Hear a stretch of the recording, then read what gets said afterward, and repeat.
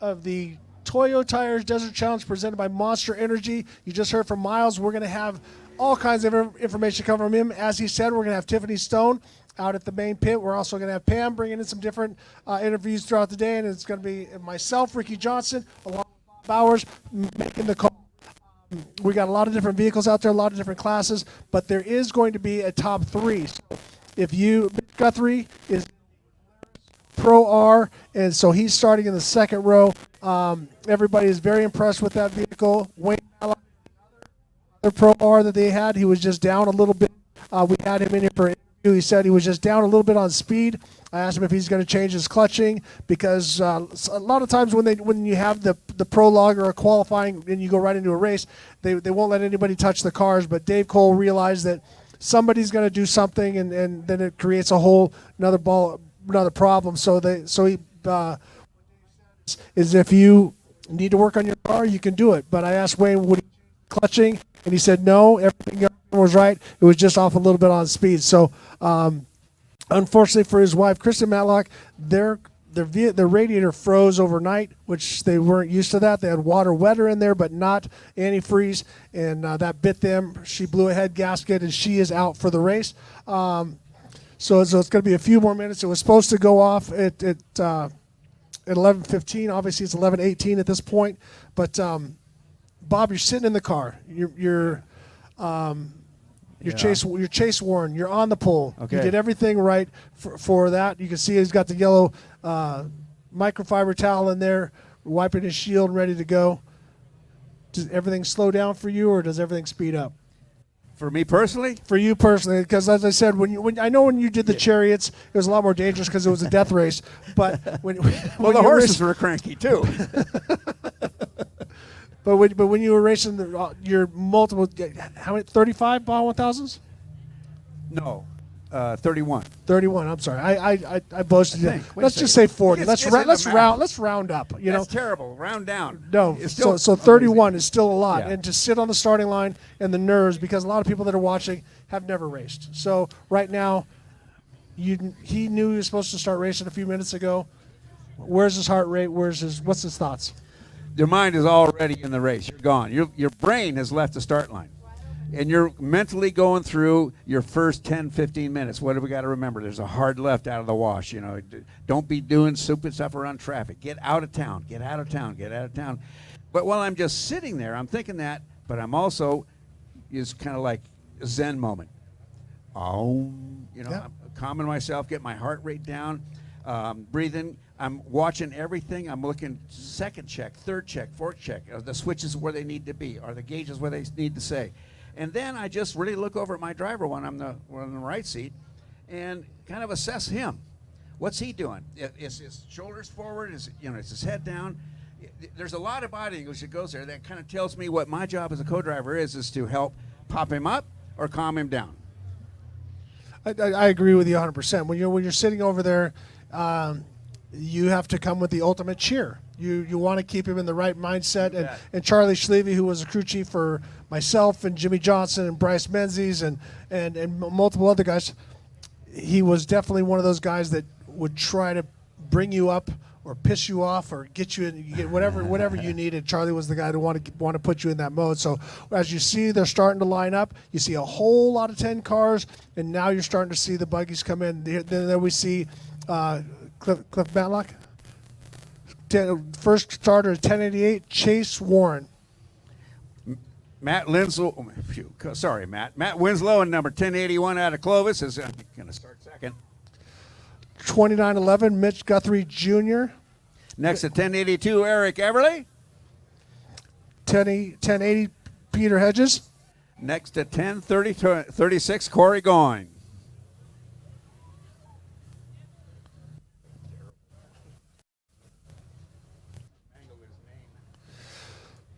So as they're lining up, so imagine every 30 seconds 2 cars go. And so and we have 80 total vehicles, so that is going to be it's going to be a war zone. Actually, Ricky, I'm thinking about the first 150 yards. If somebody looks over at the other car, they're screwed.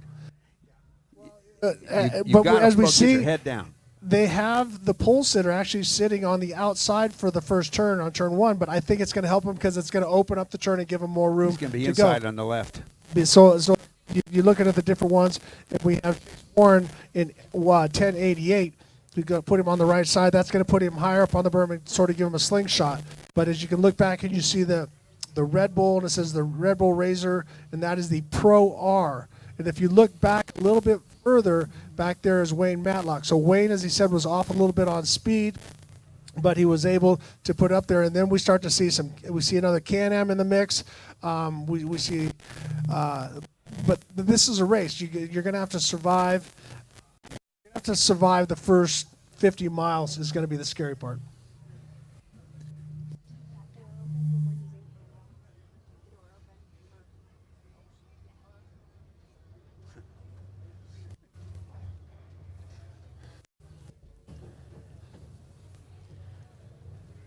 So if you are just joining us, once again, this is the Toyo Tires Desert Challenge presented by Monster Energy.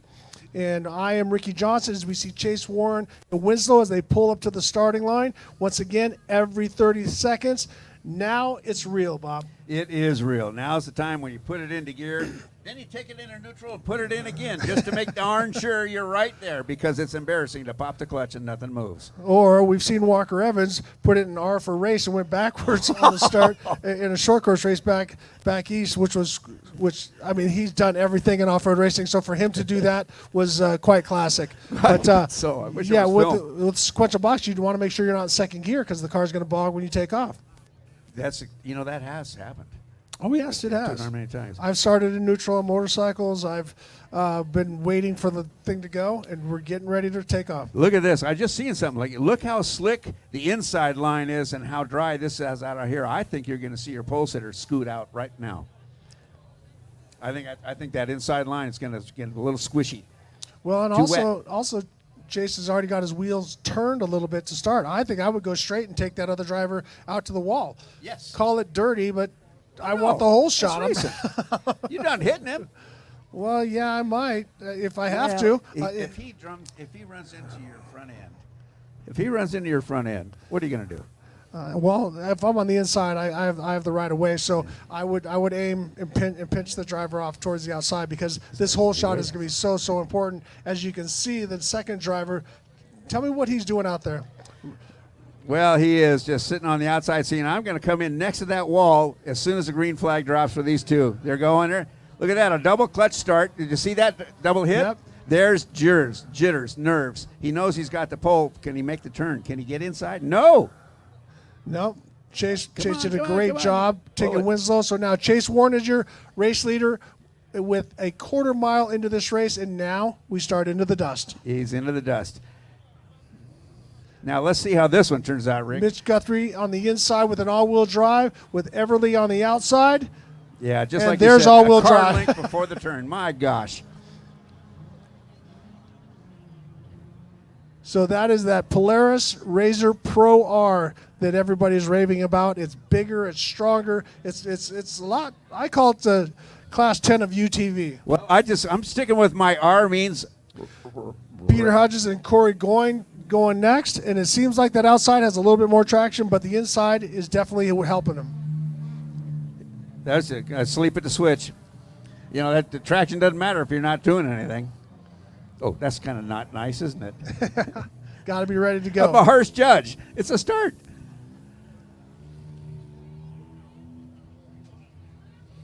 Brady Wisdom, Ezra Everett's next up on the line, and let's see who takes it. So far, it's been the outside taking it all the way to the turn before they get there. Let's see. Give me a flag. Go. Even start. Inside had the bite. Yeah, it looked like Everett was a little bit low on RPM, or his ratio was a little bit off.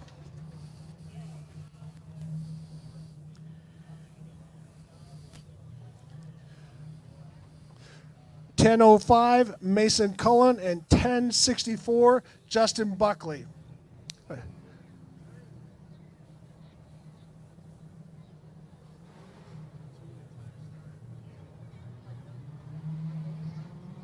Two really good starts right there. Yeah, Mason got a great jump on the inside, but I like the way Buckley is getting it.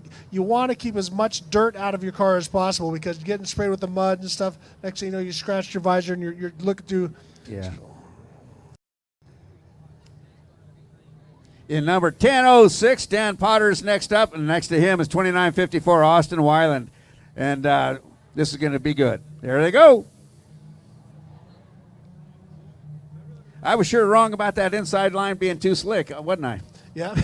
Well, now and coming up next on the 13th and 14th spot is Vito Renorio, I think is how you say it, and Wayne Matlock. So here's the other Pro R. So we saw that Mitch Guthrie Jr. got the whole shot from the inside, but now that's a Can-Am on the inside. So these are two UTVs, all-wheel drive. So other than Mitch Guthrie, these are the first two UTVs.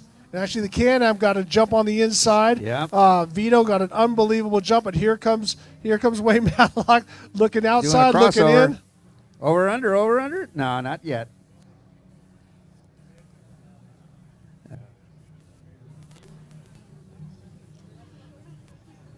Same here. Next up, we're going to be having Evan Duran in number 1016, and the first 5 car, Troy Grabowski in number 5072. Here, let's see how they guys stack up. We haven't had 5 cars out of Hammers yet. This is the first.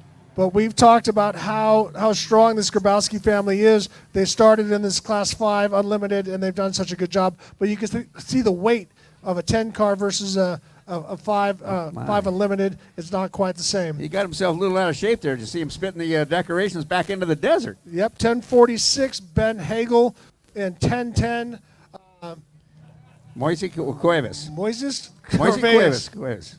Say that twice. Twice. Twice. Okay.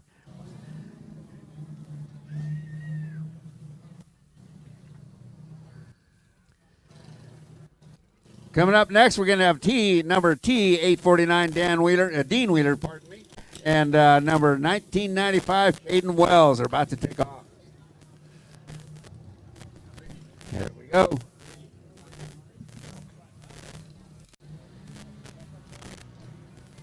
Inside. All right. In 21st and 22nd, we got number 16 Cameron Steele, number 1019 Angel Morphin. So let's see how that old Class 7 takes off the line against a 10 car.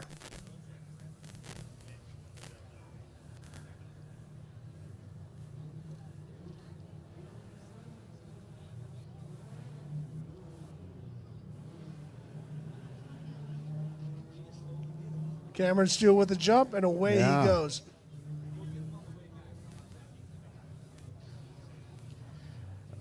Sorry, it's watching racing here. Now we got 191 starting off now with Kyle Cheney, and he's up against number T815X in Ryan Piplick.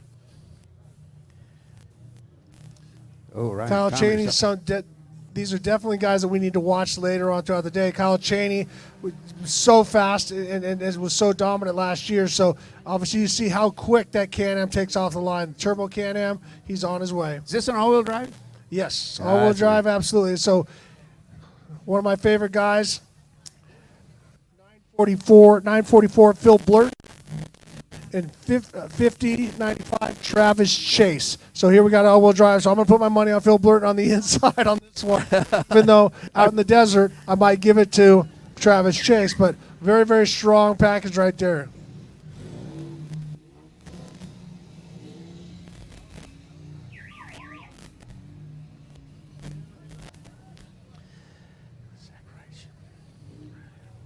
Up next is number 535, Zach Reich, and he's going off against number 1028, Ryan Etter. Etter. Hump you down. Okay? Not a problem. You help me out, I'll help you out with that. That's teamwork. Yeah. Man and Robin. Next on the line is 514, John Willard, and 931, Craig Scanlon.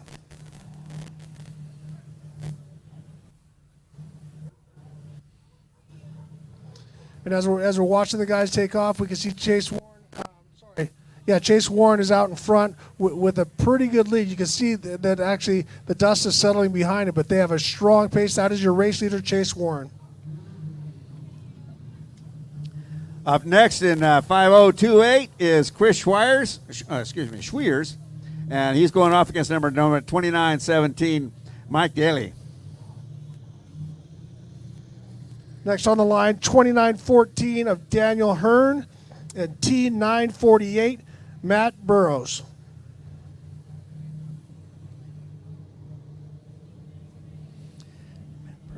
Chris. So Next is, that's on the line right now. Those guys are just taking off. Next is 35 and 36. Take it away. we've got Chris Lazenby and Adam Spritz, both in 5 cars. Adam Spitz, a local driver here from Yucca Valley, knows this desert very, very well. So he should be somebody to look at in the standings later on in the day.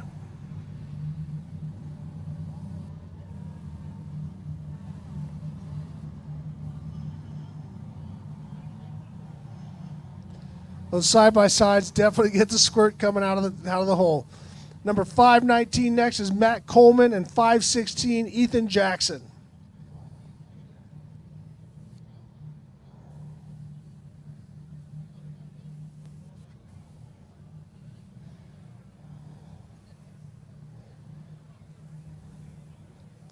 Two 5 cars going out.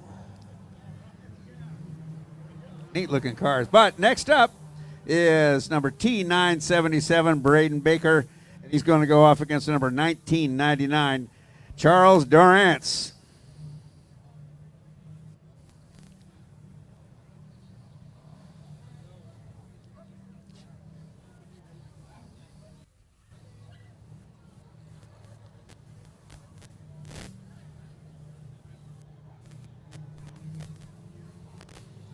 And they're taking off, looking good. Number 519 just took off. All right, next on the line, 2940 of Eric Kozin and U932 of Ruslan Yankovic.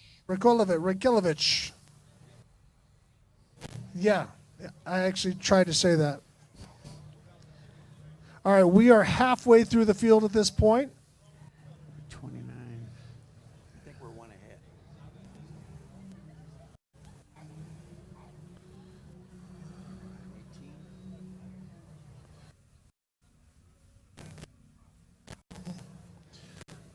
I think we're off a little bit when it comes to, because that was. We got out of sync here somewhere.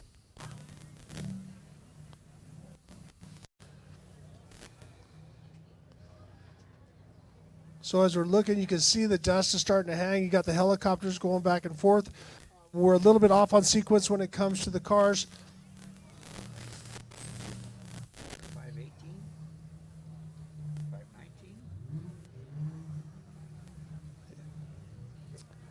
So we apologize but our starting order is off. So what we're trying to find.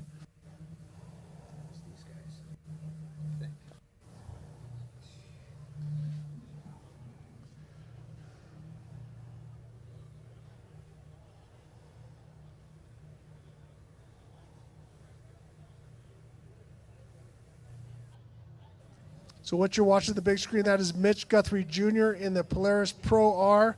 He started in 3rd, and I'm pretty sure he's still in 3rd. He might have jumped all the way into 2nd. As you can see, he has no dust in front of him. Chase Warren got off to a great start and had a pretty good run. We don't know if Guthrie has gotten by Winslow yet. We'll be pulling up a starting map, but we want to make sure that we give everybody their due. Line right there. So 531, David Sissom, and this is in a VW thing. This isn't just your basic bug. This is a VW thing. Going off against Connor Willett, number 2985. David Sissom, number 531. It's a real family effort. Everybody's doing this stuff in the garage. It's not a high-end deal, and I tell you what, those guys have a ton of fun. That's what it's all about. So next on the line is 6021. We're off again. Oh, down here. Oscar Inderland. I don't know if that was Austin Bolton next to him. Once again, we apologize if we're a little bit off on sequence and the way the drivers are coming in. Sometimes some guys don't make it to the line, and so it's a little bit off. So yeah, Charles Durant starting in 40th, and now he's just made it to the line and he's taken off. So if somebody got to the line a little late, so we're trying to jump around on our numbers to give you as much info as we can. Once again, on the big screen, watching the four-wheel parts helicopter chasing down Mitch Guthrie Jr. in the Polaris Razor Pro R. We don't exactly know where everyone's at. So if you look at the scoring on the right, at this point, we have Chase Warren in first, Mitch Guthrie Jr. in second, and Wayland in third, Leslie fourth. Well, actually, no, that's going right now. No, they just flipped the screen on us. So I need to read the numbers right. So Mitch Guthrie is still in third. Chase Warren is still leading the race.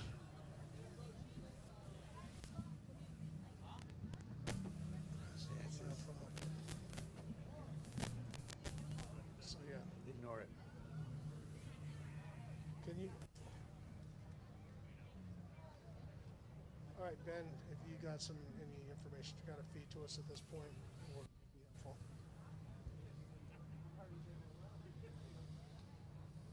Can we go to a map, Dan, to show people?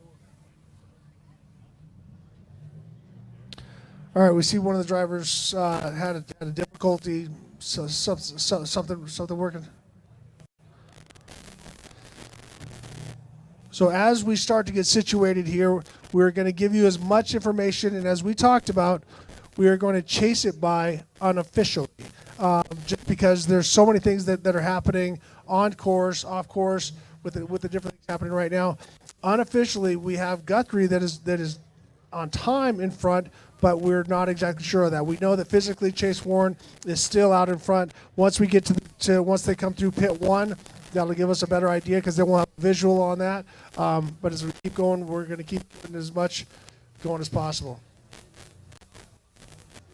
It would be amazing to watch that R go out there and beat them all. Polaris has put a lot of money and time into that, and obviously Mitch Guthrie Jr. and Wayne Madeline, both unbelievable drivers, so it could possibly happen.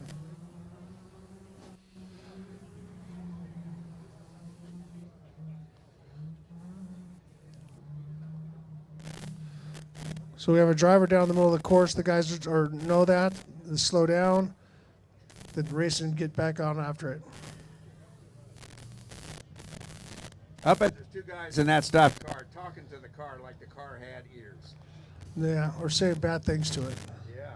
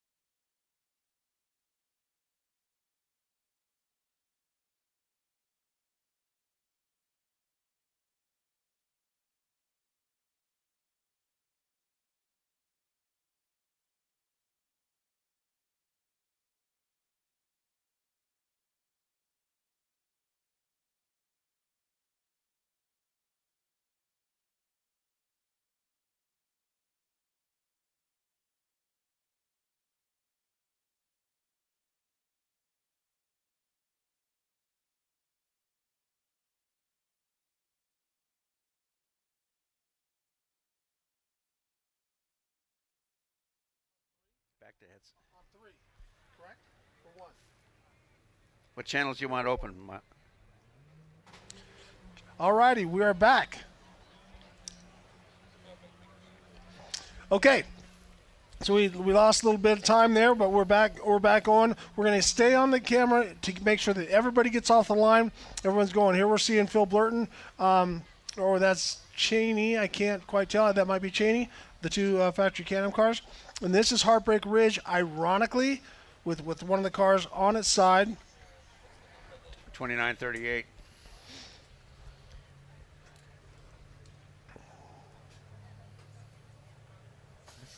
You got to start her at 2938.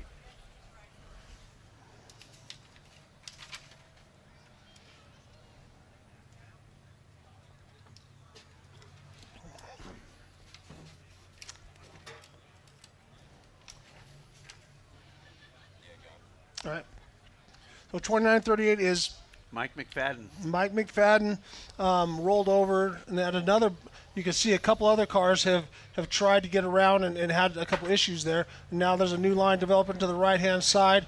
We can see the other driver that we can't quite see his number. He's stuck in there as well. Tough place, and he's right. It's right over a rise. So when guys are coming up there in the dust, they're surprised and they're trying to, he's trying to point them around, but wanting to be safe.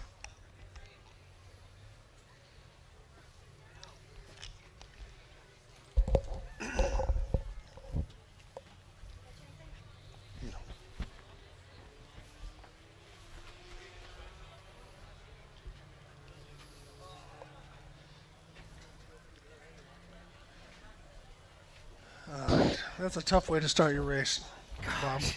As we're watching Cameron Steele in the upper left, he's got the I-Beam Class 7 truck. That is a V6. So he's got a little bit more, and you can see all the guys trying to work their way around. It's a Ranger, though, right? Yes, it is. It's a Ford Ranger. So Cameron getting a lot of desert knowledge. As he says, every time a truck runs over the course, it gets worse and worse and worse. You just start digging that dirt up. And so I think this is good for him for tomorrow. So it's giving him a little bit more dirt knowledge and stuff, and he gets to run that. So I can't confirm that it's the same prologue course as today, but if it is, that's a definite advantage for Cameron. Good point. And I bet it is the same course. I mean, why would they change it? Everything's Because set. they can. Because they can. Well, the trucks are bigger, faster. They might want to run them in a different course, and also That's true. to spread the workload. So I don't know that. I will find out that information and let you know. Okay.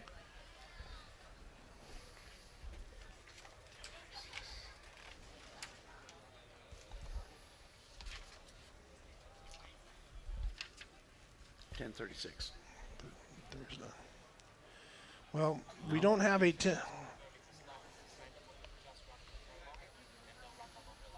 Right, so the drivers right now are running the exact line that they did in the prologue, but then they'll extend it for the other lap. So that will give them their 83 miles that they're looking for instead of the 33. Yeah. So, but right now they're running on the same stuff that they were running on before. And we have down there 1036, but I do not have a 1036 on my list, so I apologize. I can't identify that driver. Well, whoever he is, he's doing rather well. He's running hard.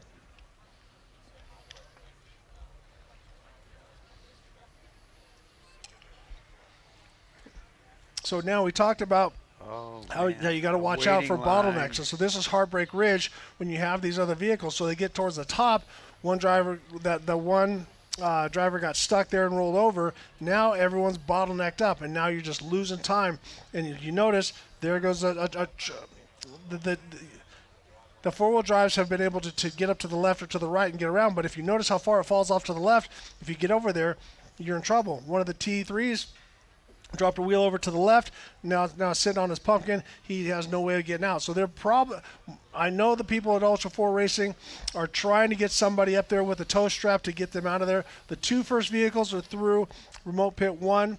And so we're going to have some more going on there, but this is what I was talking about, able to have this coverage, looking at Heartbreak Ridge, and as we scan down and we look down, there's a whole lot of vehicles that cannot get around at this point because the side-by-sides were able to crawl up and get around left or the right, but these TrophyLites are two-wheel drive, narrow wheelbase, and they do not have a lot of ground clearance, and that's what caught them. I tell you, sitting in line, waiting like that just works on you. It drives on you. And different guys handle it differently. Some trying to poke out a line and then they end up in a big mistake, or they get through. Yep. And then we saw Phil Blurton in the lower right-hand corner in the factory Can-Am as they made their way through. So still at a very, very strong pace. And that's going to be the thing, is that this course, everybody from Bryce Menzies to Luke McMillan, everyone talked about how rough it is because it's sandier. But then you go into it's such a variety. I have hard rocks that aren't going to move, that I got to be very slow and smooth. And then I have places where I got to go really fast. And then it gets rougher and rougher and deeper and deeper. I can't take the chances. We saw Andy McMillan, who's one of the smartest racers of all time. Yes. Endo here. He made, each lap after lap race, it's not the same as it was the last lap. So it's going to be a little bit of a go here, Bob. I'm thinking about next Saturday. It's going to be a hoot. Going to be a hoot.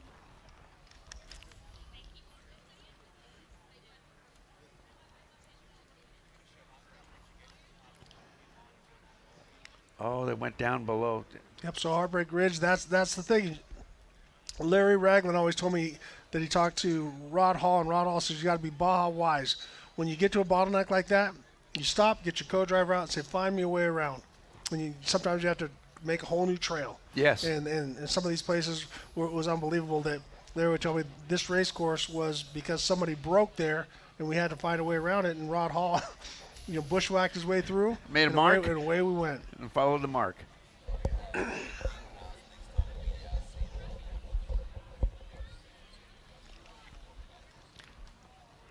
Well, the lead cars have an unbelievable pace. We'll be seeing them.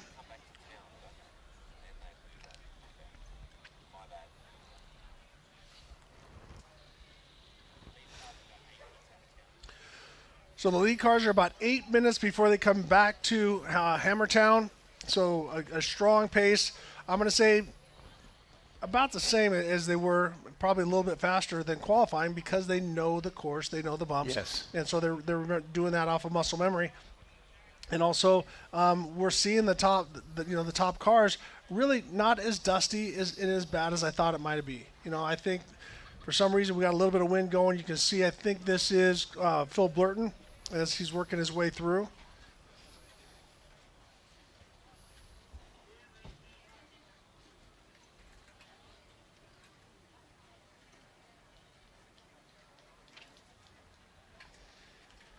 Also want to throw out a shout to his co-driver and also teammate for the Baja 1000, Bo Judge, who crushes it in the short course events for that same team. So Bo does more of the works short course. He was the works champion last year. And also, he ran the first half of, what's great is he ran the first half of the Baja 1000, and then when Phil got on, he says, no, I want to finish the race. So he jumped in the go-dog seat and went the whole 1,200 miles. So just Bo so he could cross the line. Just an unbelievable stud. Good man. And they're such a great team together. They work well together. They communicate well together. And I definitely don't want to Phil's unbelievable, but he's got a great team with him, with his dad, Phil Burton Sr., also his wife, and the whole team that they got going on.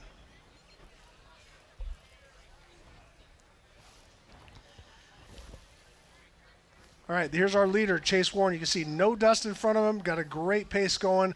This is the guy that has put it together. Was first in the prologue when they first out there, and you can see he runs right on the ragged edge, keeping that momentum going. Over here in the lower right, we have Heartbreak Ridge. Some of the drivers have found their way around, but there's still a couple cars there that are having some issues. See, this is the scary part of the desert racing, when you get those bumps where elevation, where your horizon changes. When when you got 4 to 5 feet, can I fly it? Can I not? So how well did you mark your notes is the question. Yeah, because on your pre-run you say, is this the one or is it next? No, you got this one. Oh, no, that's the one you can't. You know what's interesting is that I'm looking behind him. Let's go down to the bottom. We got a pass. Phil Blurton is working his way up, and you can see he's trying to get around the driver in front of him. And then also we see more dust, so there's a couple other vehicles. So he wants, before they get to that whiteout, Phil's going to try to make this pass and make it stick. He's got a straighter line. He's got it. That's my thought. Yeah, there you go. Unofficially. It handles, as they say, it handles down the straightaway. It does indeed. Those Can-Ams got some motor on them. Like a dream. But a great job working his way up through there. But you can see the dust is blowing a little bit, but not too much. But for the main driver that's leading the race, Chase Warren, he's not worried about the dust at this time. Just going to keep going. And if I were him, I would be doing exactly that. Keep my pace up to gain as much time as I can. Look behind him. I don't see cars behind him. He is really pulling the lead on these guys, and that dust is really his friend. Not theirs, but the dust is his friend. Yeah, but I think he's got a pace so fast that the dust is settling a little bit or blowing to the left or to the right so that those guys, that is hard on a driver when someone just leaves you, when just drives away from you, and you're doing when you're number two behind. Yeah, when you're number two and you're doing everything you can possible, and you're chasing Chase Warren, who is driving away from you as he goes across the lake bed. I'm going to say these 10 cars are going to be cracking just under 100 miles an hour, depending on how hard the lake bed is. You know, I got crucified at the Mint 400, but I said a speed, so I'm speculating. Speculating. Good Unofficial. job. Unofficial speculating. Speed for Chase Warren is somewhere between 900 miles an hour and 78. How's that? You think he's all the way up to 78? I don't know. No, I'm going to say because the dry lake beds here are a lot softer than they are up for the Mint race. So he's got his own flavor of work cut out for him right now, and that is to keep up the pace and not screw up, because he has to know he is pulling time on those guys. And the dust between him and the next car, it's interesting how dust treats you, Ricky. When it's dust that you see out there and you know you can catch this guy, then dust is an aphrodisiac. But look, you can't see the hills. The drive, it's like fine. So the leaders on short course. The leaders are on short course already. As we watch now, this is Mitch Guthrie Jr. as he's coming in, and he's going into the pit. So let's see what happens here. They'll probably come in for a splash of gas. There they are, ready to go.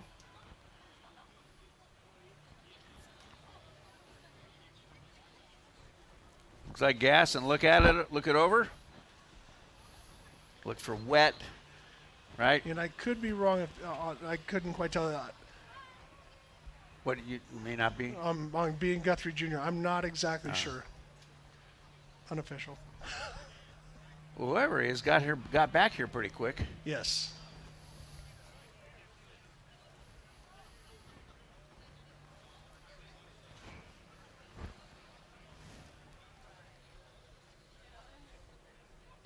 Gentlemen, in case you need a little snacking.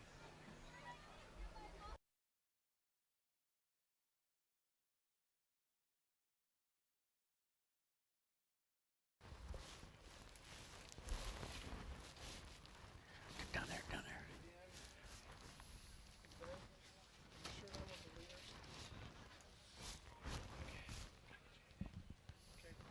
So Chase Warren has already come through. No, I'm fine.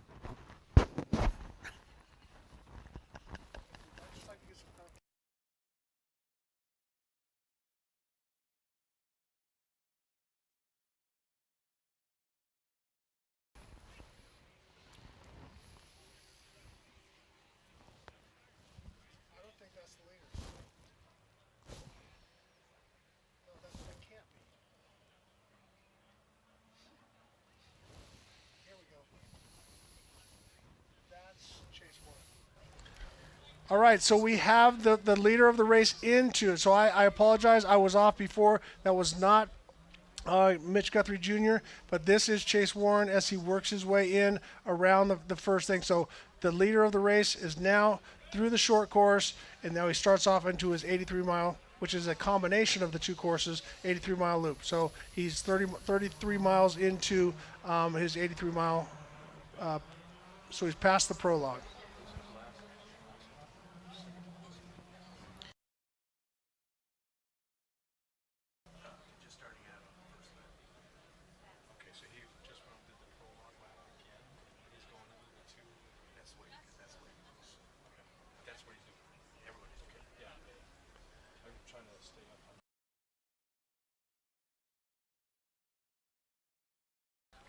If you're just joining us, this is the Toyo Tires Desert Challenge presented by Monster Energy. I'm Ricky Johnson, one of the hosts, along with Bob Bauer. We have Scott Rain in the booth going through the different stuff. And here is Mitch Guthrie Jr., who was the first Polaris vehicle, but that is a Polaris Razor Pro R. So he qualified third. It looks like he has passed second place, and so physically I'm going to say he's still sitting second place on corrected time, but physically second place, and so he's got a clear track to try to chase down Chase Warren. But Chase has a very, very strong pace going. Somewhere out there he got around Matt Winslow. Somewhere. Chase's time was 31:35 to 32:14. Was that the time split I just heard?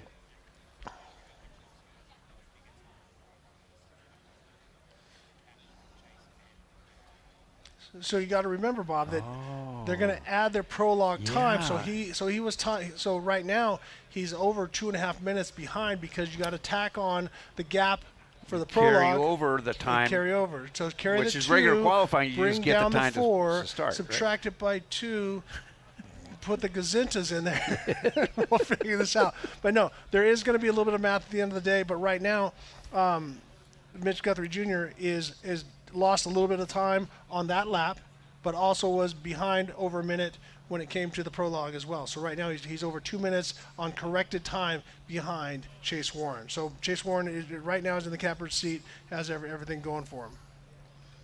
I don't think he's going to slow down. No. No time to be conservative. No. What I love about guys in Class 10 cars is they drive it like they stole it. They do it all day long. You listen to them; they're up on the pipe, they're running hard, and they're going. Another one of the leaders on the short course. I think that might be Matt Winslow or Eric Averly. We'll tell you as soon as we get confirmation on the number. Oh, I think that's the 36 that we don't have. 1036. I agree. I think that's 1036. We don't got you, dude. You're not in print.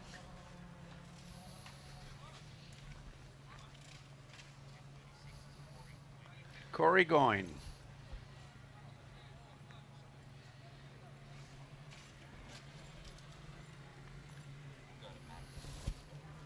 Okay.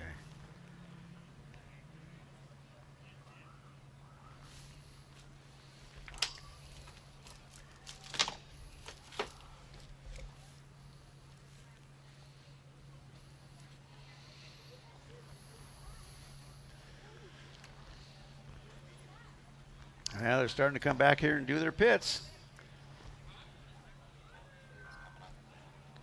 So let's take a look at the map and see where everybody's at. Now remember, folks, you guys can go to this at any time you want.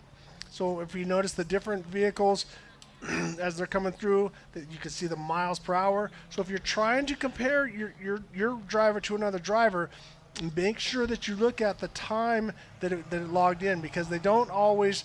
They're not pinging exactly at that moment. So you might think, oh, look, he passed the guy. No, he passed him back. No, they're just tracking in at different times, as we saw, as we're looking at Peter Haas, that he's running in 64 miles an hour, and he came in at 11:58 and 11 seconds. So sometimes, as I said, they don't ping every second.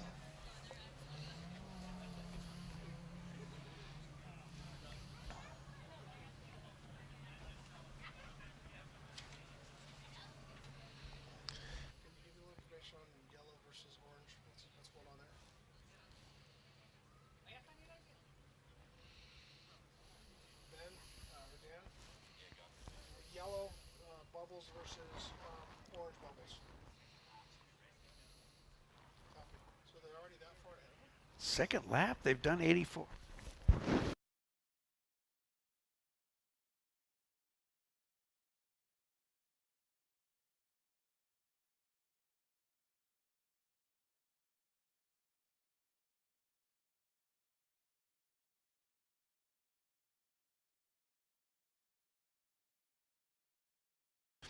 Alrighty, so as we're watching this and we're getting everything straight, we're back. We see somebody that got off a little bit coming back in as we see some of the 10 cars.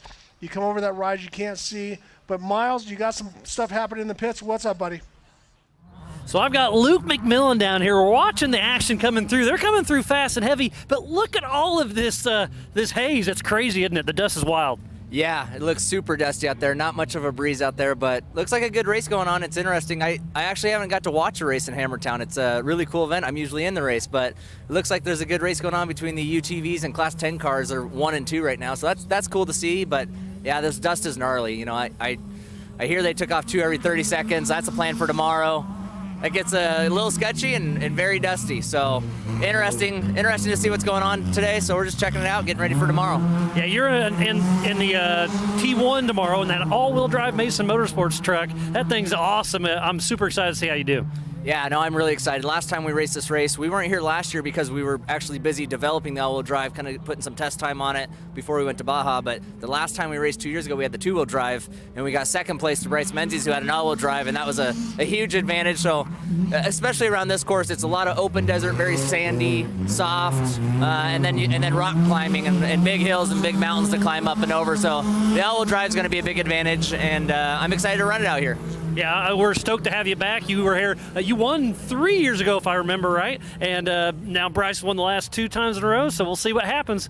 Yeah, no, it's gonna be fun. We won the inaugural in 2019. We got second to Bryce in 2020. We didn't show up last year. Like I said, we were busy. So in my mind, it's like 1-1 with Bryce, and we'll see how it works out tomorrow. Well, Luke, best of luck, and appreciate the chat, man. Thank you guys very much. Bob, Ricky, back to you.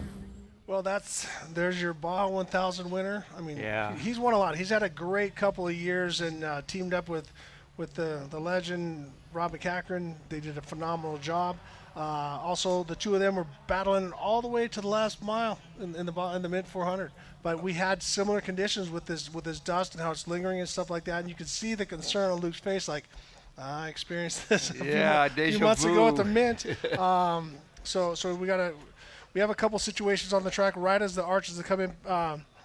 Number 1080, Peter Hodges, has come over the top, and you might think, how did he hit that big rock? Well, when you come over the top, it's falling down the whole time. There's a line to the left that's newer, and he missed the main line by a little bit, and boom. So Yeah. it's Well, going to be hard to get him out because as that's you a very approach, steep hill. All you've got is sky. That's all you can see. Yeah.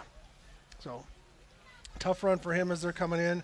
We're seeing a lot of the leaders as they're coming through, and he was one of the top guys as they went out.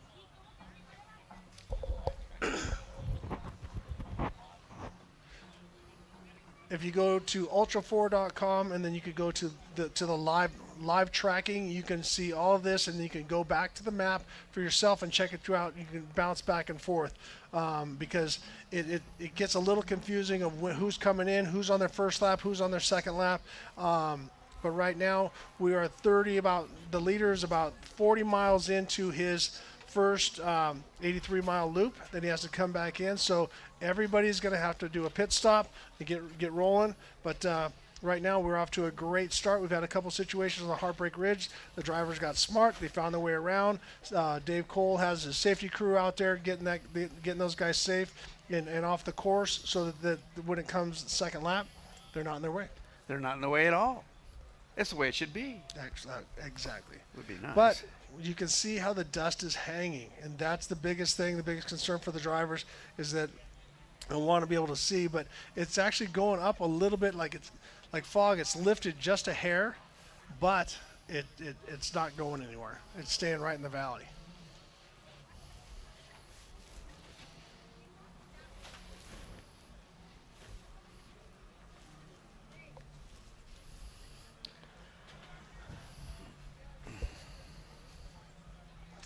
Here we see Grabowski coming in with I love the family. Everybody runs the same from the trophy truck spec to the Class 5 car. They got the white with the red with the checkered flag in the middle. So these are going to be this is going to be definitely one of the teams to watch in Class 5 because they have a great pace going. They're right up there in the middle of all the Class 10 cars. So that car's a little bit heavier, and I think in some of the medium rough, I like a little more weight in the car. How about you?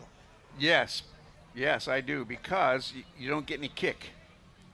Well, or you get kicked really bad. You go for a big ride. Yeah. But they are very, very good at building Class Class 5 cars, and obviously they're very, very smart at getting that trophy truck spec or that T2 dialed in, because Brandon Grabowski was so fast last year, and he put it to everybody. I mean, he's been doing a phenomenal job and crushing it. They're not new. Nope. The family's very aware of what to do and where to go. Yeah. Now you can see the dust, how Look it's at that. hanging. So you get up a little bit higher, and you see how expansive this course is all around. But right now, the drivers are wishing they had a little bit more wind. So once again, we got our man Miles down in the pit. What's up, Miles? So we got the Hagel car down here, the 1046. The car's looking pretty good. Looks just like they're going to do a little splash and go. Tires are looking good. They're kind of just checking it out. Talking about the little issue at Heartbreak Ridge. Like I said, the car looks like it's in pretty good condition. They're just doing some fueling.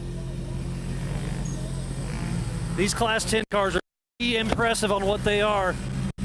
To see them up close with them here at the 2022 Progressive King of the Hammers, powered by Optima Batteries, during the Toyo Tires Desert Challenge, presented by Monster.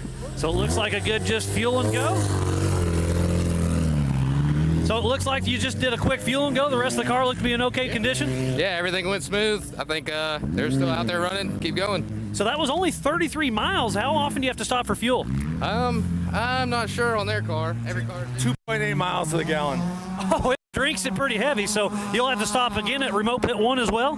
No, we'll be filling back here again. So you can make another 84 miles? Okay, all right. Well, we'll see what happens. There goes Cameron Steele coming through, so lots of people are making it happen. Not too much carnage in the pits yet, but it's a lot of fun. But they're at the Bronco Ridge. It looks like they just finally got them recovered, so hopefully they can get going there. So the Bronco Arch is back free and running. So again, we'll give it back to Bob and Ricky. You guys are doing a great job. Thanks, and keep it up. Alrighty, thank you, Miles. And we're watching 10:36. That's Corey Going, who's had an unbelievable pace. I'm pretty sure he's running top 5 when it comes to corrected time. It looks like I'm going to say he's definitely top 10 on physical, but Corey's had a great prologue, and once again, I'm pretty sure that is another Lubricron car out there, but great pace for Corey.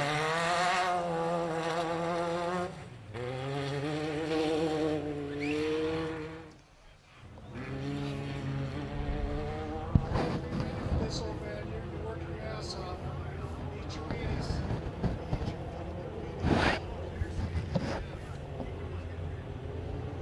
You're the one that's going to work hard. You're going to get stuck. You're going to put knee braces on. You're going to be climbing. Alrighty, we've got a lot of races developing out on the course. We're getting all the different things. You can see that we got, as we're watching, it's bouncing back and forth from the short course. Now we're seeing a lot more of the UTVs. Finish that. We're going back. It looks like we got, once again, Corey Going, 10:56. Running a really, really strong pace. As I said, you can bounce back and forth on ultra4racing.com. And you can go to the map and move around, do a little different things.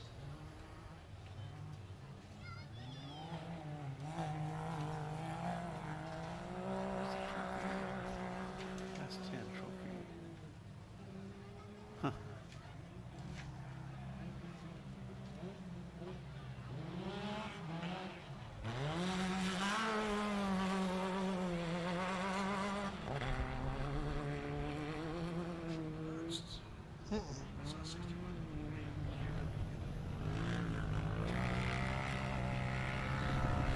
Alrighty, as we're watching the drivers as they're coming through.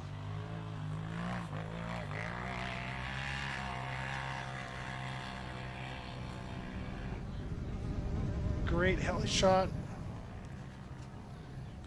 Corey Going.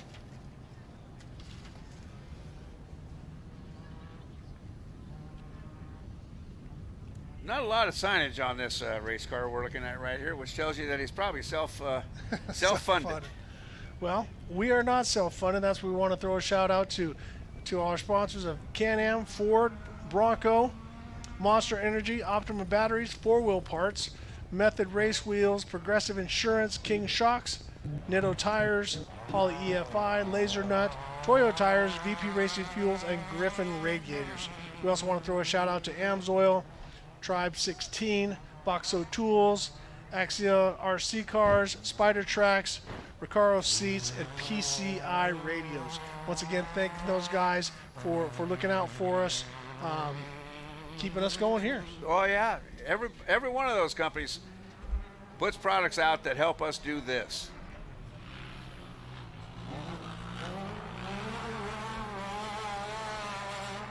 That's down to remote pit 1. You see the drivers coming through.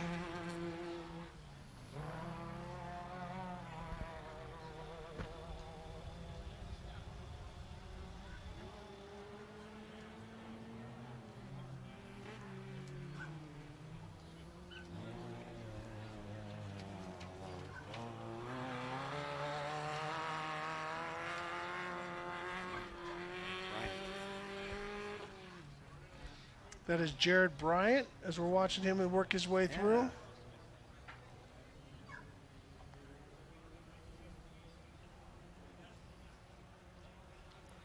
That heli's on the deck. Or, Really that's a drone. You know, Ricky, the drone work that we've seen start and come out from King of the Hammers events has gone through the rest of the sport. But this race, this event, I think really set the tone for how drones are. I think they have, I was talking to one of the drone guys earlier this week. I think they have something like 6 or 7 million drones in the sky, and probably 14 million standing cameras.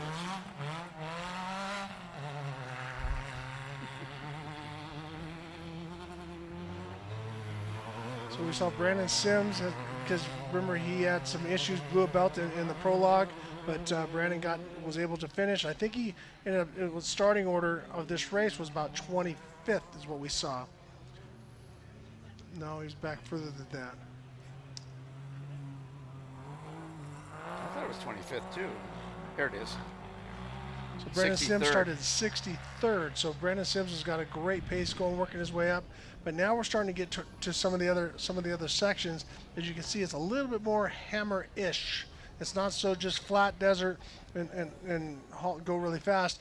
You got some elevation up and down, and also in and out of some of the sand washes. So you have to change your method. Right. You can't just stay full kill mode the whole time, because then what happens is you end up upside down, or you've ripped a corner off the car. You know, with 96,000 acres of trails, this place gets used a lot. We've talked about that.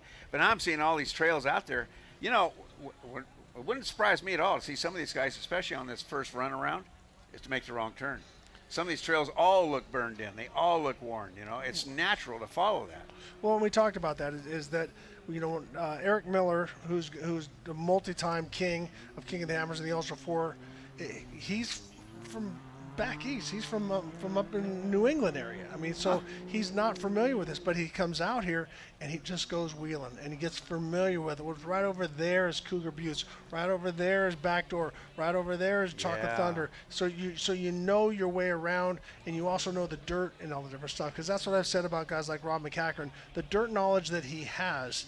He sees it, knows the color, and knows how hard he can roll on the gas or how smooth he needs to be on the gas. And that's the thing when you come out here with all these different trails we talked about. Shannon Campbell was leading out in front, but because he doesn't have a navigator constantly watching the GPS, even though he has a GPS, he took a wrong turn and didn't get lost, but went the wrong way and then had to pull it back in. So, you know, with using GPS at this point, that makes the race a whole lot different.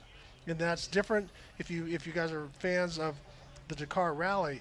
That's not the same. You don't have a GPS track, and you don't get to pre-run. You have notes and waypoints that you have to try to find along the way. Yeah. Well, the waypoint's a point. It just says a point. And then it gives you a number, and you have to head that way. But if there's a mountain in the way, do I go around the mountain or do I go over the mountain? What is the best way? And they try to trick these guys. They do a great job, and it makes the rally very, very challenging. But this is more, I would say, an American style. We're racing, we know where we're going, and we're giving 100%. That's a little And thing. That there's looks more more dust. fog. Yeah, it looks like fog. And here we go. Race leader Chase Warren. Oh, Okay. There we are. we had the leader Chase Warren up on the video, which for him it's a huge advantage right now. But with Mitch Guthrie Jr., he to beat Chase, which we're watching right now. That's Chase Warren, number 1088, the fastest prologue driver, and also the current race leader physically, and also corrected time. He has to pass him and put time on him because he had him by over a minute In that prologue. In the was prologue. Big difference. So it's not like a typical desert race. You just go, well, yeah, if I started 30 seconds behind, if I finish 29 seconds behind him, I beat him by a second. It's more complex than that. You have to pass him and then put time on him. So that makes it that much more difficult.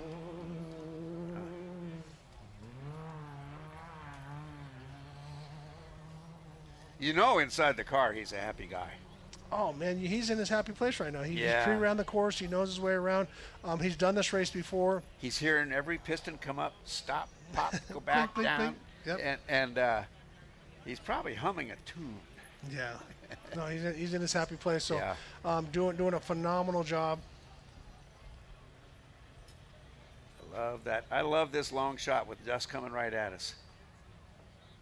Look at that. It is moving, Ricky. See how it's moving off to the left side of the screen? Yep. This is good. But where they basically did that first lap twice, that is collecting the dust, and now they're getting into new desert where it's not. Obviously, you can see it's dusty, but it's moving along. Look at that. That's a result of pre-running. See how he stayed right instead of followed the main line? Yep, that's Guthrie Jr. So he's- that is he's got a our plan. second physically and also second overall at this point is Mitch Guthrie Jr. in that Polaris Razor Pro R.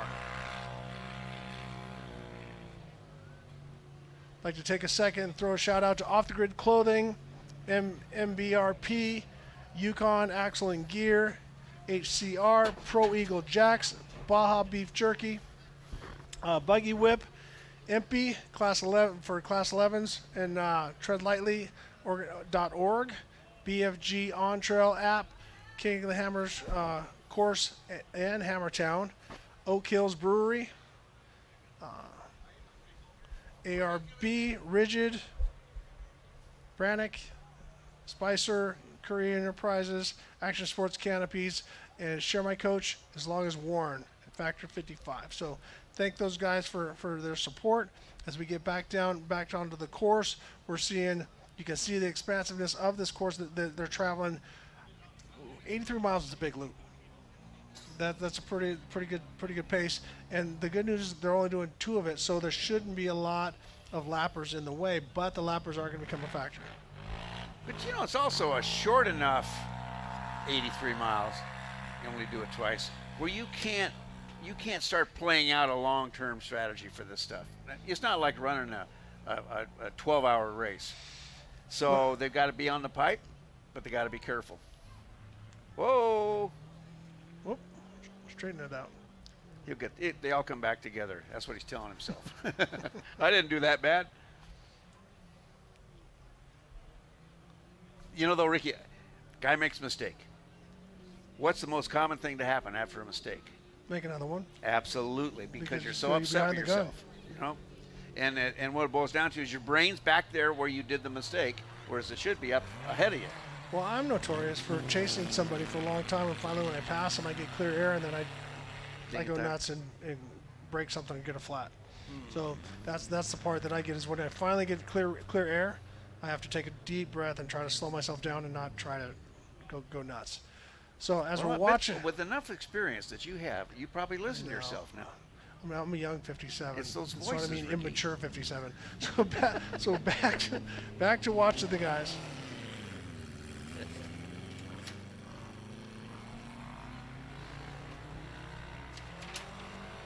I am a fan of these long shots. I think they were watching once again 1036 Corey Goyne in the Illumicraft. As we look in the lower at Heartbreak Ridge, we can see one of the 5 unlimited cars as they start to work their way through.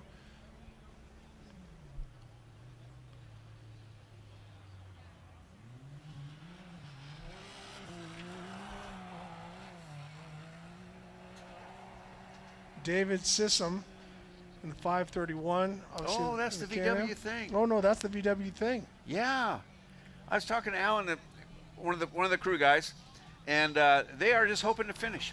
That's their goal. That's a good way to win the race. And they built this car pretty much on their own in the garage. Maybe there was some beverage involved afterward. Tea, Always the case. Yeah.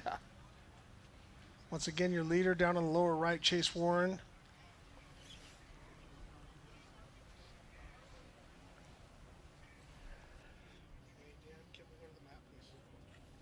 Chase Warren, a little swap, definitely running 10/10.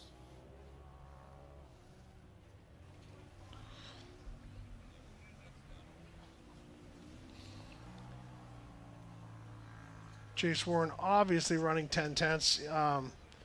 Not out of control, but definitely driving the car hard. So now we got the map. We pull into the different guys. Way over here to the left is 1088 Chase Warren. Now you see right there, Mitch Guthrie Jr. is not that far behind him.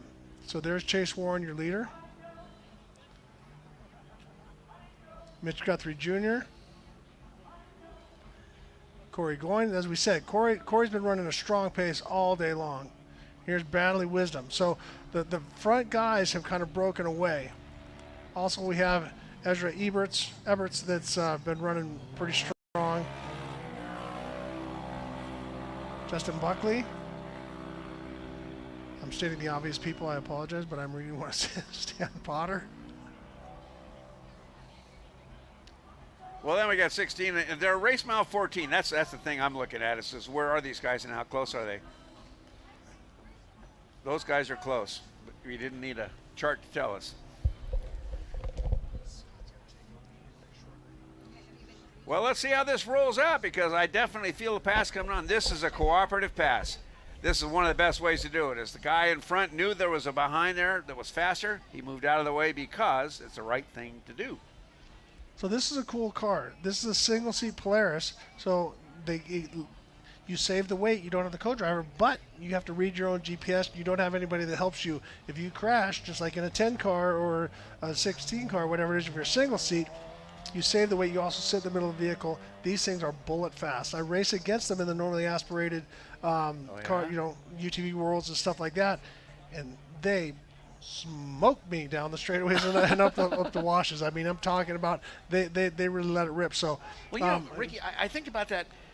2 guys versus 1 guy. That's 2 eyes versus 4, and somebody reads those gauges. Anytime somebody looks away from what's in front of them, bad things can happen. And if you have to glance down, really just for like 3/4 of a second to read and study a screen to say, "Is this me?" and you look up and all of a sudden you're 10 feet over to the left of where you thought you were. Well, and then that's where you have to give respect to the guys like Ivan Stewart that won the Mile 1000 so many times, solo, by himself, open fence helmet, no breather, no GPS, nothing, just remembered it all.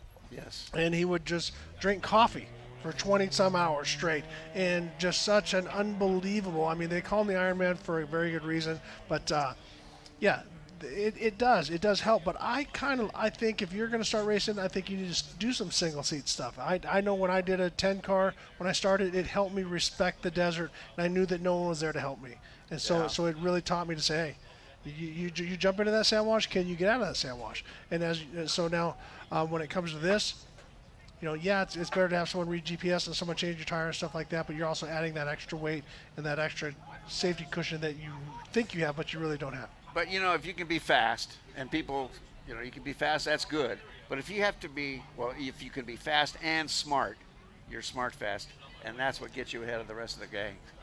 That's a word play. So down on the bottom right, we have Chase Warren, your prologue winner, and also the leader of the race. As we're also seeing Cameron Steele as he works his way through the dust, and I think I'm going to say put Cameron probably top 5 at the end of the day. I really think that he's going to put that thing together and just keep chipping away just like he does. Like in every race, that guy, you can set your watch on him and know. So And so you know, much desert Rangers knowledge. are so tough, Ricky. I mean, and they're a proven platform because that was the platform for 7S for a long time. Yep. And I mean, they go like quick. Turns out, actually, 7S or the Rangers are like my favorite race car to run in. Not the big trophy trucks or those, but because in the 7S you're right next to each other. I can reach over and steer if I have to, and I've had to. You have to. And it's just a great. And the faster you go, the skinnier that truck gets. Narrow, narrow, narrow. And then it starts to do this dance. Well, Bob, I'm going to pass my microphone over to Scott Rain. Okay. The guy, I leave you in capable hands with him. All I feel right. 100%. I have to run to the Anaheim Supercross. They're Nice. doing something tonight there, so I need to run there. And I will be back tomorrow morning at 7:45 for the truck challenge. But to everybody who's been listening, it's been a pleasure and an honor to announce the Toyo Tires Desert Challenge. Let's tell Hammertown what's going to happen tonight. You don't downplay it. I don't You know. I honestly don't know. They told me to come to the Supercross tonight. I'm a huge fan, so I'm going to go check it out and see what they say. Honestly, I don't know what. They just told me to be there. So I need to be there because out of respect. And I'll let you know tomorrow what's in store. But I'm going to Okay, bring him Ricky. in, Scott Rain, to take over for me. Once again, it's been a pleasure to announce for you. And I will see you all tomorrow morning. I'm RJ out. Ricky, thank you.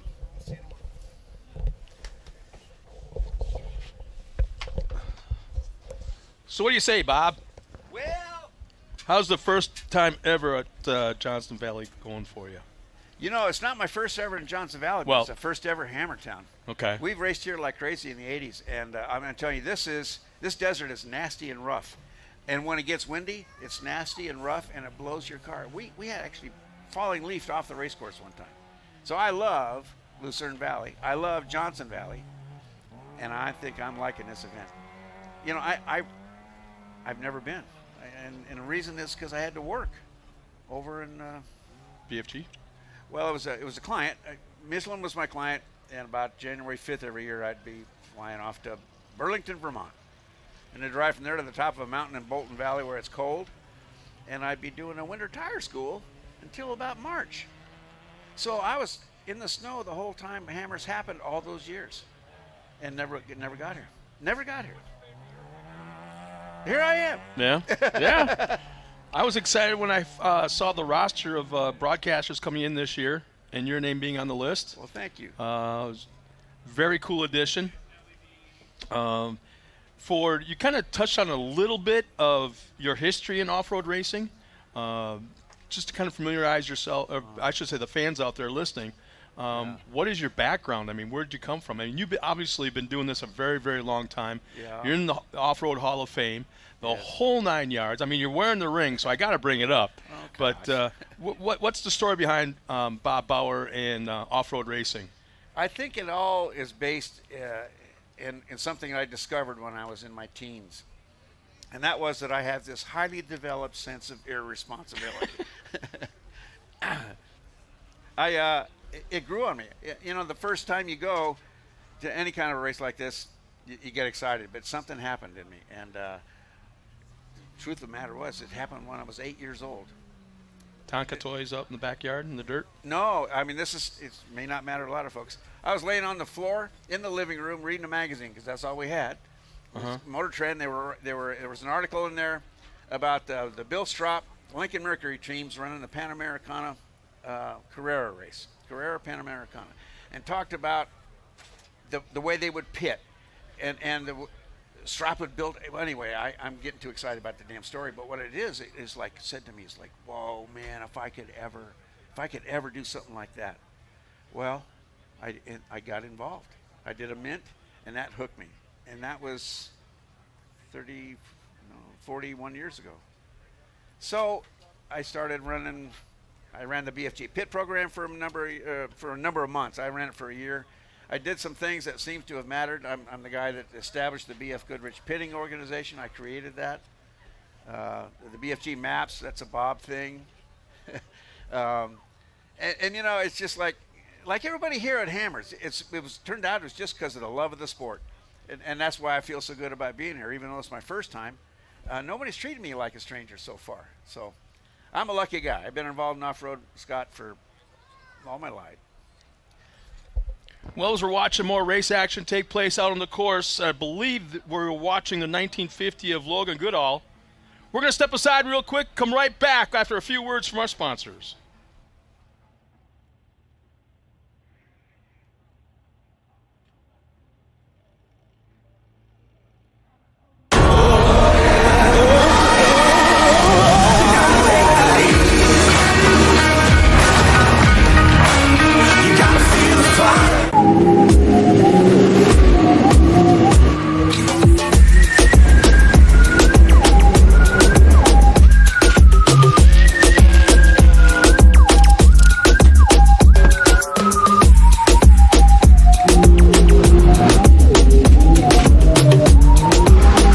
Conquer the elements, handle the most extreme environments, and dominate the desert and trails with King's new 2021 Ford Bronco 2.5 OEM Performance Upgrade Kit. All kits are 100% designed, manufactured, and assembled in our Southern California facility. See why we're the first choice for experienced off-road racers worldwide and order your Bronco kit today.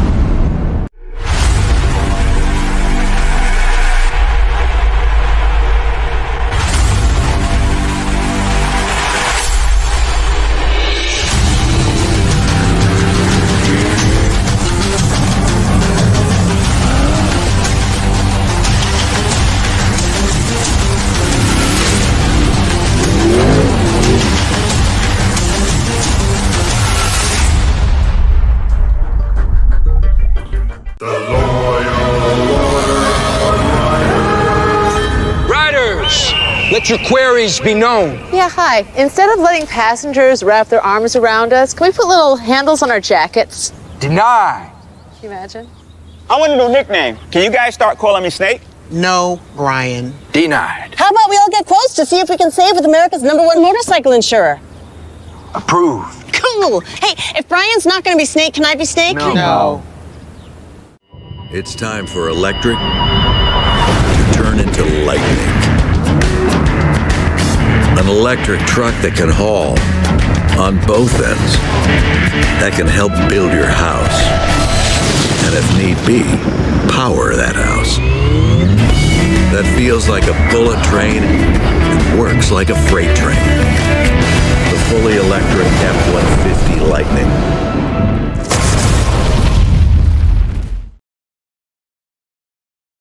All of today's racing action brought to you by Toyo Tires. And welcome back to the lake bed. I believe that is Wayne Matlock we're watching right now. All by himself out on course. Oh, actually, he's getting a dust trail coming up on somebody. I think that looks like is it a TrophyLite? T3? Yeah, well, we just don't know. But there's two different lines.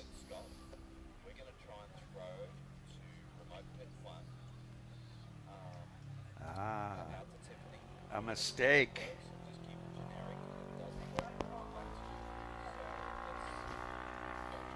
As we're watching Matlock, it looked like he got lost just for a second there to get back on a course. We got Tiffany Stone out there, remote pit 1. Let's see if we can pick her up. Tiffany, you there?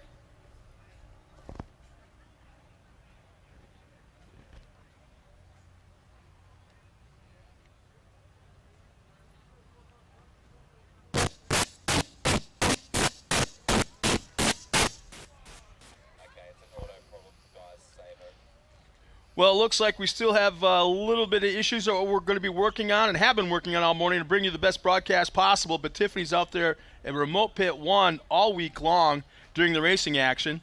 as we have a split screen right now. I believe that is still Matlock in the upper left.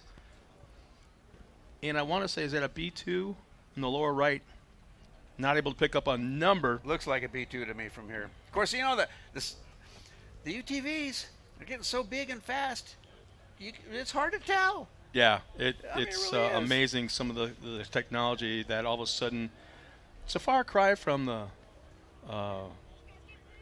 side-by-sides of about 2003, 2004. There we go. Let's see.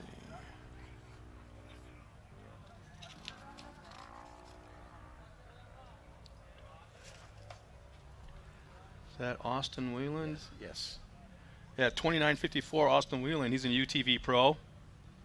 Man, look at it. He's surrounded by a few different cars according to that dust trail, but he's out front of that group right now.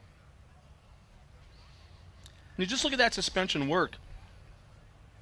It's a far cry from a Rhino from, like I said, like a few years ago. Yeah, but now listen, this is a T3. It looks like coming up behind him.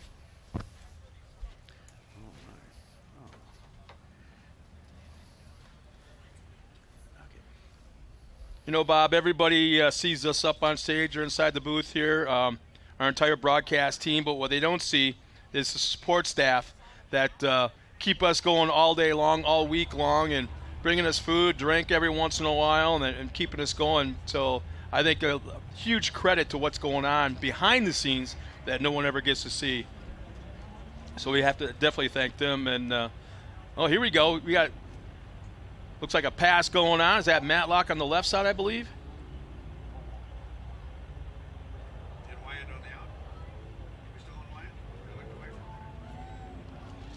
They're not done. They're not done. Pinched it in. Oh, and we got 3 cars in screen right now in shot. Well, I hope they hold a shot for a couple of minutes anyway, because this is when the car behind can make a mistake by pulling out and say, I'm not going to let them do that to me. And all of a sudden, yeah, there we go. Yeah. Short-lived as the trail comes right back to the main road. Now, you've been doing this so long, I'm going to come to you as a driver. In a scenario like this, when you overtake a car and pass it cleanly and now have clean air, what's that do for you? Not just the car and the performance and everything in clear sight, but knowing you just took over somebody. First, the minute you're past them, you forgot them. You know. First, the minute you pass them, you've forgotten that they were. Okay, I got them. They're behind me. They don't matter anymore. But now you're sitting. Now I've got clean air. Now you talk to yourself. At least I do, and say, okay, listen, settle in, get on top of the wheel, be quick, be smart, be fair with your car. Don't ask more of it. If you can keep it in the spring, you're generally going to be quite okay. When we teach driving, we have people ask themselves 3 questions. Scott, when you're driving, ask yourself this question: am I getting a good ride? Second question: am I putting the car where I want it to be? Third question: am I relaxed? If any one of those comes up as no, fix it. Mm-hmm. Are you driving the car, or is the car driving you? Yeah, absolutely, yeah. Yep. And that's how you do long-distance desert racing, is think it, all the time. Man, Matlock is just flying right now. Well, he didn't do so bad, you know. As we look forward, we'll come to the top of this little ridge right here and see if there's any kind of a dust trail out in front of him. And it's hard to tell just yet. Smart. See how he checked up at the top there just to make sure he was online? Little checkup will save you hours of downtime. Now Let her sail right there, man. Lay your ears back and make go. it sing. Yeah.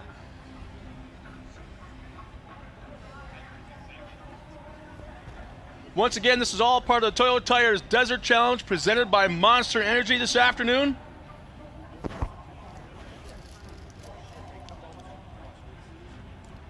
And all the companies behind the scenes that are bringing you this action. Everything from what you're seeing on screen to what you're seeing back at Hammertown for all the fans that are here. Man, there's nobody in sight for Matlock right now.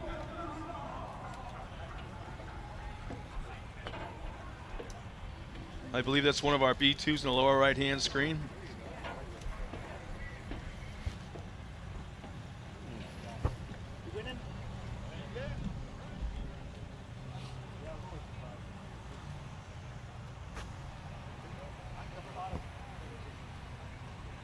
Once again, don't forget that some of the companies behind the scenes that help you bring this event year in, year out: Progressive Insurance, Optima Batteries, Nitto, Ford Bronco. Four-wheel parts is huge this year, as well as Can-Am.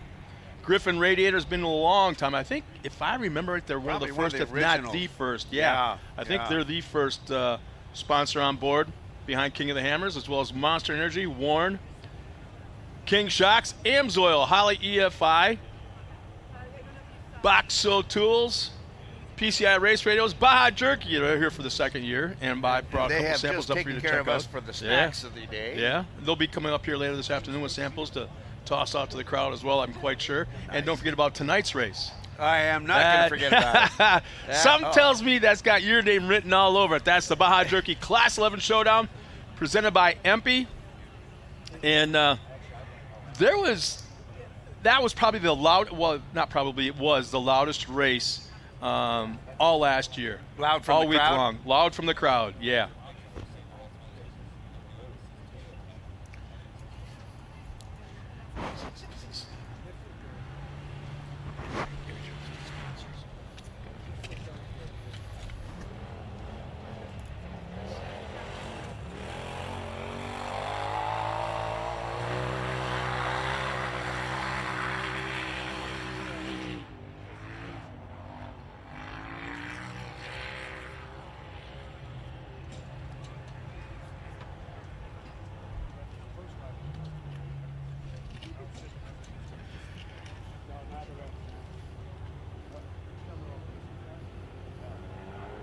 Looks like somebody's just out there. Yeah, that's just support, I believe.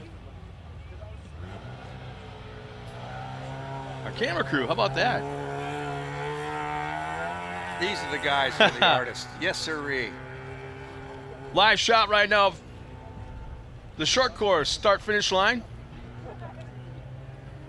With nothing happening, Scott. Yeah. Have you seen this yet? Yeah, I'm kind of watching the flags, too, and there's really nothing happening. No.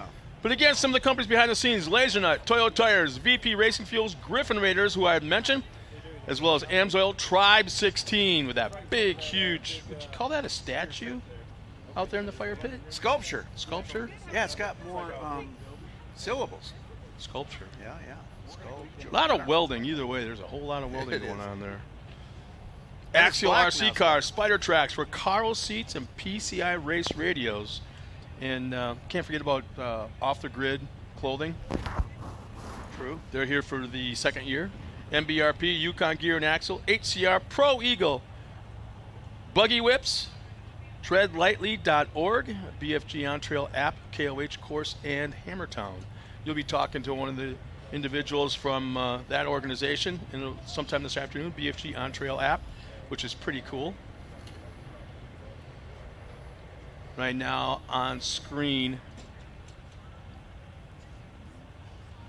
let's see if we can pick up a number. One of our B2 cars, Class 10s.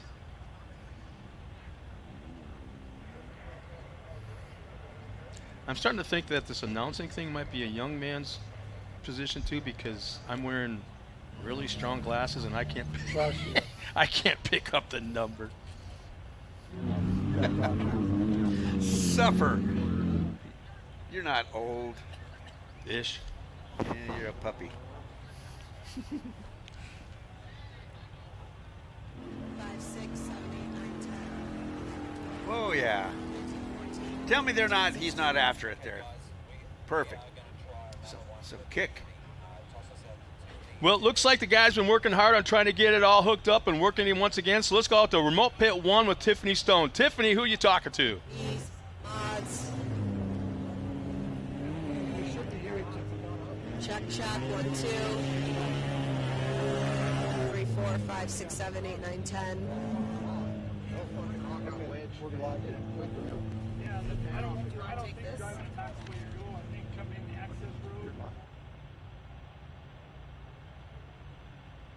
Down here at Remote Pit 1, lots of things happening. We've had a lot of cars come through. Some things are happening over here at Pit 1081. We're going to check out what's going to happen. Back up to you guys. We've been down this road before. Well, it looks like we're still working on it. There are just barely issues, but it's definitely getting better. Oh, yeah. As Tiffany has some very cool information, I'm sure, to pass towards us. That's going out on the course.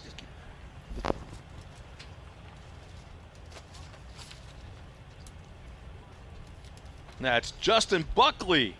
That's in the upper left-hand corner in a B2 car, Class 10. Yeah, there can't be anything quite like going what I like to call full tilt boogie. Full tilt boogie. Yeah, across the desert. There is no room between that pedal and the floor. Yeah. Because it's mashed. And you know what else is mashed? Your sphincter on that seat. That's what's smashed. Yeah, there's always that too. The funny part is you glance out there in the crowd and there's a bunch of guys going all well, in total agreement. If you've never been there, you've never been wheeling. That's the way it works.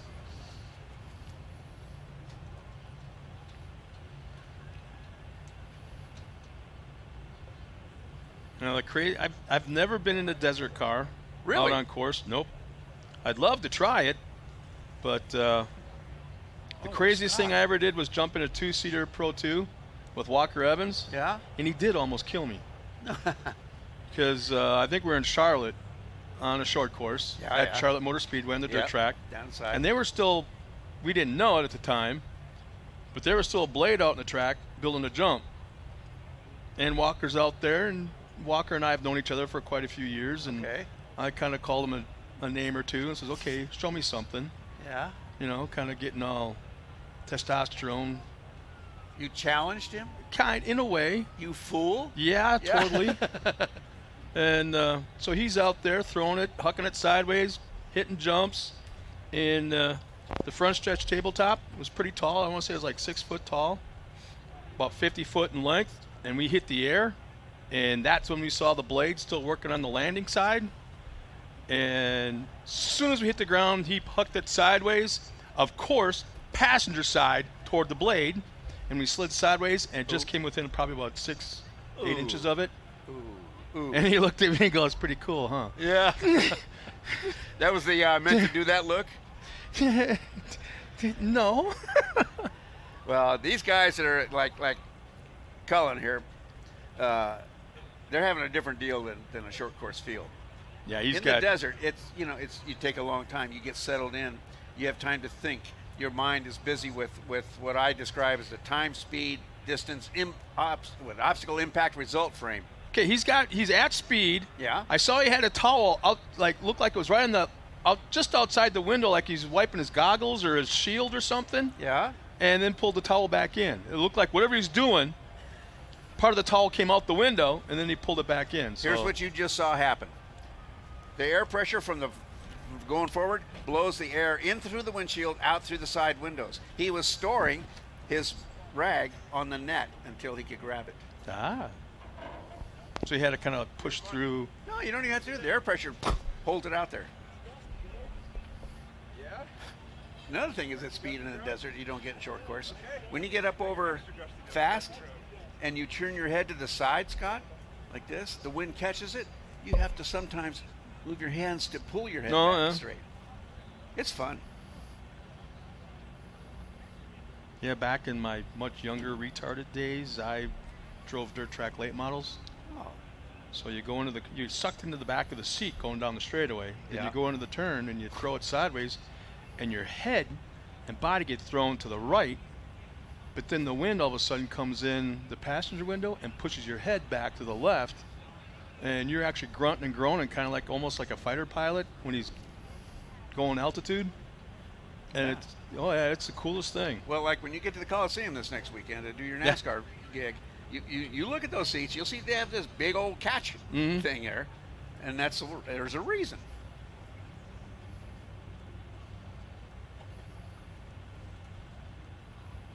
So once again, I don't see anybody behind Cullen.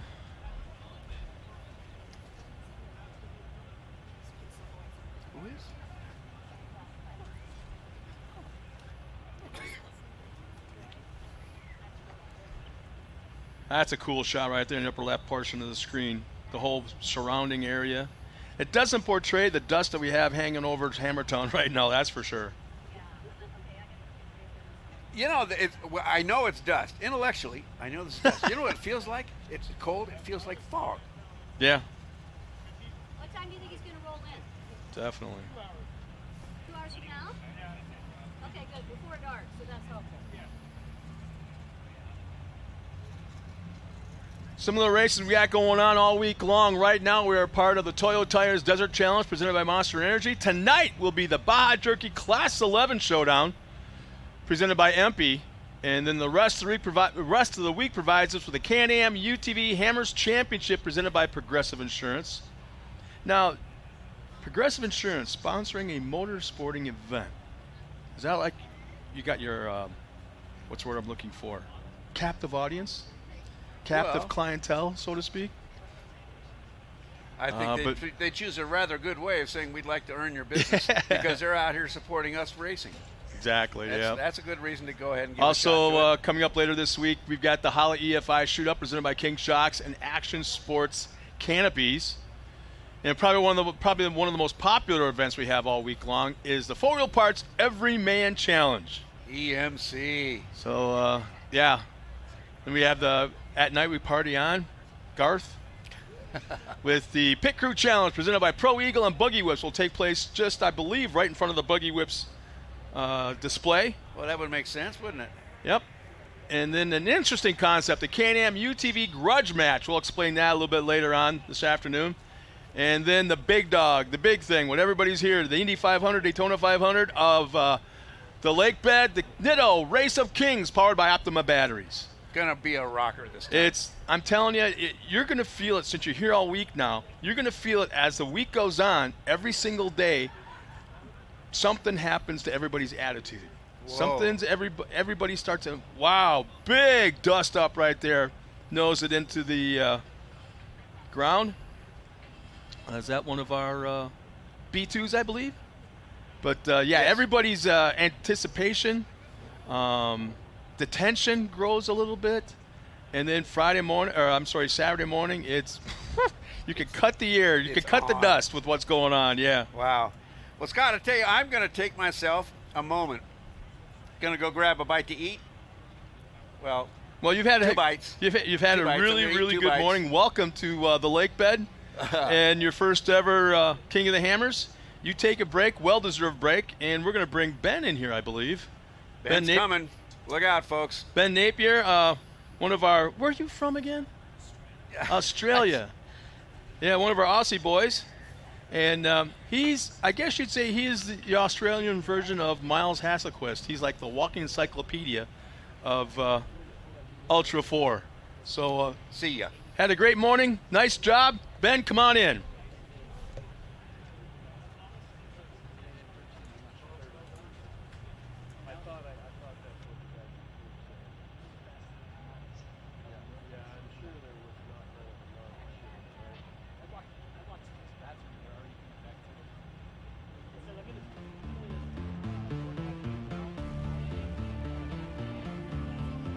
Good afternoon, Scott. Thanks for having me in here. Oh, heck yeah. No, you've been doing your homework.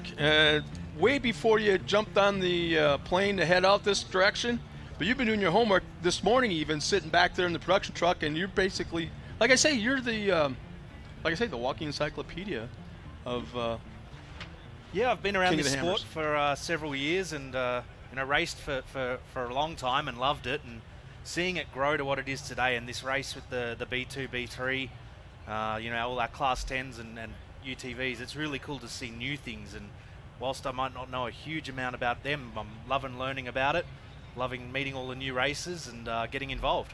Well, kind of talk about your background. What's your racing background, and what brought you into King of the Hammers? Mate, I was a rock crawler back in Australia and found this King of the Hammers thing and fell in love. Actually ended up moving across the world for it. Wow. And spending a couple of years living here, and really love it. And this sort of stuff reminds me why, like, seeing Mitch in this new pro UTV is pretty cool, and he's really tearing it up out there. Yeah, I remember at the start earlier this morning, at the very start, for the prologue. Whole different car taking that green flag than what we're used to seeing him in. Yeah, well, I used to have a car with one of the loudest exhausts in Ultra 4, and it sounded really good. And these new Polarises are also really good sounding vehicles, and they seem to work pretty good with the suspension and the wheelbase they've got. And it's really cool seeing the grudge match between him and the Class 10s. You know, this car's still pretty untested. I believe a lot of the guys don't even have spare parts. I was talking to a couple of the racers who are racing one of these vehicles later in the week in the Ultra 4 version of this event. and they're saying, well, you know, we're out here, we're really keen, but this vehicle's so new, we just haven't even had the chance to get our heads around what sort of parts and what's going to go wrong with it. So to see Mitch out there really throwing it down against the Class 10s and pushing, you know, those Class 10 guys, they've had a lot of time to develop their package. That platform's been around for a long time in desert racing, and these guys are starting brand new pretty much. So it's really cool to see that evolving and see him take it to them. They've got a long time to go still, so see whether he can hold it up there. Well, it's going to be kind of interesting. Actually, it's going to be very interesting later in the week when we get into the qualifying aspect of, once again, with Mitch and his car and the times that he was pulling off in comparing to the 4400s. Yeah, unfortunately they qualify on a different course. And doesn't really cross over hugely, but just seeing how fast that thing is out there and how planted it is, coming through that sort of light, choppy hillside like it is, and the rear end sort of staying down and not bucking up on him. You know, this is some tricky terrain that can bring you unstuck, and these guys have been racing for, 3-4 hours now. They're starting to get that mentally tired, and he's still pushing it 100% through there. You know Mitch pretty decent. You know, yep. If all of a sudden at the last minute, like say Thursday night, maybe Friday afternoon, Dave Cole throws the option out at Mitch, hey, you want to, like he did with the Can-Am boys, you want to run Saturday? You want to do it? You think he would? Well, Mitch comes from a family of pioneers in this sport. You know, his dad was, I think, many-time winner of this event. And, you know, those 5-time, there we go, the crowd's correcting me. So, you know, I'm sure they're keen to get back into it. They've obviously got their program they're working through at the moment. But it would be really cool to see them back in the Rock event. But right now, it's cool just watching him now tearing up this course. Yeah, just watching how that suspension is working. And you how can see cool his is hands. this drone and heli footage we've got this year? It's, when you get a drone that close, you can see the steering wheel move back and forth and the hands working the controls. That is a hell of a pilot. Yeah, we've got some Either awesome way, pilots both of out them, here, both in the cars and in the air.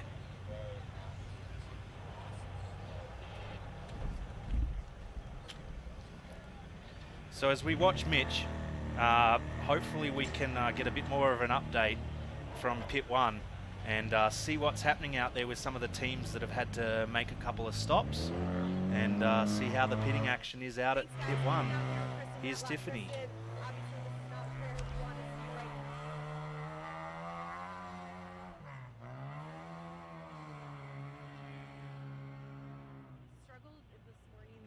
Our radiator freezing. It's freezing cold out here. It got 21 degrees last night and everything was frozen up, so we tried our hardest, but unfortunately in the process the car heated up too high, and I think it cooked the motor before the race. So I made it 14 miles and it ended on the prologue. So here I am cheering Wayne on. He's doing great, and some other teammates like Mitch Guthrie, and yeah, it's not too bad in the pits. And we've been talking about that. Half of the Matlock team is Wayne. So between you and Wayne, did you guys have a game plan going in here? Because obviously you guys are very, very well known out here in the desert and always have a game plan. What was it today? Well, we were just hoping one of us would take it. You know, we were hoping that we might actually be able to battle and see each other out there, but that didn't happen. So I got on the radio as soon as I knew I was broken out and told him to go get it for us, babe.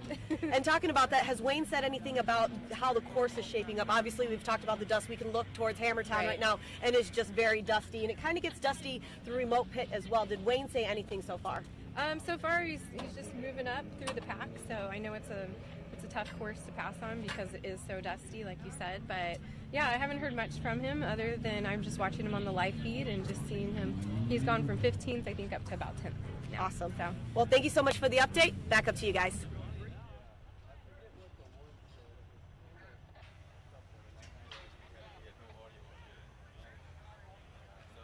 Thanks, Tiffany. Great update with Kristen out there. Hard luck. She'll be back another day, I'm sure. So we're back to the leader, still tearing up this track in Johnson Valley. into some of these tight, rockier sections. This reminds me a lot more of the Ultra 4 sort of canyons. You know, this is some different stuff for some of these desert guys.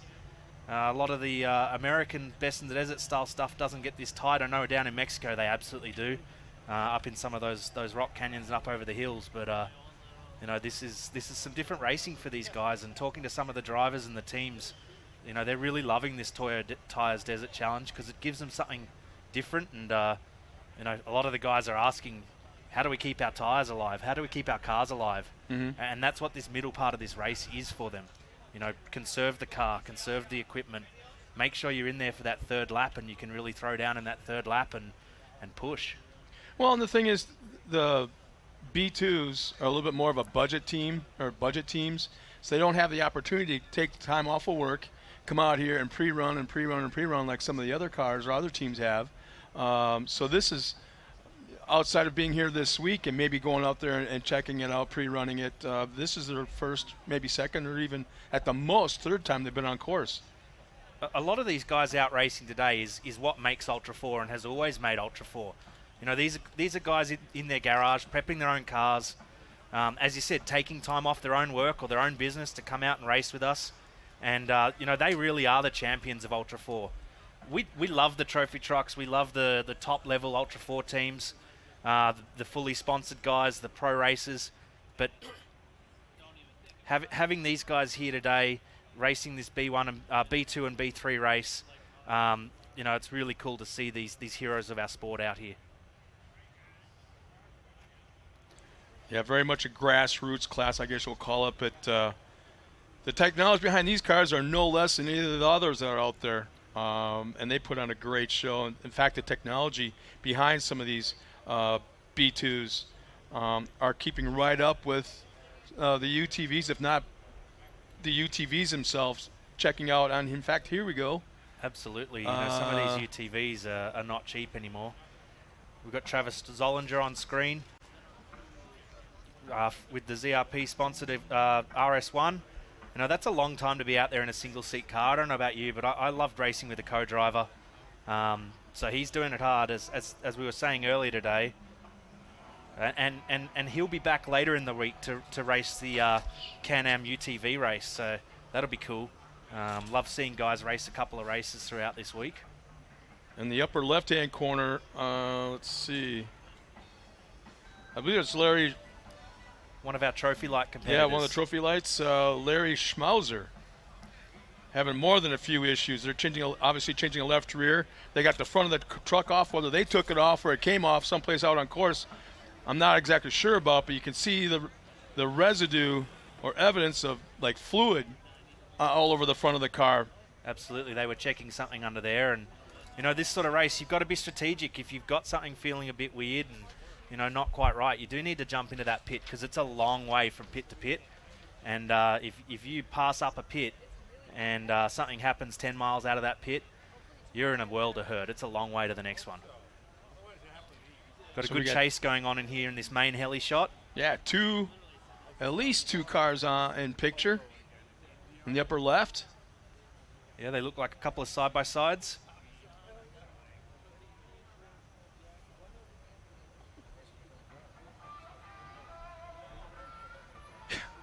Yeah, upper left hand is a drone shot. Lower right hand, you can see, is a helicopter.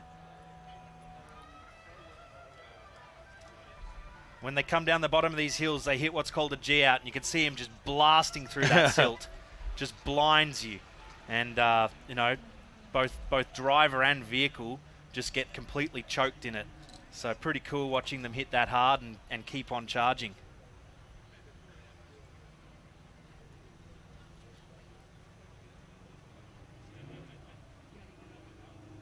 Another one of our Polaris entries. It's a great field we've got here with all of the major brands represented, and then also the fabricated cars in the 10 cars and the 5 Unlimiteds. Really does mix it up, this B2, B3, T3 race. Gives us a whole range of different vehicle designs and two-wheel drive, four-wheel drive. Again through the silt here, bang. And wow. Again, that's cool, isn't it? Makes for great video and great pictures, but not so much what ends up in your lap. No, you want to hope that your pumper's working and you don't have your helmet open at all. Otherwise, you get a whole face full of it and your eyes get all gunked up and can really slow you down. Well, in fact, is he pulling into a pit? Because he's well off the pace. That's Connor Willett. Yeah, he's coming to a stop. Yeah, maybe that G-out's got him, and that's the trick out here at the Hammers. There are so many of those G-outs at the bottom of the hills. You really need to learn how to study the terrain, to read where they are, to make sure that you don't just destroy the front end of your vehicle, because it's so easy to do, and we've seen it so many times over the years out here, and it just can ruin your day. So hopefully it's nothing too major, and he can get it sorted and on the road again. Well, his co-driver's getting out. We'll see what he's going to check out right now. How about that for a drone pilot right now? It's pretty cool, isn't it?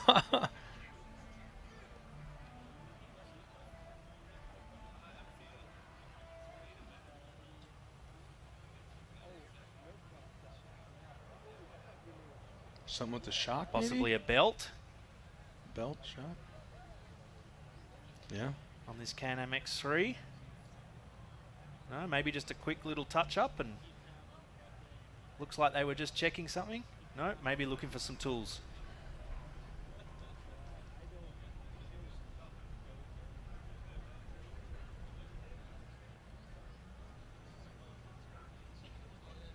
So it appears that we have a B2 in the upper left hand and a B2 as well in the lower right hand.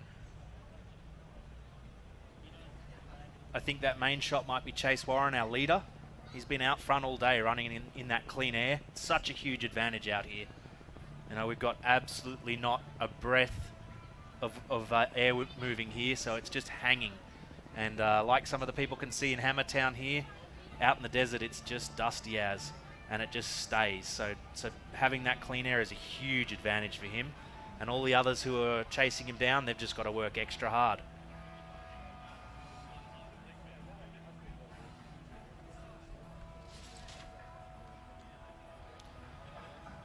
So back to Connor and his team. You know, this is the hardest thing as a driver. You're sitting in your car. Do you want to get out and help your co-driver? Do you want to stay in there so you can get going again faster? Is two hands, you know, going to make it easier or not as easy? Hopefully they can get it sorted. You're just sitting there just wanting to go. Come on, what's wrong with my car? Hopefully they can get it sorted. Oh, maybe they've just sucked a bunch of dirt. Oh, yeah, pulled the air filter off. Out. You know, we did see him just come straight through that huge silt bed, and maybe it's clogged it up and suffocated it a little bit. Wow. For it to just, I mean, that tells me that it had to have been partially clogged already, and that just absolutely blocked it up, hitting that, like you say, that G out. Right. But for it to actually stop the car like that. Yeah, absolutely. But, you know, what these guys would have done is design this car when they built it. That's not the stock filter. That's not where Can-Am would have put that filter. That's in a really good spot for them to be able to get it out, change it, clean it out, bang it around, get it back in there, and, you know, get the car going again. So hopefully they can get that sorted and get back on the road. Want to remind everybody, coming up at 6 o'clock, we got the Baja Jerky Class 11 Showdown presented by Empy. All on the short course in the dark. Oh, I'm super excited about that. That's going to be fun. I missed it last year, didn't get over here, so really cool to see that. Well, it's going to be very different than what we run all week long. They're going to go out on the course. They're going to stay on the short course. They're going to go out there, one sight lap, so it's going to, you know, reconnaissance lap, we'll call it. Then they're going to be given one qualifying lap, and then it's going to be a rolling start. A rolling start's going to be cool. 2x2. We don't see that at the Hammers. Yeah, if I remember. I know that's your area, but for us, that's something pretty cool. And then it's like uncontrolled chaos. I mean, it's such a fun thing to watch. These guys are crazy. Absolutely. But the lap is about right around 1 mile in length as we're checking out another one of our T3. Yeah, that was two of the TrophyLite cars coming past, or trucks, sorry, coming past where that Can-Am was broken down a little bit earlier. So that was, this is actually their first point. This is a points race for them, for the TrophyLites. Yeah, that's pretty cool that they've given us the privilege and honor of being one of their points races. It really shows how much some of these other racing organizations view the Toyo Tires Desert Challenge. presented by Monster Energy, to have these guys come and say, we want to be part of your event. Like, that's really cool. And I remember back in the day when Ultra Force sort of started out like that. We went to other events and raced part of their things. And now it's grown so big that we've got established people like TrophyLite coming and being part of ours. And it's cool to see their guys out there today. And, they look like they're having a lot of fun out there. So on screen right now in the upper left-hand corner is Class 5 Unlimited. That's the 530 owner, David Sissom. And that music you hear in the background, I believe that is Hired Gun Trio. They're going to be coming out here at 6 o'clock as well. We've got 3 bands coming out here tonight. Hired Gun Trio. 7 o'clock will be the Droppers. And the LA Dueling Pianos at 8:30. Yeah, it's cool. We're really stepping up the entertainment here for the people on site. But for back at home, so down the bottom screen, we've got the new part of the race course. So the prologue and the first lap with that shorter 34-mile track. Not to interrupt you, but look at that upper left-hand corner. What you as a racer, I can't help but be compelled just like for a moment to stop and just take in that whole scenario, that whole scene. Oh, how mate, gorgeous of them. This whole area is just amazing, Wow. and sometimes you really do wish you could slow down and enjoy it a bit more. But you're there with a one thing in mind. You're there to win, so you're not slowing down at all. But definitely some of those ridge lines, you get up and you can see right down across several valleys, and it really is quite spectacular out there. And we've got a whole stream of cars coming on that top left screen now, chasing each other, working for position. You've got to be smart in the dust. You've got to run as hard as you can, but without destroying the car, because it's just so easy to do. And that looks like one of our Can-Ams. Yep, it's Can-Am. Not able to pick the number yet. Kyle Cheney, I believe that is. With the you named it. Yeah, you the got it. yellow and black. Tell you, there's just a driver that can do it all. Desert, KOH, and then on top of that, short course as well. The guy's just. Absolutely. And I'm in fact, hoping I think we'll he see a signed lot of him this week. Yeah, I think he signed a contract with a race team back in the Midwest just recently to team up with a Protoype driver. Very cool. And to run his Can-Am there as part of that team. So just look at this thing work through that uneven sort of whoops, real short whoops, but it's just sitting flat and man, going. just sticking to the ground. But not quite as nicely as those 10 cars that we've seen. It just doesn't quite have the suspension, but he's got four-wheel drive. Has that helped him on some of those nastier climbs and bottlenecks? Now that's what this race is all about. We've got a car on its side up here. Wow, you can see the right front damage at the very least.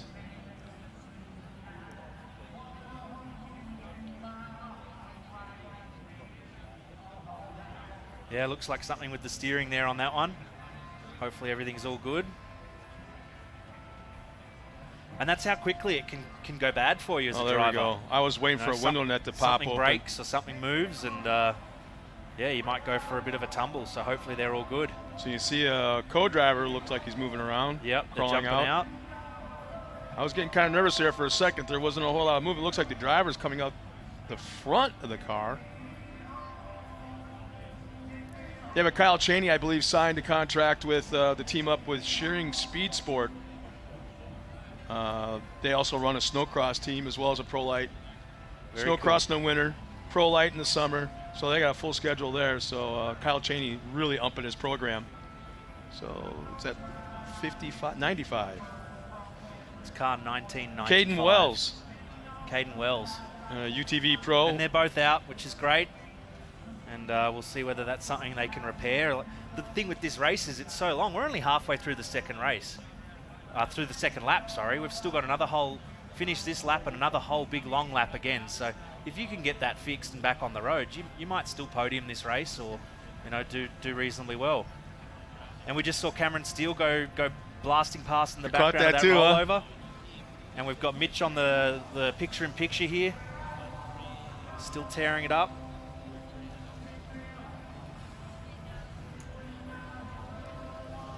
That's a nice looking car.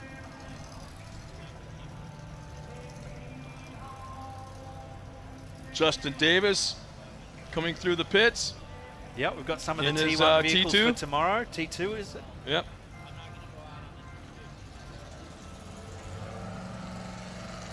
it'll be exciting to see those guys race tomorrow. I think, was it you and I talking this morning? There's 17 T2s coming out this year. I think we only had like 10, 9 That'll or be 10 cool. last year. Where Mitch is on the course at the moment, he's running through some of these dirt trails with the rocks and things. You've got to be really careful. He's coming into the remote pits from the far side, I believe. And yeah, you see him dynamite the brakes, slid it sideways just a little bit. yeah, coming through there, it's really easy to fall off your line and get lost in some of those bigger boulders. And if you do that, you're going to lose some parts off your car pretty quickly and end your day. Oh, here we go. Well, we might wow. get to see Getting a bit ready of a for fuel some thing fuel. here. So you see he's got a dry brake. They'll ram that into the receiver on the car and give him a good splash. Must have a front tank on this one. Yep, Mitch Guthrie Jr. in remote pit 1. See, they're wiping off their lenses. Yeah, well, when you're in the pits as a driver and a team, you take that time just to get yourself sorted. 'cause Yeah. You've been out there just abusing Wow. yourself for so long. Less than 30 seconds. That was a quick pit, wasn't Fuel only. You know, there's 10, 11 gallons in those dump cans, so they would have dumped him that. Back home, you know, that's 40 There we go. liters, There's decent amount of fuel. You had mentioned Cameron Steele a moment ago. There he is right there. Yep, our Desert Assassin out there in the Monster Energy. I believe that's a 7S truck. Mm-hmm. So he was saying earlier on the interview, it's an I-beam front end. His wife used to race this truck a lot to great success, I believe. And he's jumped in it for a bit of fun this week. I in believe his, she won a quest to try and, championship. yeah, Sport she's won a couple of championship, yeah. championships, I believe. But he's in it today, trying to compete in almost every race this week. He really is a glutton for punishment.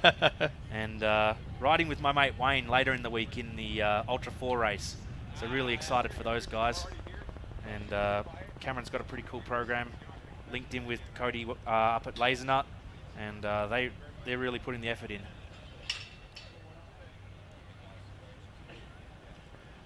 Let's go out to remote pit 1 more time with Tiffany Stone. Tiffany.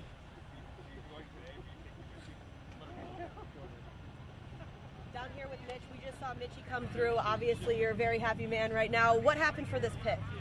Just went for a quick 11 gallons, try to keep him light through the desert, and when he swings back around, we're going to throw the rest of it in and then let him bring it on home. Has Mitchie talked anything about how he's feeling? Obviously, it's a newer car that's out here. He didn't get to do Dakar earlier, so obviously this is going to be really pushing for him to do that. And between you and him, you guys have won this so many times. What's the game plan for today? Just to keep it clean and run fast. I mean, we're going to run the car as fast and as hard as it can and see what it's got. It's the new Pro R from Polaris, and so far it's in second place behind the Class 10, so that's not bad.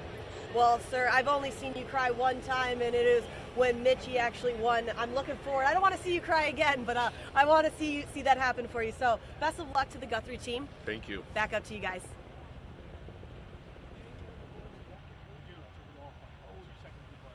Thank you, Tiffany, for that update on the Guthries. And yeah, they really are a team to look up to in this sport. They're some of the most winning racers out there, both here and in the greater area of racing. Mitch and his dad have got several championships each, and brilliant to see them out here with us again this year. So we got a heli shot now of one of our B2 cars coming into remote pit, going right back out on course in the 1958. So, Scott, if you thought you were cold this morning, think about that guy hanging out of the Yeah. helicopter. I need to holding just that shut camera. up, Think huh? how cold his hands would have been. But they've got us some great shots, and it's really cool to be able to bring this to the world and show them what we do out at this race.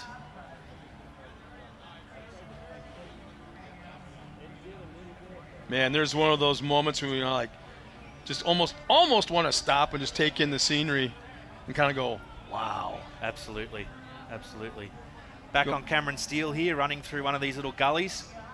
You know, these are fun. They twist and they wind, and you can slide it around a bit in the sand. They're quite soft.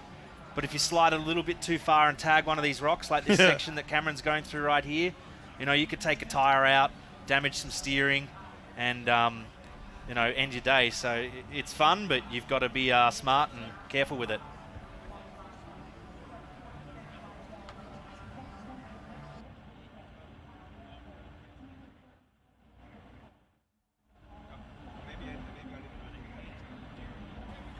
website. Go to the website, upper left-hand corner.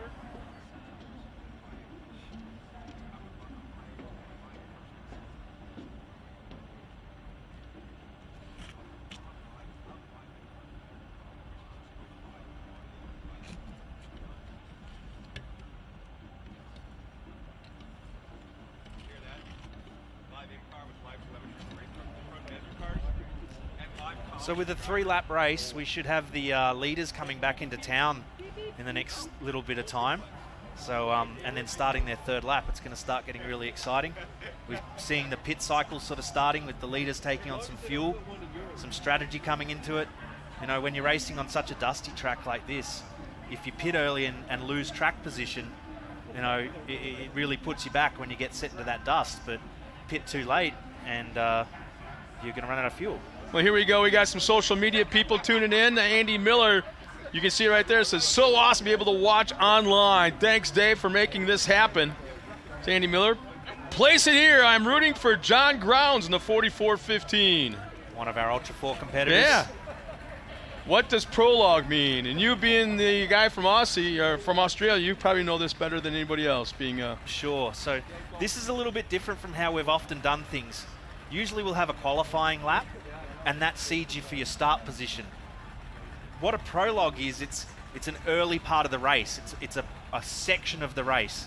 So they went out this morning, they did their 34-mile lap, but the time you get in your prologue is actually part of your overall race time.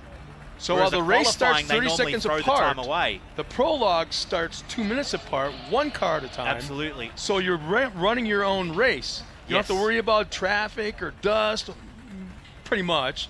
But the thing is that you keep that time, and it gets added to your race time. Absolutely. And the one with obviously the least amount of time is the winner of the overall race. It puts a bit of pressure on the drivers because they can't just go out and be stupid in the qualifying. Yeah. So Michael McPherson, thank you so much for that question. And then we got Keith. I wait for this all year. KOH is the best. So Keith, how come you're not here? Awesome commentary, guys. Chris Quay? Is that one of your mates? Nope. Did you organize that one? No. I can't wait for Class 11s tonight. It's a blast to watch every time. Thanks, Broodmare. Think this is somebody that's into horses? Broodmare? Possibly, but I can't wait for the Class 11s either. Yeah, that's coming up later on tonight. I want to say it's, 6 o'clock, I think it is? Class 11 drivers must have all bad checks between the stock suspension, the giant brass cones they carry around. Bad backs. Bad backs. Yeah. Oh, bad backs. Yeah, well, there's See, I told you fair new bit glasses. in that comment. These are just Walmart readers, man. These are like $4 glasses.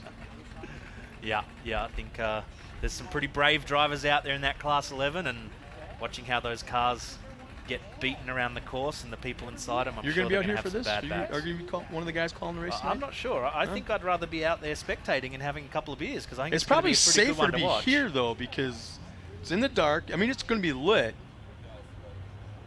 But, no, it's going to be a good time either way, man. It's just a blast. Once again, we're going to step back away from the race action just for a moment. And a few words from our sponsor. We'll be right back after this.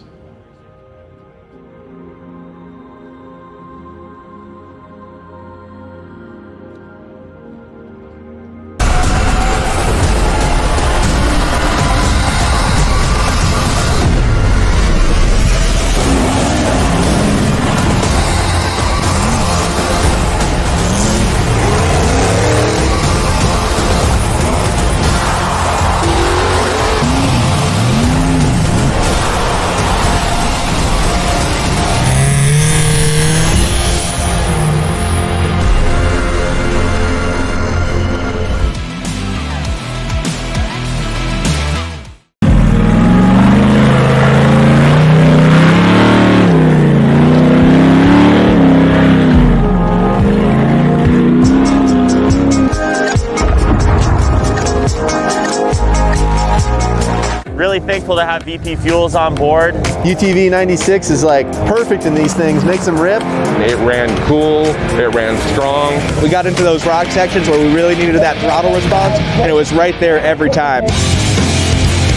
We run all VP lubricants. We haven't had any problem with any kind of leaking or any kind of heating issues.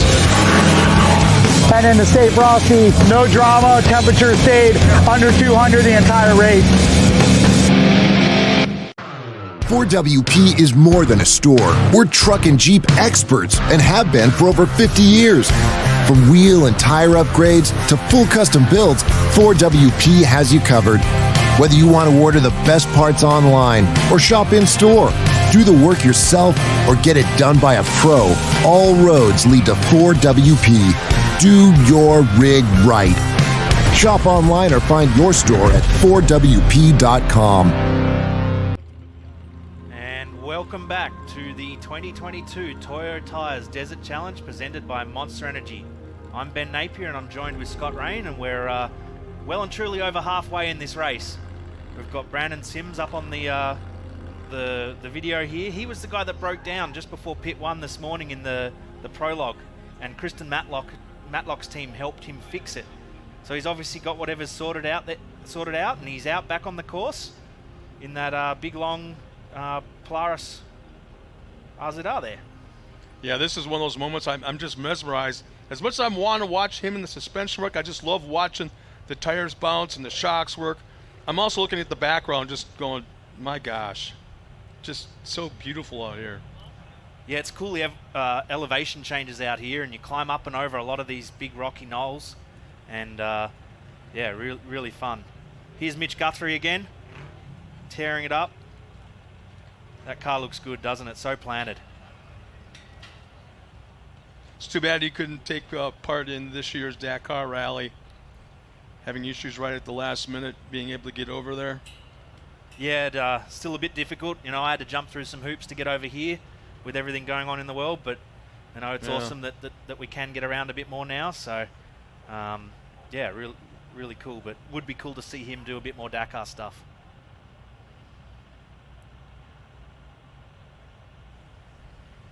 Sorry about that. Jump back with Mitch. Yeah, we're looking forward to having Jim Marsden show up finally tomorrow, Mr. Hollywood. Absolutely. He is the real Ultra 4 encyclopedia, that man. King of winching. And yeah, it'll be good to have him. But, you know, little things like that show us we are in the middle of the desert. We're putting on a production show in a place that a few weeks ago was nothing. Yeah. And the dedicated crew here has just built this town. There's a grid of power. They've shipped in internet and everything, and these teams and Dave and his crew have just built this from absolutely nothing every year, and to get this show out to you guys all around the world. And I know people, you know, all over the place are watching. I'm getting messages from back home, and I know people in Europe are watching. We've got some competitors. There's an English guy, I think, racing his UTV in this race today, and you know, it's really cool to be able to beam it out to the world. And we have Cameron Steele once again in his wife's truck. Yeah. We got to call it that. It's his wife's. Absolutely. I'm surprised she let him drive it. I would have loved to have seen her race again. I think they came out a year or two ago and she did a bit of driving, but maybe I'm wrong on that. But it is cool to see that truck running. And, you know, Dave's built this race only a couple of years ago. This is one of our newest races at the King of the Hammers. Yeah, I want to say it's our see it grow. Third year. I think this is the third year, isn't it, Pam? I'm sorry. For the I just walked in. Yeah, for the Toyo Tires Desert Challenge, this is our third year. I believe it is our third year. And this wow, this two is cars? in the same place. So the red car was already crashed. That's one we saw before. So this is another car that's had a bit of an issue in that same area. So it's not two cars crashing together, because I do remember that is the same car be pretty much we saw earlier. Pretty good gap. And you see they've got a co-driver out or someone up the track trying to slow other people down while they work with it. So, you know, obviously a bit of a tricky area, and can't quite make out who that is. It's a side-by-side of some sort, Polaris. But there must be a couple of tricky bits in that bit of track leading up to that. And, you know, it brought two competitors unstuck right there. Couldn't quite tell. When I used to race a lot, you'd see all the yellow vests out there, and you'd know that they're trying to get a really cool shot, because that's the media. But usually in the middle of nowhere where the media sit, it's a really bad spot. So yeah, we've got another competitor coming past.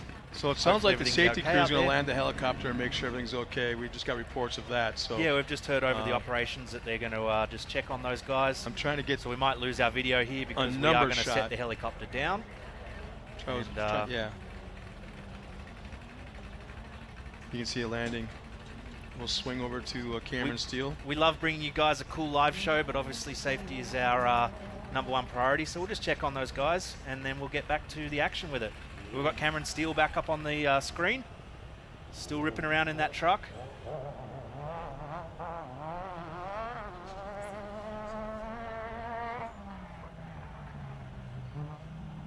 And we also, I don't know if you guys at home have noticed that we do have the scores for the first prologue and the first lap added together. And when we start getting competitors coming in on their end of their second lap, start of the third lap, we'll get an update on where everyone sits. So a reminder, as we said at the beginning, and talking of that, we've got someone coming through the start-finish.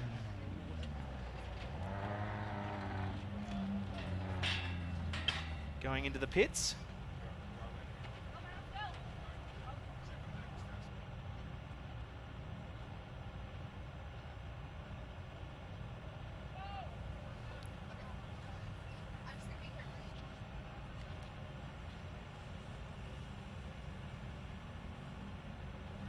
So we'll get the crew to confirm that, but I think that is Chase Warren coming into the pits at the end of his second lap. We'll just see. Maybe we can get our man Miles on the spot. And now we're back following the 10.05, another one of our 10 cars. Yeah, it's Mason Cullen. Mason Cullen. He's got a really clean-looking car. I really like that color scheme. Stands out. F&L sponsored.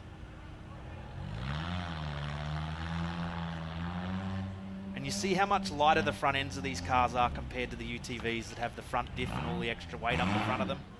This car's really, you know, with the engine right behind the wheels, they really float through that rough stuff a lot nicer than the UTVs do. But, you know, this is the grudge match. This is what we wanted to see out at the Progressive King of the Hammers. Is a UTV faster than Class 10? Is a Class 10 faster than the UTV? Yeah. Right now, the numbers say that the Class 10s have it, but there's a really fast UTV following them up. Going back to the old 7S, like you said, yeah. Cameron Steele. Now, I noticed in the last shot, it looked like we're getting back into not just a dust trail, but where the dust was hovering, and the B2 car. Here we go into the remote pit. We'll see what he's going to do. Come up to the stop sign, slow him down. So they are speed limited in that pit, so they need to be very wary of their speed. And that's obviously for all the safety of the teams and the course workers. So you'll see him idle down there, and whether he stops for a pit or hits the end of the pit area, and then he can get back to race pace. So as a driver, it's a good chance to wipe your visor, have a drink out of your Camelback. You know, it's freezing cold. Drive-through! No, it didn't need to pit at all. A lot of these teams will only use remote pit as their emergency pit, and they'll do most of their pitting back here because they can have a bigger crew back in Hammertown. It's a lot easier to get resources, so a lot of the guys will only use that remote pit as an emergency pit. See, there's a shot of what I was talking about. They're kind of heading into the fog.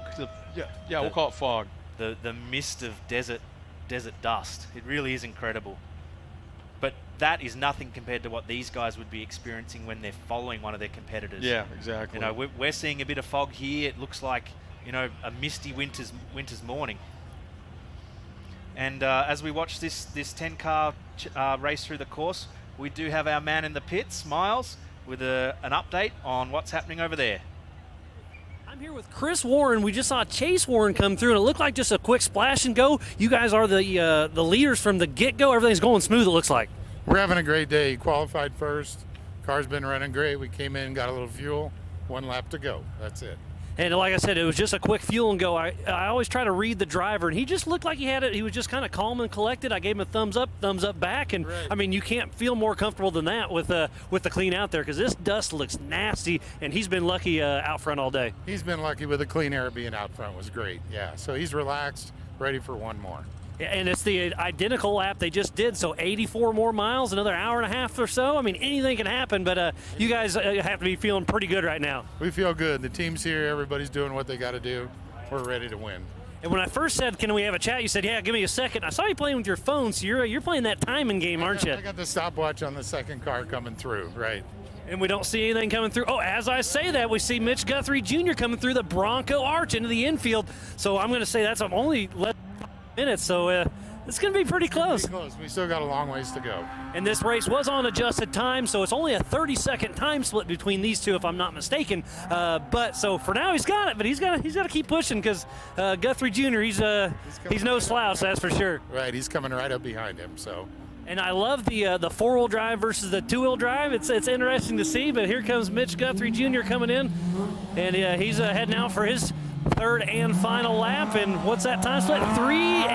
That's it. That's cutting it close. So that's down to 2:45. So 2.5 minutes between them. It's going to be close. In 84 miles, it's going to be down to the absolute wire. It will. It'll be a good day.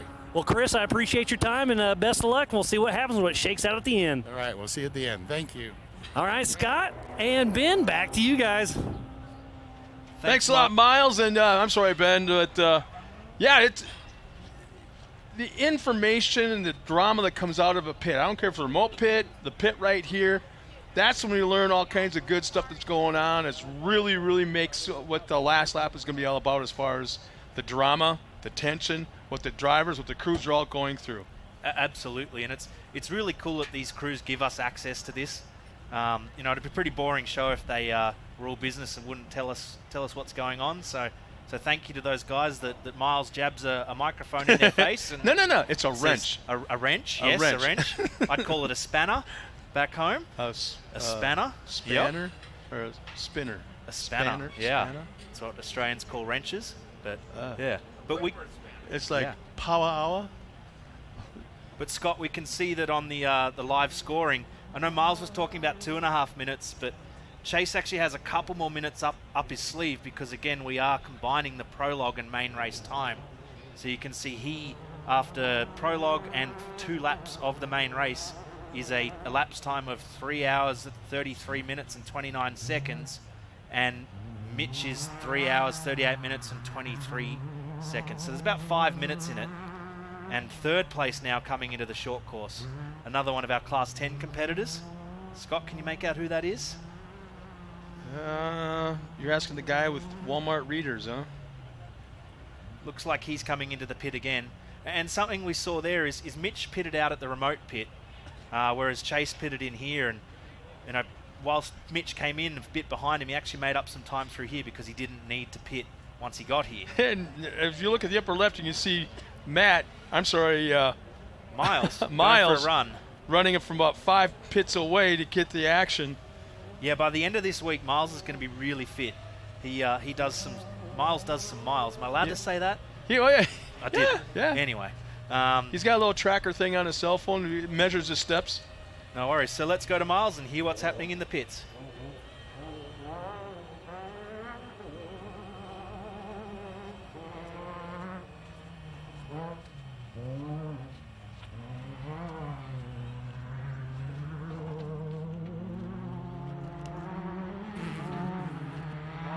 Check 2.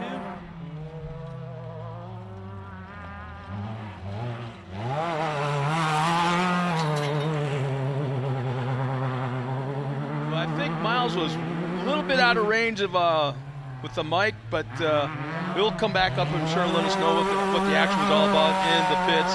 And once again, Ben, it's great to have you part of the team here this year. Thank you so much for coming up and bringing your knowledge of the sport and your experience of doing this in a different country. Absolutely. As this race goes into its third lap, I'm going to hand back to Bob Bauer, and let's enjoy the rest of this racing, and I'll see you guys throughout this week. It's great to be here. Thanks a lot, Ben Napier. And Bob Bauer, come on back in. We'll have Ben step in more than a few times this week. We'll pretty much put him to work so much that he can't wait to get on the plane to go back to Australia. How was lunch, Bob? It was hot. That was like amazing. Wait. Did you do something as hot here? They handed it to me. I ate it. Wow, attaboy. And lunch did feel good. I'm kind of like reinvigorated. I'm wagging my tail. You can't see it, of course, but I assure you, it is wagging. What do we got going for a race here, Scott? What's happening since Well, I we're came kind back? of winding down a little bit. We've been keying on Cameron's heel a little bit in his 7S. And then also we're watching Warren here coming into Hammertown, going underneath the Bronco Arch. We'll see if he's going to do the pits, stop at the pits here in Hammertown as he hits the short course. That is our current leader.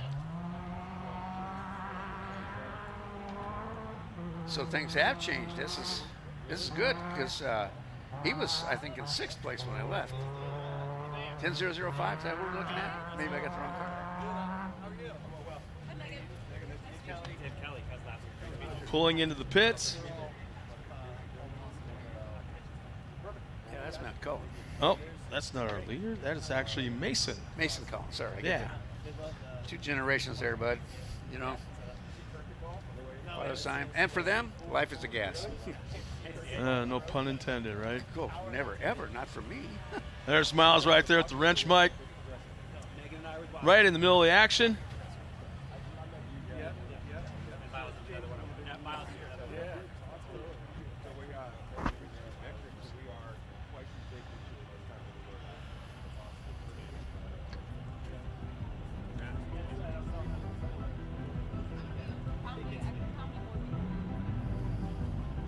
Last lap. Should be going into yeah, exactly, going into the last lap. You know, when you're leaving after your final pit. That just popped up, so yeah, that currently. Now he's in 5th. Just updated top time, 5. just when they completed the lap, they put him in 5th place. 3 hours and 45 minutes and 20 seconds. That's, you know, it seems so fast in the car. It's just like it's over quickly. Heading back out of Hammertown, we're looking right now. The elapsed time is the last time they came through Hammertown. Let's see, we're looking at 57 seconds. We'll say just under a minute. Warren has got the lead right now over Mitch Guthrie Jr. Now this is just on time as we're looking at the pace. About right around 3 minutes back is the 1032 of Wisdom, Eberts. The 1077 is, wow, less than a second back behind Wisdom. And this is as they cross the start-finish line here in Hammertown. Yeah, I think this start-finish line, I believe, is the only timing point. Yeah. So, and then Cullen, who is just in Hammertown, he's right around 3 minutes back behind Eberts, running in the top 5.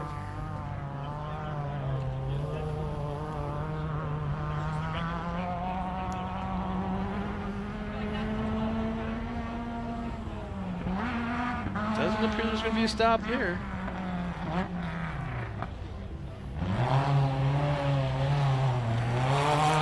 Okay, again, he's headed out on his last lap, gets the white flag. And I have an idea we're going to get a better overall look at things here for a minute. We're going to take a look at who's still out there. There we go, the map of the course. We're going to zoom in a little bit. Remember, yellow is last lap. Am I correct, Ben? Yes? Yep. I think yellow's last lap. Yellow's orange last is lap. first If lap. there is was it a pink ring, I think it is, around a number, it means the car is stopped. It's down in a little red at the base of the. That's what it is this year? Yeah, that's a stopped car. Okay. See who we're going to key on right now. There's the 516, Ethan Jackson. 0 miles an hour. Currently on lap 2. Jeremy Crandall. He should be stopped. Trey Gibbs, there's a short course kid that runs a pro buggy. Another stop one is Dave Taylor. He's down. In a trophy light. Eric Cozen, he's actually, if I believe it, he's still moving. It looks like it. Yeah, 55 miles an hour is moving. Ariel Goodall, she's on lap 2. And we saw Larry earlier on course. He's running right around 51 miles an hour. He's on his second lap. Daniel Hearn also running about 45 miles an hour on lap number 2. Garrison Calloway, let's see, he's going about just to tick over 35 miles an hour, also on lap 2. And in that section, 35 is busy. Mike Scott, he's actually stopped on course. We're going to swing down now to the green. There's our leader. Here's our lap 3. Green is lap 3, so Chase Warren, the 1088. Look at that. Going 75 miles an hour right now. Mitch Guthrie Jr., 64. Lap 3, currently second overall. Brady Wisdom, 82 miles an hour. Running in a B2. Another B2 of Ezra Eberts, currently 51 miles an hour.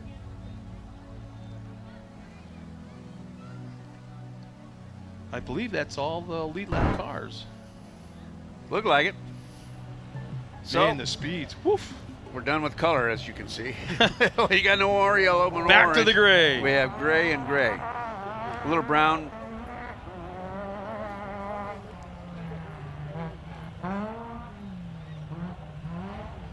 I just love these drone shots.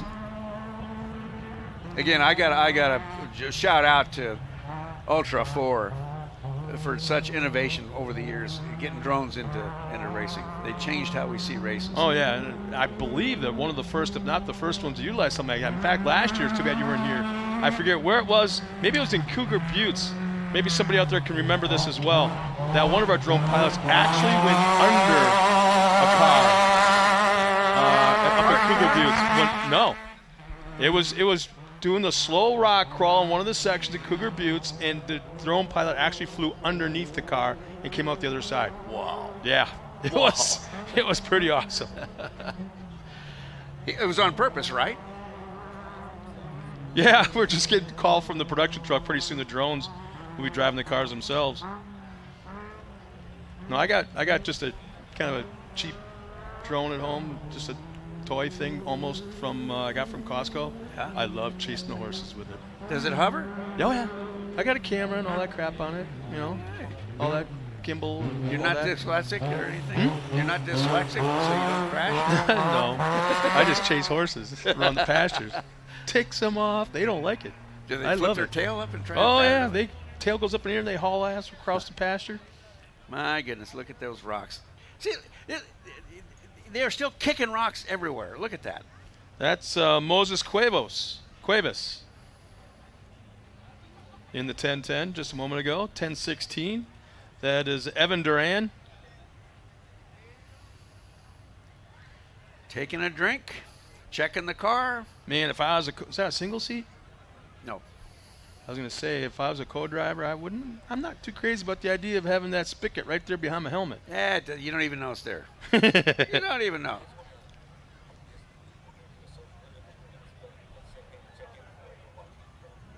Well, hey, race fans, no matter whether you're here at Hammertown or home, wherever that home might be. Wherever home might be. Let us know where you're checking in from. How about this? Kev Cab just checked in. This is great to watch up here in snowy Canada, eh?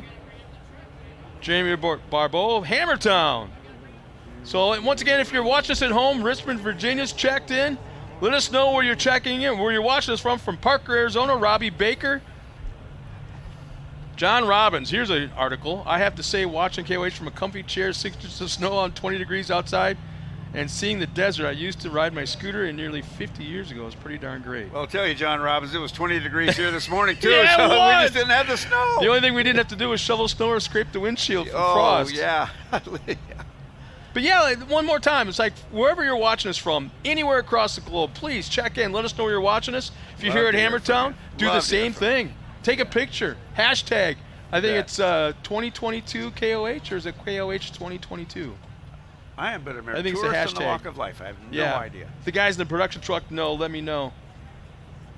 But yeah, hashtag your pictures, check in, let us know where you're watching us from, the whole 9 yards.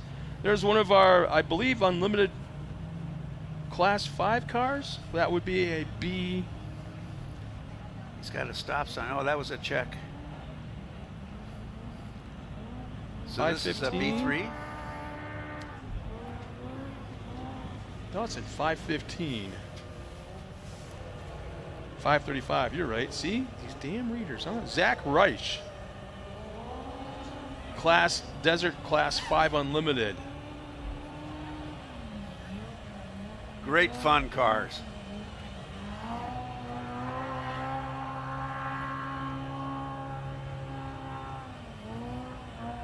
Something tells me you're kind of speaking your language now, huh, Bob? I love it. You know, see the way the thing just goes from side to side, moves around. Part of that's on purpose, part of it's not. Yeah.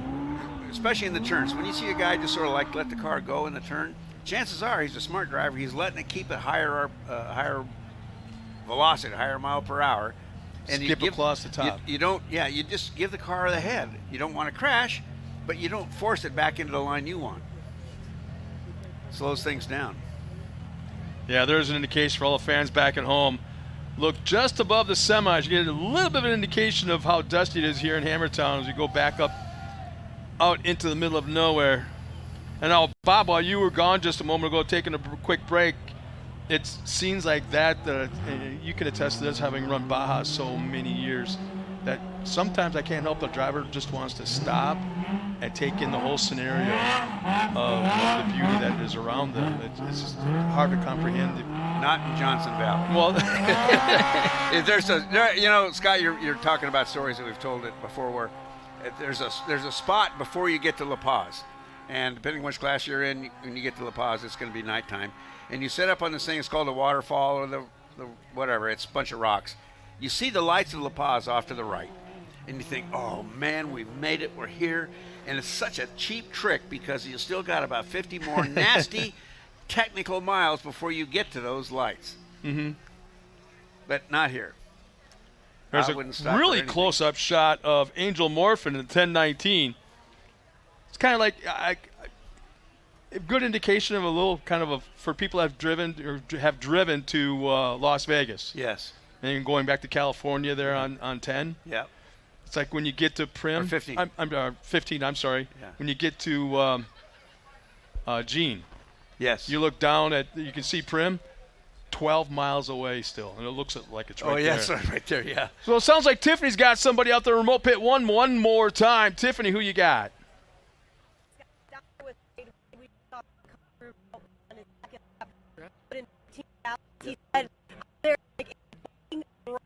Right now, obviously, how do you fare there?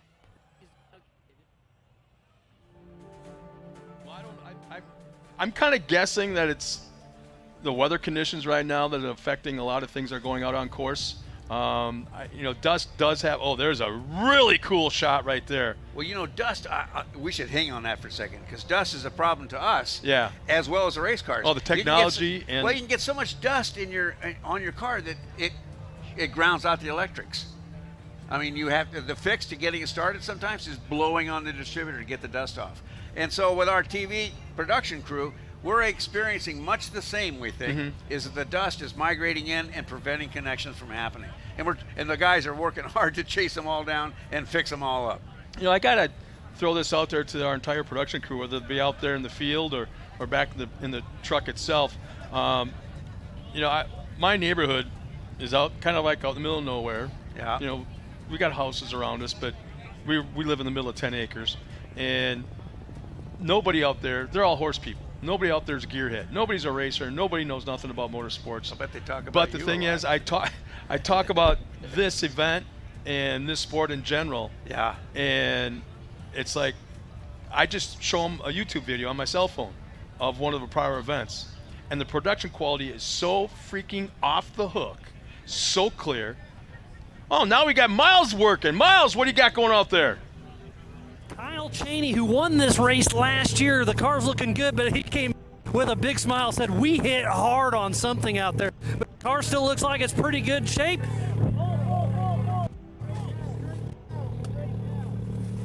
So they're zip tying the front end a little bit, trying to duct tape a few things together, but zip ties are the racer's friends. But that front bumper, he hit something hard. I don't know if it was somebody or something, but wow, Kyle Chaney's going back out, pushing hard.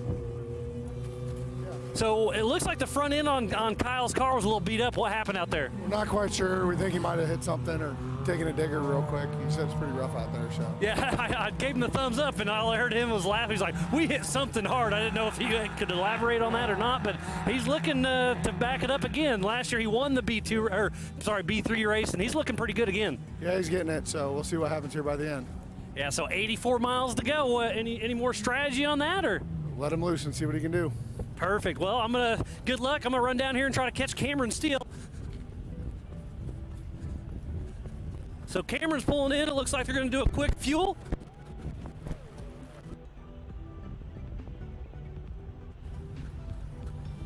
Looks like they may be doing a co-driver swap and a driver swap. So Cameron's getting out of the car.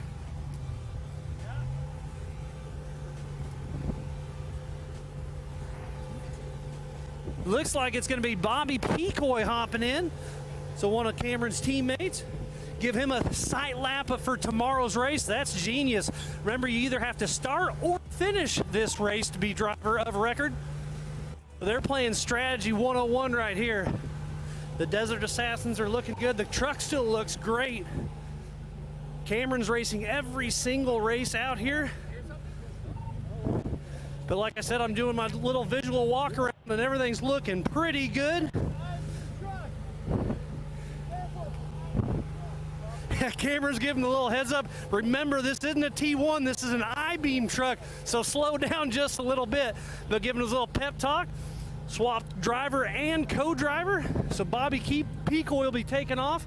And like I said, that's genius to give him a look at the land for tomorrow's T1 race. For the Toyo Tires Desert Challenge, presented by Monster Energy. So Cameron, you just crawled out. How you feeling right now, buddy? Well, I'm a little confused why the pit lane's not open to get through, but I feel great. You know, that's some old technology right there. That's a 1994 Ford Ranger. Ford Ranger. With swinging doors, a real metal cab. Still got the I-beams on it. And Heidi's nice enough to let you come out and play with it, huh?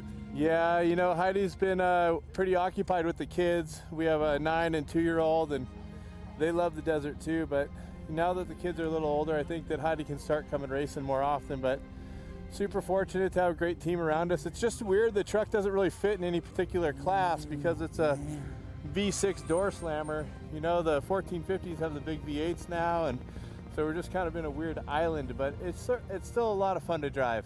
And I love your strategy letting Peacoy take out for a sight lap. I kind of assume you're just letting him get a lay of the land, right? Yeah, I figure we'll just go out and, you know, just stay out of everybody's way and have a good race. It's been great, you know. Well, you'll join, you'll hop on the mic tonight for the Class 11, so we appreciate that. I'm going to go have a chat with Blurtons. Good luck, and we'll see you tonight, buddy. All right, brother. Thank you so much. God bless. So I'm going to run down here and check on Phil Blurton Sr. We just saw Junior come through. So Phil Sr., it looks like it was just a quick splash and go? Yeah, just had to give him some more fuel to do this last lap here, and he's getting about 5.5 miles of the gallon. We normally get about 7, so he's on. So he is opening it up, and he's, I didn't do the time split, but I'm going to guess 3 to 4 minutes behind Cheney? Yeah, about that, and I think, what was it, 7 minutes behind Wayland, so it's so he's behind Matlock, so it's still a pretty close race between those two. But it looks like Can-Am is out front in the B3 race, so you got to be feeling pretty good about that. Well, I think they're all doing well. They did great last year. Let's just hope that 3 guys can hold in again this year. Absolutely, that'd be amazing. And I was chatting with Cheney just a little bit ago, and his front bumper was horrible, so he hit whatever Blurton hit. I was going to say, that looked like my son's boo-boo right there as well. So I don't know where he did it, but hopefully he can continue to head on because we love all those guys. Absolutely, but those Can-Ams take a ticking and keep on rocking and rolling. So best of luck. We'll see what this next 84 miles has to offer. Cool. Thanks a lot, you guys. All right, back to the Jumbotron, guys. They just cut him off a second before he took a big, huge, deep breath. Miles was working his tail off out there. Gotta love Miles, the absolute official voice of Ultra 4. Absolutely, no doubt about it. For quite a while there, while Miles was working the pits in the upper left-hand part of the screen, we were watching our overall leader right now, Chase Warren, in the B2 division out there on course, looking so strong, like as if it was the first lap. And what's interesting is Mitch Guthrie Jr. is still behind him, but the gap now is 5 minutes. And it looks like he's holding that gap. It doesn't look like Guthrie's pulling any time on it, so we'll have to kind of watch and see what happens. It's close. So we got another one of, let's see, that's one of our Class 5 Unlimiteds, it looks like. Heading out of Hammertown, not exactly sure if there was a stop there or not. But yeah, if you look at the lower portion of the screen, there is a car in there out on course. I believe that is from, I'm being told it's from Hero Ridge.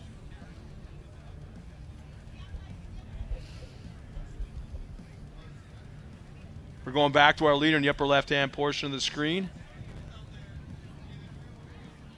Man, look, the car is not showing any kind of sign of being tired. Not a bit.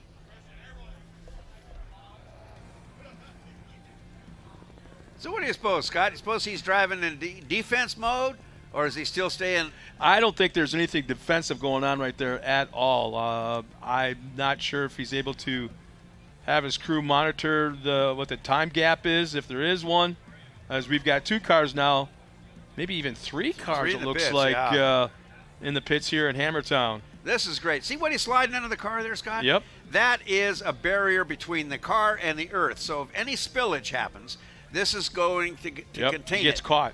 And we don't mess up our desert that we love so much. That's a stock turbo. That's Braden Baker, the 77. I can't pick up the number. Is that the 76 or 11? I'm not sure.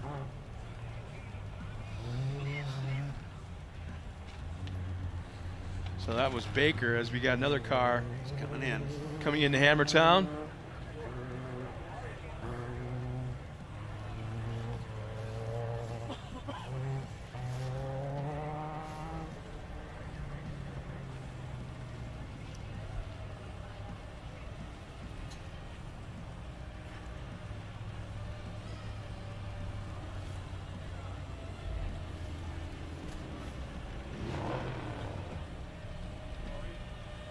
Man, they're both working that left rear area. Well, that's the belt area.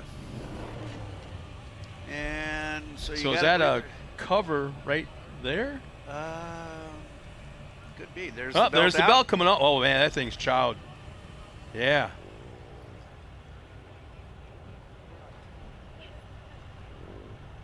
Well, when the belts are, it means to me, but I don't know much. They've been after it on the throttle. On and off, yeah. Yeah.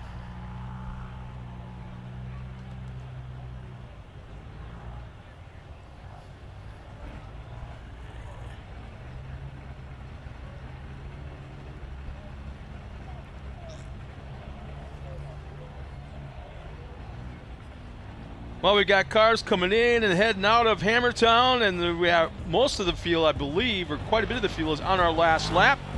We're going to step aside real quick, be right back after this.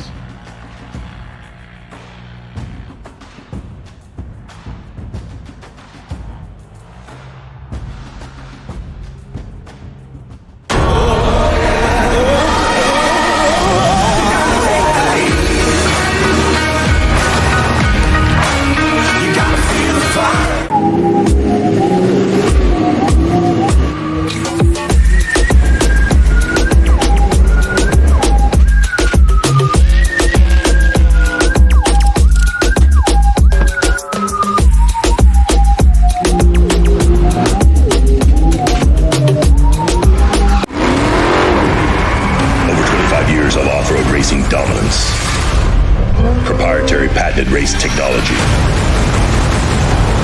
Proudly made in the USA. Unparalleled customer service and support.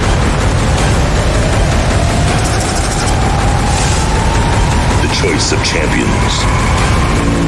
King Shocks. The leader in off-road shock technology.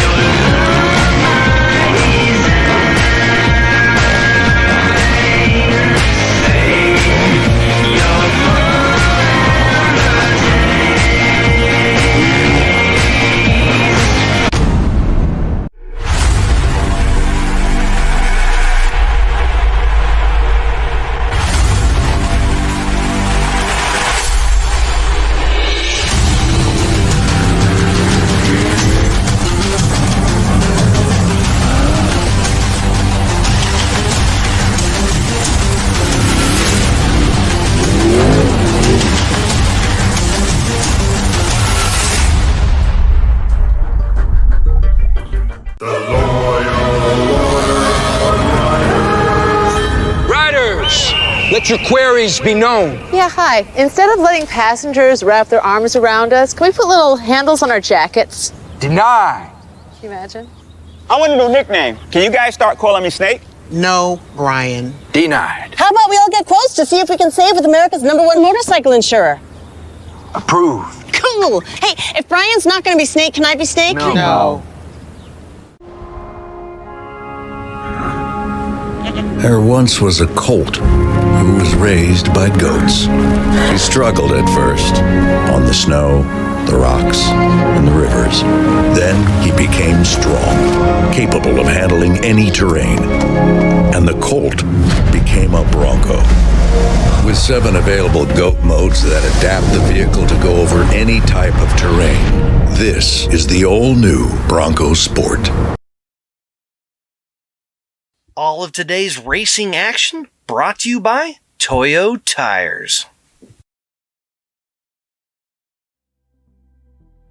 Welcome back to the Toyo Tires Desert Challenge presented by Monster Energy. And just a moment ago on the split screen, I believe that was Blaze that came into the hot pits, or came into the pits here in Hammertown in his Can-Am. In fact, Miles has got, I believe, Blaze right now. Miles, what do you got?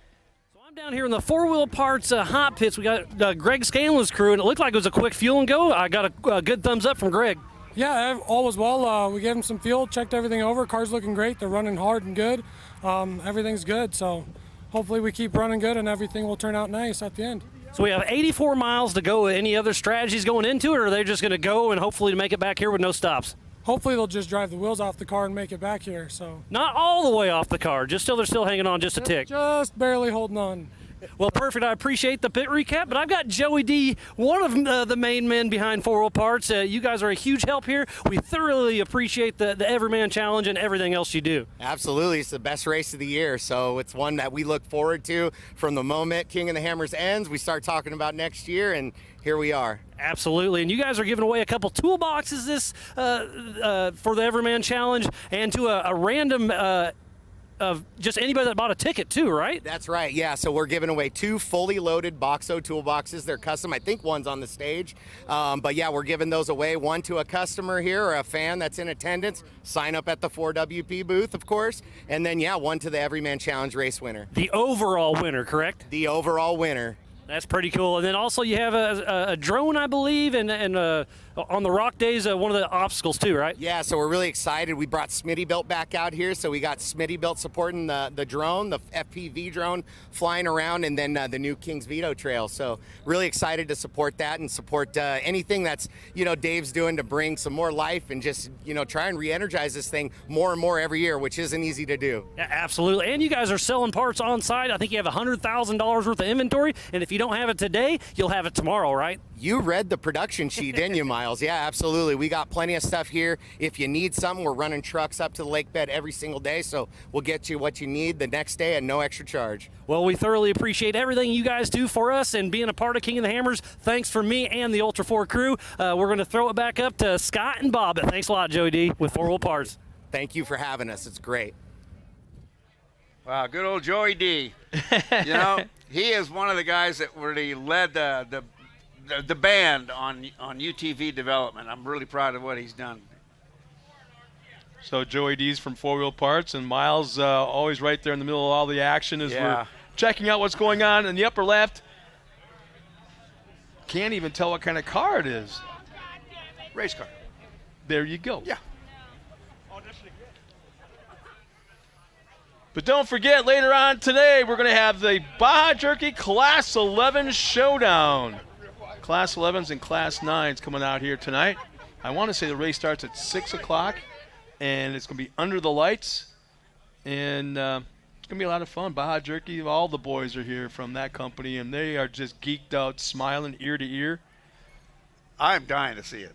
I'm going to get to. Yeah? I'm dying to see it because in the desert, you see a Class 11, but you don't see them all together going nuts together. It's like banging a bunch of angry fenders beetles. and ripping fenders and bumpers off last year. Right. And it's like, oh, man. We're going to do more of that tonight, I'm sure. And they don't even slow down. They just – they're not the fastest car on the race course, but nobody seems to care, and they're out there having fun. You got your co-drivers, doing the thumbs up, and and the high five and all that kind of stuff every lap out there. As we look at the lower right-hand screen, we see one of our trophy lights in a remote pit, the 6013.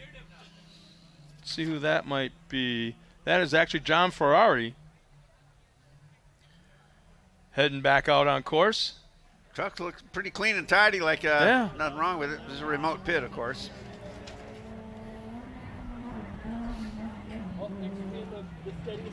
And we've got a chase drone now coming into Hammertown.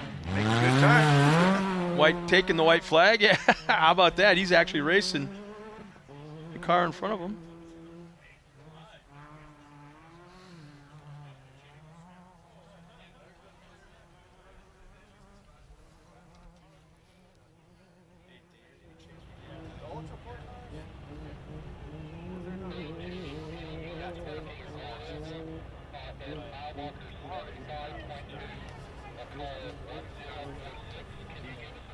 Boy, it doesn't take them long to leave Hammertown and end up out in the middle of nowhere.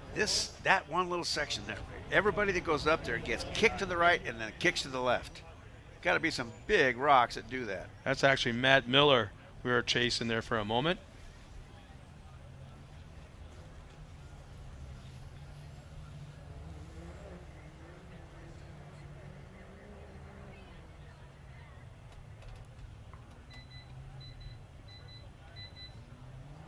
Is that you? Yeah. It's not your heart monitor, is it? No, I was going to say resetting my pacemaker.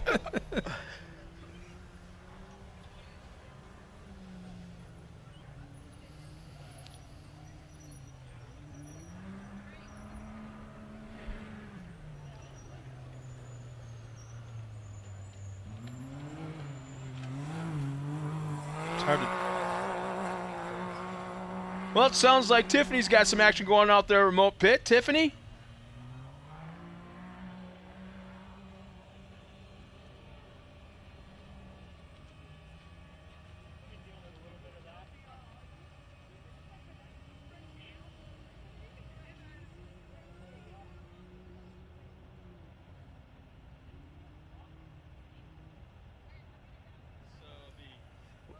We got dusted out on T-Stone stuff. The weather conditions are really kicking our butts right about now out in the field, we'll call it.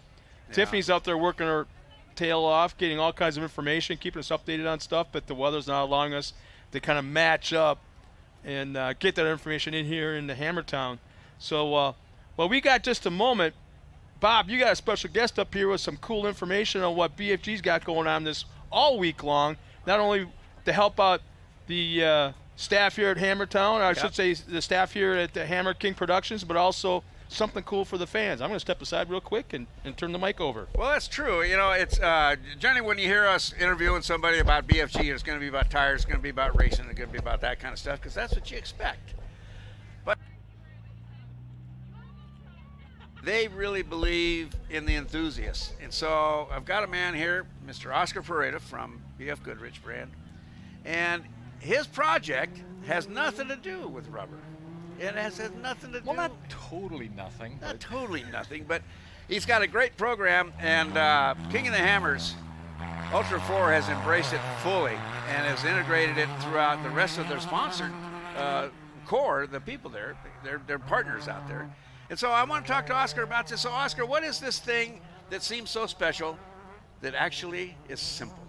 Well, it's called BFG On Trail, and it's an off-road mapping app, and the whole gist of it is to make it really simple for you. Easy for you to find trails, easy for you to record trails, easy for you to share trails, and because of the DNA of our company, building community around it. So for here at the 2022 King of the Hammers, it's the official mapping app of the 2022 King of the Hammers. It has the full race course. It has a full map of Hammertown, and we have a couple little things to sweeten the deal. So first of all, the application's free. So not only do you get a free maps of Hammertown and the course, but you get a free app that you get to use. Free matters. Yeah, It's but not there's more just to it. But wait, there's more. Help talk to these guys about what this thing is. I mean, it's simple.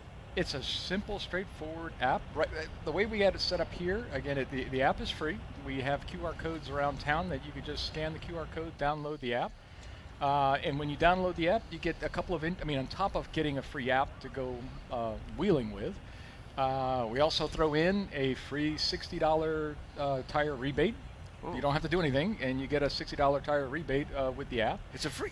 Wait a second, it's free. $60 for As sign up said, for a if you free get app. a free app. Let me go over this one more time. And then there's even one more thing. King of the Hammers has thrown in a little something. There's an opportunity in there to win a VIP package for two for the 2023 King of the Hammers, worth $1,200. Whoa. So there's a little giveaway in there. You register for the giveaway, and hopefully you'll win. You could get treated like a king. Yes, pretty much. So that's pretty good. You get a free app, you get Hammertown, you get the course, you get a $60 rebate, and a chance to win a $1,200 VIP package. Well, okay. So now listen. I downloaded the app. I knew it was free. I got the QR code. Blah blah blah blah. It's opened up on my phone. Uh-huh. And so, what do I see? Well, a traditional mapping app would just have trails and mapping information. And one of the things that we really are trying to do is give you access to not just trail information, but all of the other things around enjoying going off-road. So we have a little tab in there called Events. And here we have, for the King of the Hammer events, you take a look at, you open up the event, and you'll have, again, the course map, you'll have Hammertown, you have the schedule of events, you have the list of information for spectators, list of information for racers, all in one nice little package under the King of the Hammers. In the palm of your hand. In the palm of your hand. And the way we have it set up to help everybody at the Hammers, once you download the app and open it up, it automatically has all the King of the Hammers information. You don't have to download anything else, and you get to use it offline. So we have Wi-Fi, free Wi-Fi over at the BFG garage. A working Wi-Fi at Hammers. Working Wi-Fi at the BFG garage, and we'll help you download it, and it'll be available for you to use offline. So even when you have no cell phone service, no Wi-Fi, you can still open up the app. You can still look at the maps, and get the information you need. Well, I've seen two BFG locations here. One's here in the hot pit, and then there's one just outside the gate. Right outside of gate 1 is where the garages, the BFG garages are located. And just walk in and say, what's the deal on the app, or however you want to do it. Yeah. Everybody will take care of you. Yeah. And anywhere around town that you see QR code, we're working on another thing to help other locations. But for right now, there's a QR code. Give it a shot. If you have Wi-Fi or cell phone service in that spot, you can download it there as well. Well, okay, so it shows me a trail. Cool. What else does it tell me about that trail? Well, it'll give you well, there's different levels of trail information there. There's the basic trail information from like government trails that all the apps use. But then we have the community giving their input to a trail, and we give you a little symbols to let you know, hey, this trail's got a little bit more information. You're talking about other users of On Trail. Other users, and then we have two other levels of information there. We have what we call the BFG On Trail team. That they're people like Marvin Stammel, who's here. Flex Rocks and these are people who are hardcore off-roaders that have gone out and captured a trail, and they'll have video, they'll have picture, all in the app, all about that trail. So you not only do you get to see what the trail looks like and where it is, but you get to see pictures and videos of the trail and what the payoff is when you get to the end, and here's a cool waterfall and stuff like that. Way more than a mapping program. Way more. So. And we have another thing. There's people that are familiar with Protoype.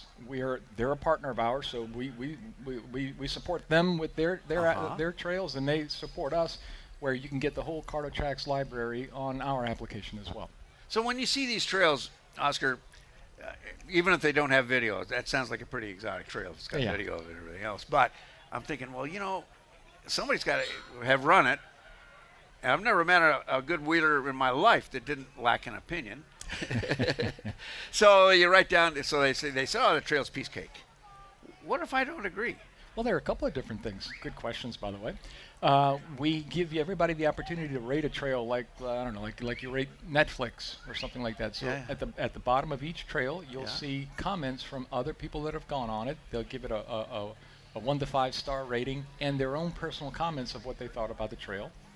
The other thing we do is we every single POI on the app, whether it's a POI telling you about a water crossing or a steep incline or whatever, every single member of the community has an up or down vote on every POI.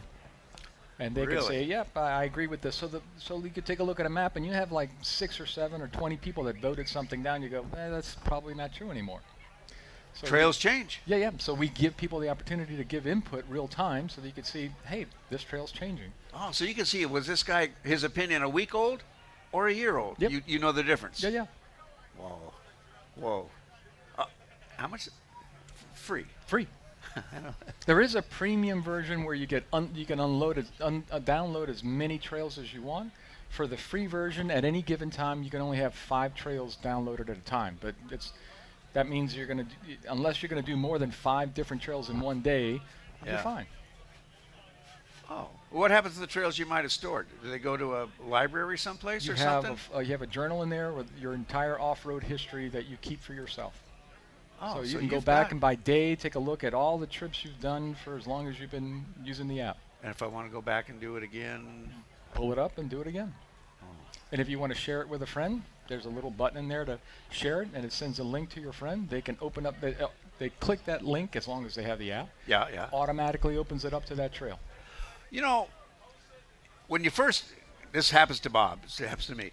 When I first use an app, I'm kind of clunky until I use it 2 or 3 times and figure out what the little icon means or what I did wrong and everything else. So practice is good. Well, we have a little tool in there to help you. Oh? We have a tutorial. Oh. So when you first open up the app, when you go to new parts of the app, little tutorial pops up, and it's optional. And it explains to you, hey, this is how to navigate this part of the app. And then if you want, you can just close it out, and the tutorial disappears, and it'll remind you, hey, if you ever want to do the tutorial again, go to your profile on the app, and you can turn it back on again. So there's always a little tutorial in there to help you as much or as little as you want it to. That's awesome. That's just awesome. Because I know it's hard sometimes to pick a trail. Because you say, well, I've got today, or I've got between noon and, or like that. And I actually now I'm going to realize there's some advantage to being able to look ahead, make a choice, and go. Well, it has a little function too with search trails nearby. So you can go play around with the map and do it visually, but you can pick any spot on the map of the U.S.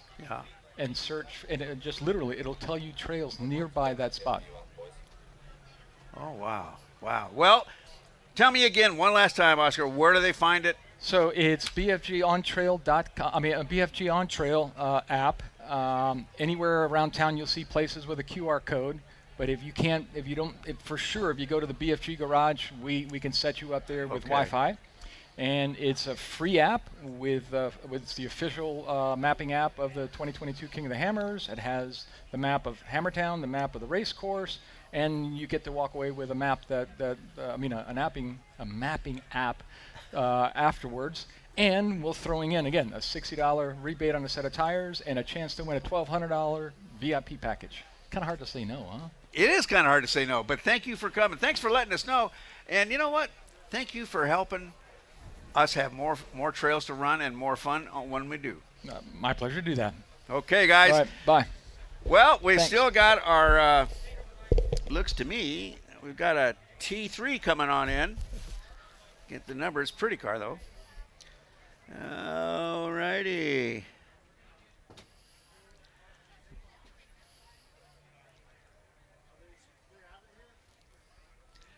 So a recap is, at least I'll give you a running deal here. We got in the lead. We got Mr. Warren. Chase Warren's got in there. He's right now at about 2 hours and 40 minutes. 3 minutes back. That's pretty darn good. 3 minutes back is Mitch Guthrie Jr. So he's picked up a couple of minutes on him in the last half hour.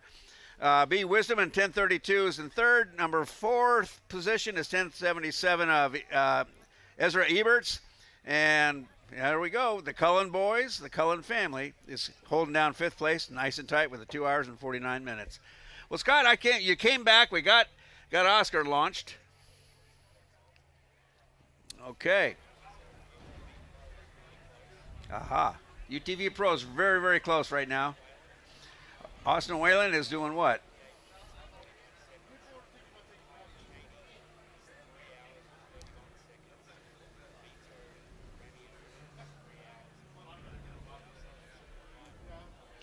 From what we're getting from control is that those first 3 cars in that class, Austin Whalen, Carl Cheney, and who?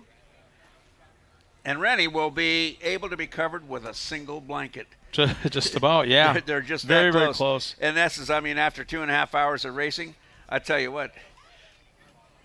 5 Unlimited is going to Travis Chase at this point right now. Grabowski is running in second, but there's a big gap between 1 and 2.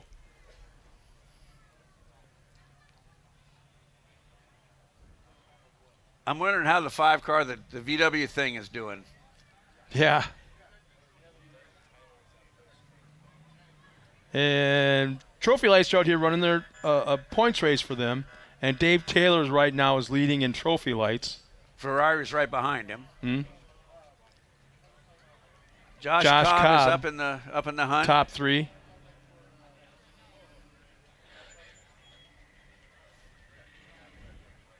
You know, we're doing a quick recap on what's going on course. I've been noticing if there's anybody that's hungry sitting around the campfire here or the fire pit, man, that's your fault, because I'm watching people walk by with plates of food, fantastic pizza. Looks like I think I saw fish and chips walk by a little bit ago. I'm like, my gosh, the menu selection is just amped up this year as well. Me the 411 on the pizza. And if you're into soft serve ice cream, I know that sounds kind of crazy right now, but off in that direction, you can see the ice cream coming from here. Yeah, I saw it last night. It was all lit up. We got some more people checking in from Los Angeles. Jim Peterson, thank you so much, and stay tuned. Northern Ohio, how's the snow there, Jim Dieter? Oh, it's cold, too, right off Lake Erie. Bubba McKnight, Alaska. He thinks we're in the tropics then. That's no How doubt about this? that. 880316RR, Sweden. Not bad. Thank you for showing up. You're Pennsylvania. up late, Austin's got nothing else to do because he's snowed in as well. Newfoundland, Canada. Newfoundland, Canada. Yepper. Stompin' Dhaka. Checking in from Alberta. A lot of Canadians, man. Well, they're snowed in too, probably. So what else do I got to do? Yeah. Oh, Miami. He's probably got it on his cell phone, sitting on the beach, watching the surf. From Big Bear. He's there just up next on the mountain week. a little bit away from us. He'll be here Dennis. next week. Nice. Ash Fork, Arizona. Finland. Good evening. I'm going to get my map, my Sacramento, app out. Robbie Chapman. Curtis D. Hello from Iowa. I think Iowa's on the outskirts of that little snowstorm hitting them as well. Oregon. Jeff Mess, Derek Arnold, Evergreen, Colorado. Riverside, California, Jeremy. You're like right down the road, man. But once again, if you're watching this from home or in your office or wherever it may be, please check in. Let us know where you're watching from, or if you're right here on the lake bed. And also, I haven't gotten it verified yet what the hashtag is. I believe it's KOH 2022. Hashtag KOH 2022. And just let us check in. Let us know. Take pictures of how you're watching us at home, what you're watching us on. Maybe you're out by the pool. Or if you're someplace here at Hammertown, take some pictures and post it up.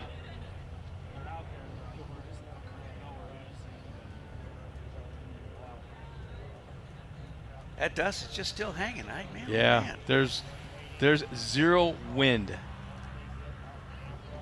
Zero. Heck, the smoke from the fire pit's going straight up even. Yeah. Once again, this is we're entering the last portion of the Toyo Tires Desert Challenge presented by Monster Energy. Tonight at 6 o'clock, we're going to have the Baja Jerky Class 11 Showdown presented by Empy. And then we've got 3 bands coming out here tonight. Live music will be here. Dueling pianos. Yeah, dueling pianos will be the last ones to come up on stage. Trying to see where.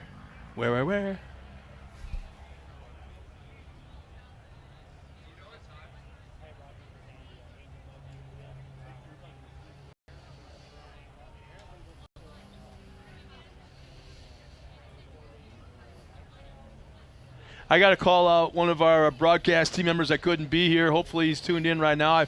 I wouldn't doubt that he would be, but I got to call out Austin Fish Farner. Was supposed to be part of our broadcast crew this week.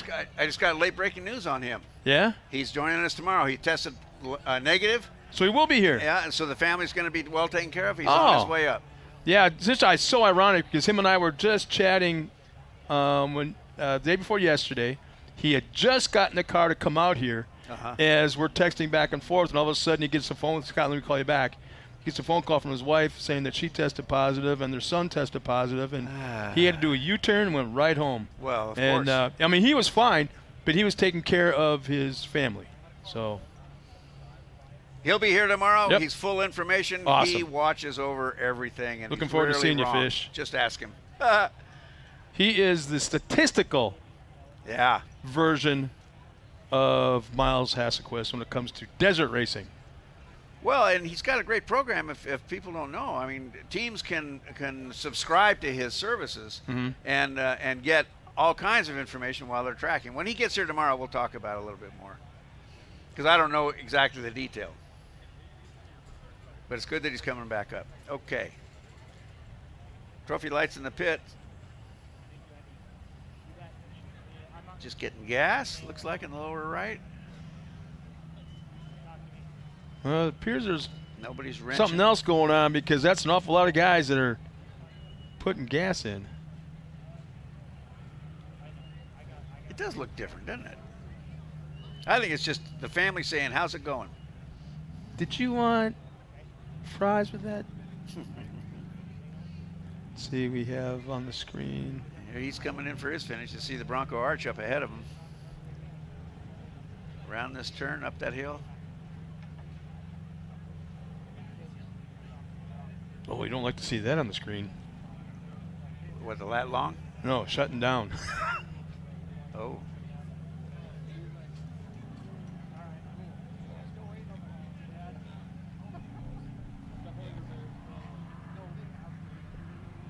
So let's get another update on what's going on course. We're going to throw the map up in just a moment. There we go. Let me throw on my trusty Walmart readers. A lot more greens coming up this now. See, our leader right now, Chase Warren, 40 miles an hour. Let's see, 1434. Last updated They're at. about 2 miles apart. One's a mile 53, the other's a mile 51. I'll bet Mitch can see his dust. There's dust, yeah. And you know, to a lot of drivers, dust is an aphrodisiac. You see it, you got to go get some. Hi, Rick.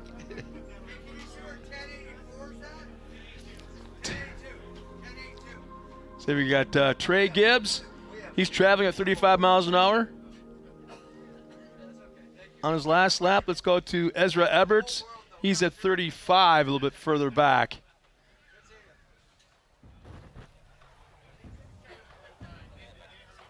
Let's see. That wasn't much of a stop.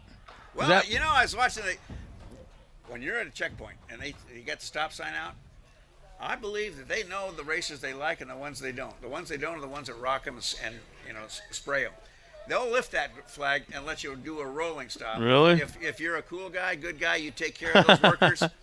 And when I was running with Robbie Gordon, we used to do this. There's a lot of stopping going on, huh? Well, at the checkpoints, I would take pictures of the checkpoint workers. This is back in the days of the chits. So they had to come right up to the car, stick a chit in the beer can, and take off. Well, I would take their pictures. Between that race and the next one, I would send those folks their pictures. Next time we came to that checkpoint, we didn't have to slow down half as much. It all depends on when you want to start your race. I started mine a couple of months early, that's all. Wow. That's what our production staff has to work through to try to get a signal all over this course back here to Hammertown. Wow. What do you do? Well, you just chip away. Keep at it.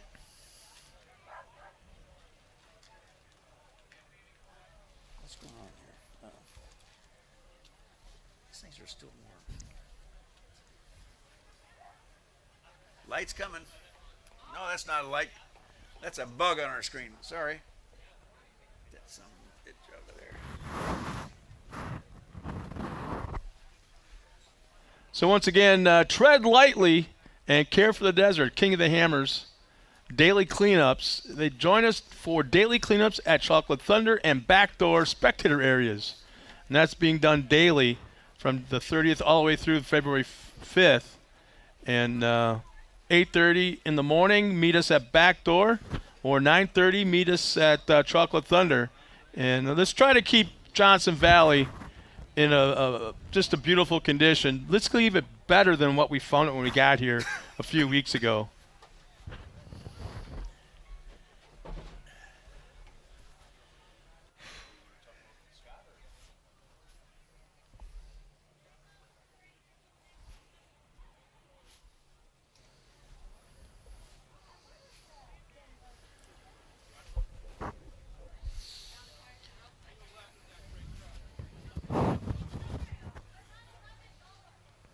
So I'm looking at the upper left-hand corner, and it's like you see one little dust trail off to probably the right side of the screen, and then the big dust trail, and we're going to switch right back to here. Like four-wheel parts car.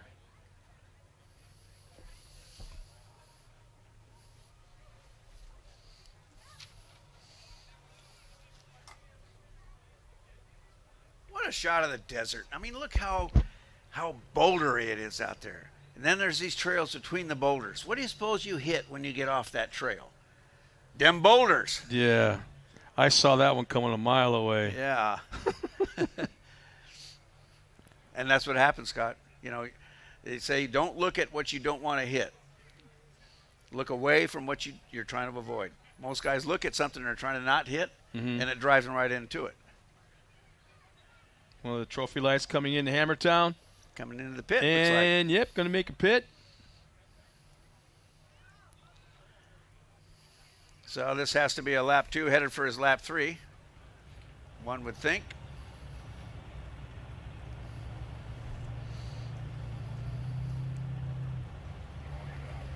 I believe that's Josh Cobb. Is it 66? But like I said, one of the TrophyLites in their points races. Now in the hot pits, as we kind of glance up the upper left-hand corner once again.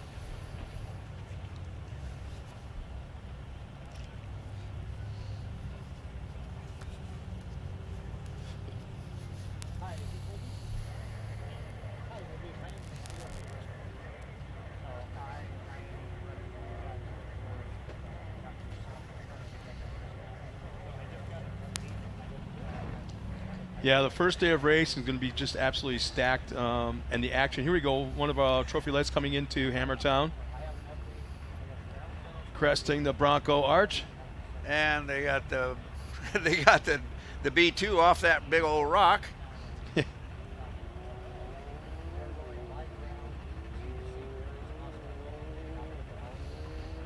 Didn't pick up a number on that.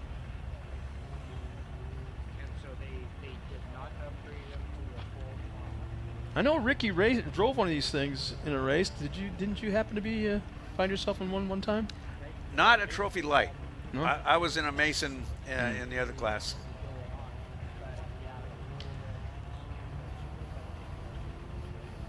Let's see if it comes in and makes a stop. Up and over the Yukon launch. And he's going on out for his another lap, unless he's going to pit somewhere. He might pit out on the remote pit, perhaps. We don't know.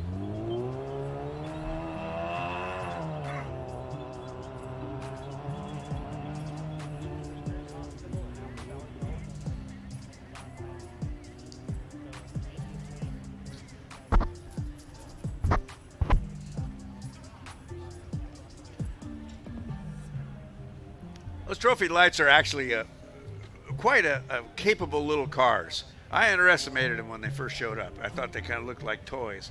And then I got to watch them in the desert and realized that, you know, they look like fast toys. And then when I rode in Reed Rutherford's, we did a couple of Baja Thousands together in his Mason.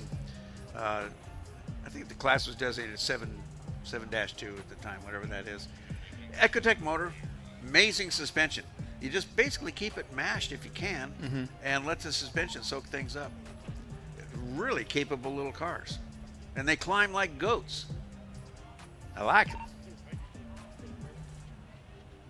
Well, some of the races, once again, that we're going to be seeing the rest of this week. We're at the K&M UTV Hammers Championship, presented by Progressive Insurance. Later on, we also have the Holly EFI Shootout, presented by King Shocks and Action Sports Canopy. That's going to be spectacular. At night, in the light, in the dark. And those guys, they're trying to ram the mountain over. Oh, I know. I love it. Some crazy stuff. We got another car coming into Hammertown. We got 2 cars coming in, very closely bunched up. We also got a very popular event, the 4-Wheel Parts Everyman Challenge, later this week. And that night, we're going to have the Pit Crew Challenge presented by Pro Eagle and Buggy Whips. Let's see what's going to happen here as we got 2 cars coming into Hammertown.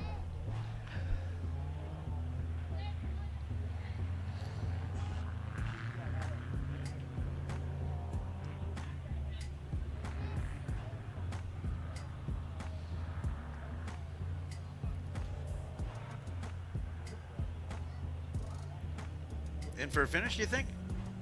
No. One Yukon jump away from the next lap? Definitely not pitting. Yep, headed on out again. There's the white. Is this the last lap? Is that one of our unlimited 5s? Yes. That is the Volkswagen thing. Get out. Now Oh, it he's going is. to pit. 531, yeah. He's going to pit. Pit in the backside. Here we are. Good on him. It's a privateer effort. David Sissom. Yeah, Sissom, and what does it give his hometown? No. No, it's probably on this one. You just can't find it.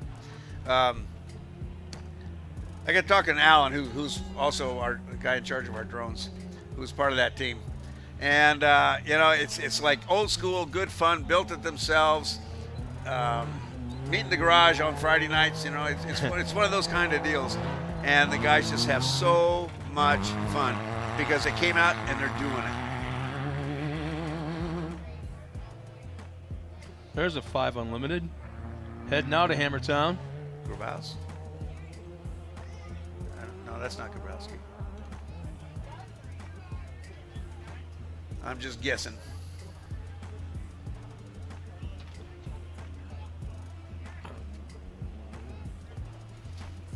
Oops.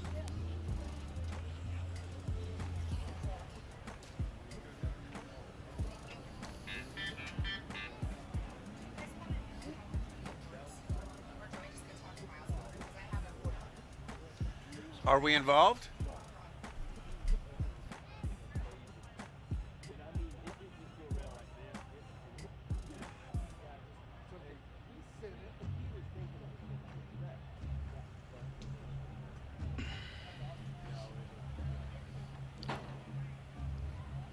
That's a great looking road I'd love to run. Oh, yeah. More of them. More of them. This is Johnson Valley. 96,000 acres of recreational off-road world. Great trails, great rocks. Close to LA. Not that far for any of us. I'd say we got it pretty good. And then take a look what Dave Cole did with it. I mean, seriously, he has put together, you know, I mean, I'm told it started on a bar napkin, and all they said is, well, you know, I can get from Sledgehammer to Big Hammer or whatever the doggone hammers names are. And what he did is he put it together. So what if you did 3 in a day? How fast could you get it done? And that's what we're doing. Mm-hmm. It's just awesome. It's good to see the desert cars too. This is the motorsports version of if you build it, they will come. I believe so. Yeah. Hammertown is the fastest growing city in the world.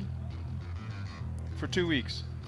Well, and they've got classes that will get, well, anybody that really wants to go racing can find a class and go racing. And most of it's pretty darn affordable. There's our leader right now, Chase Warren. But the gap has been shrinking over the last lap and a half or so.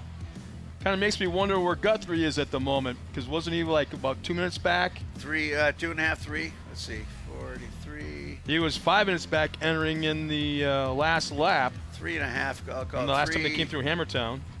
3 hours, 40 seconds. 3 minutes, 40 seconds. 3 hours, come on. And here's Sissom again.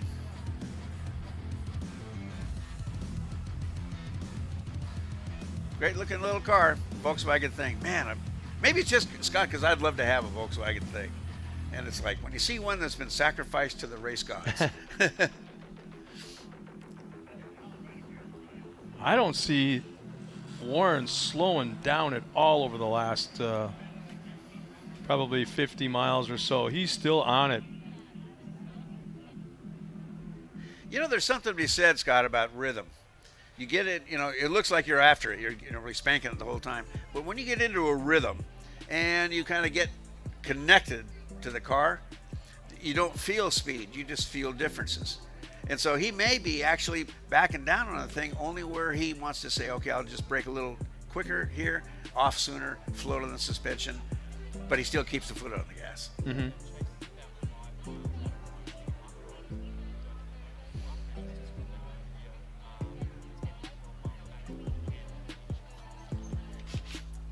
$10 or 12 miles? Yeah, not far from, Chase is not far from remote pit 1 right now, and after that, being told it's only, what was it to get? About 20 miles from, about 20 miles from remote pit 1 back to Hammertown, so this man's not very far away, or not at all. But where is Guthrie? There's got to be a dust trail.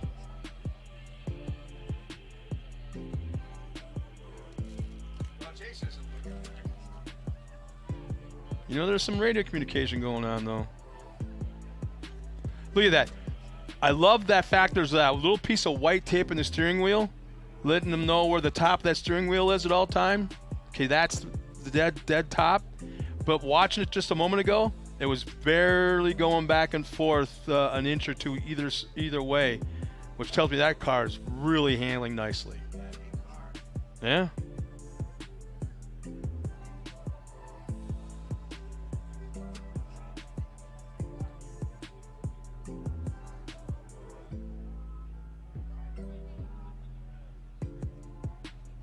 Just the abuse those tires are taking, no matter how big the rock is or how small it is, it's bouncing because it's hitting rocks of all sizes. Scott, here, let's just decide.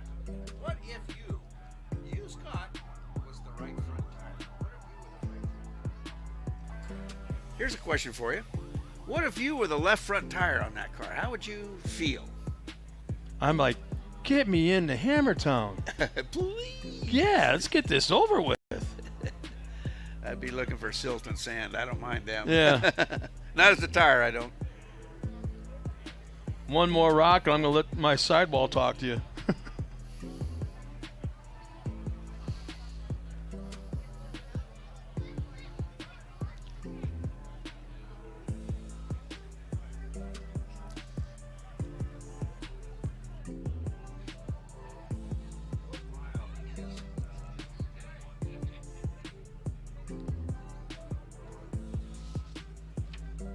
And we've got a car off the side of the course there just a second ago.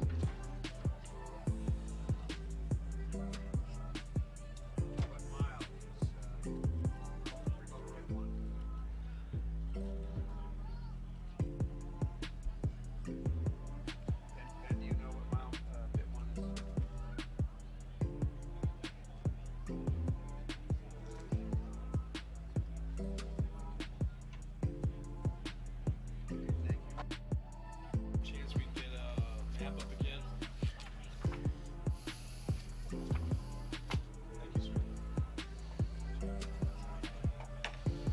Live shot of the short course start-finish line.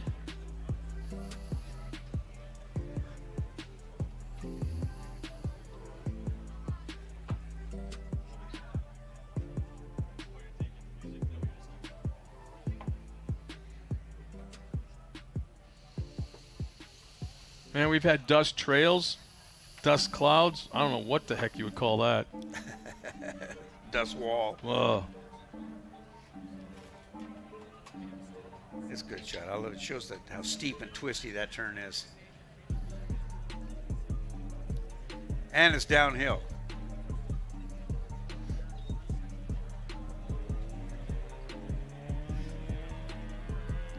Helicopter chasing. Let's see. Oh, is that Guthrie right there?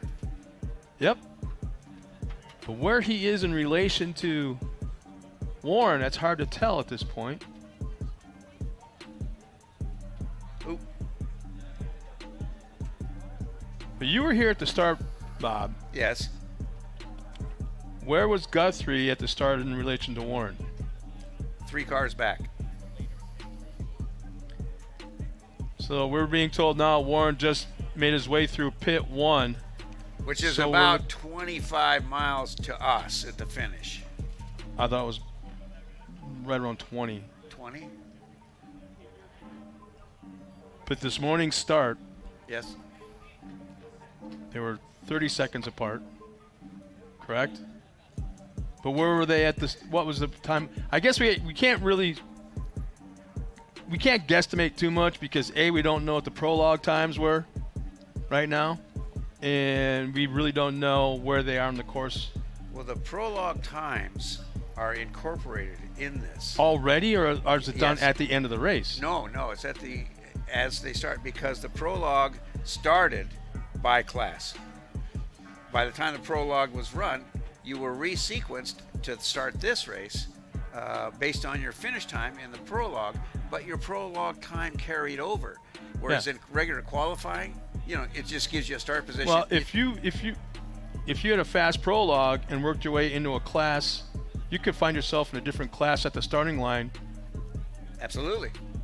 Okay, so I was just wondering where Warren and Guthrie were in relation at the start this morning. Guthrie on the restart, he was inside pole on row 2. He was 4th car. Chase was 1st car. So we're maybe he was looking 3rd at car actually. He was 3rd car. Chase was 1st, and somehow. So we're looking at a minute or a minute and a half? Mitt got around Matt Winslow. So we're looking at a minute or a minute and a half gap at the start between the leader and Guthrie right now. It's a 30. Well, they started 30 seconds apart.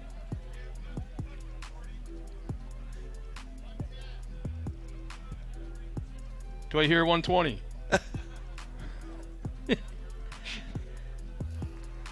Dude, no, that's a mustache. Check that out.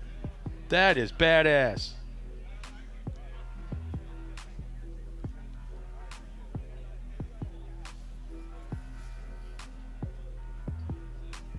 Is that Linus playing piano? I don't know. Do we? That's a recorded sound, right? I think that might be dueling pianos warming up.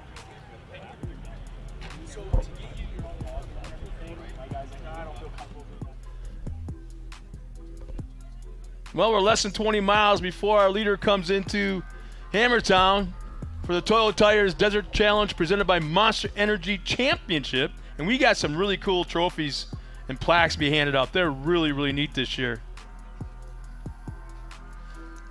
It's a B2, number 1002.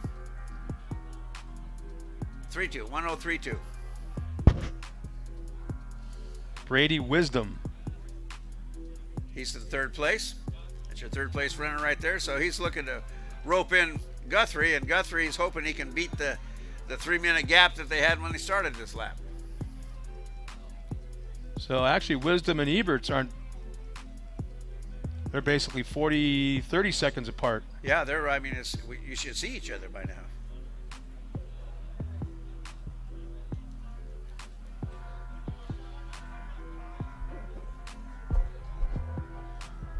This looks like one of our trophy lights. Or no, is that the Honda? Well, Honda wasn't in the Honda race. entry? No, might be a Matlock. No, you're right. That is one of the trophy lights. Yep.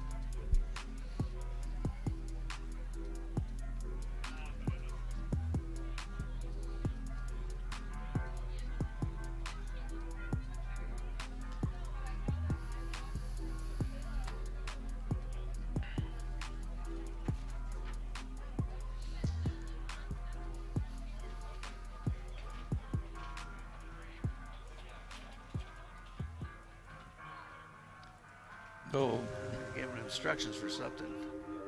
that's that's Jeremy Crandall, minus left rear portion of his fender. It's nothing. Huh? Nothing. Cosmetic.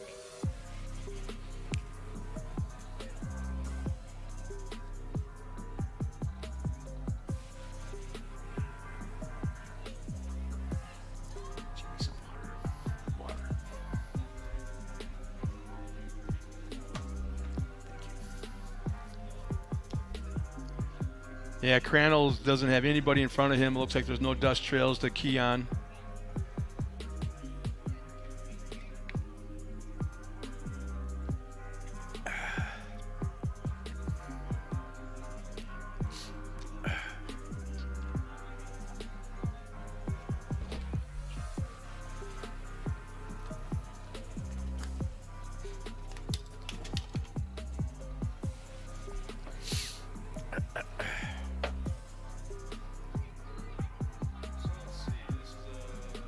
This is a different shot right here. Oh, we got all kinds of dust in this shot. So my guess, I'm just guessing, but I bet that could be Mitch up there where the helicopter is and Wisdom behind. And if it's not true, I wish it was because it really looked good. Well, you don't even see Hammertown off in the distance, and you don't even see any kind of a dust cloud off in the distance outside of the dust trail.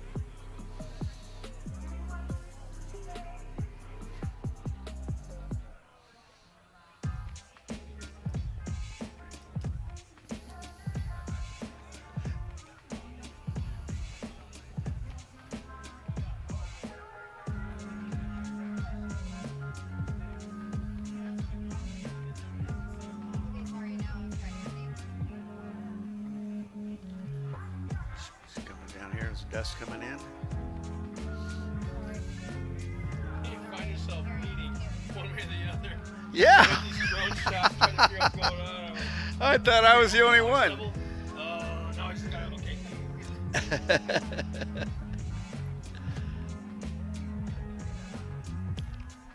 So our drone pod's coming into town from a different angle.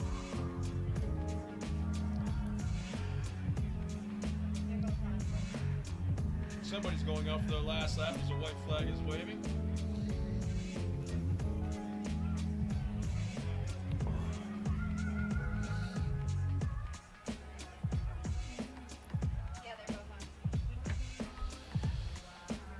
There we go. The trophy light. This 6072. Is that 72? 6072.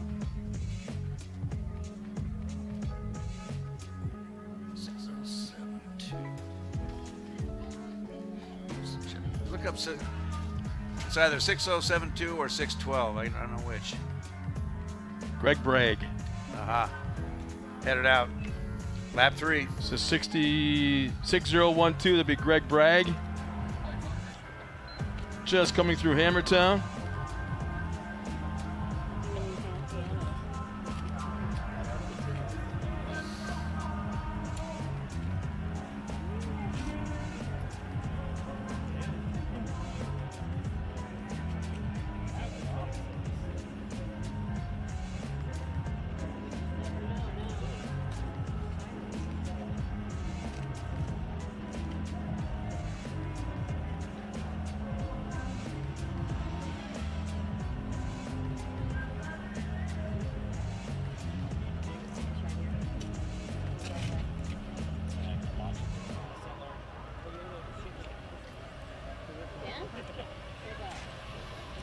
Well, we keep hearing on our feed to us from control that Chase Warren seems to be about 5 miles out. We can't quite locate him on the cameras, but we know he's out there.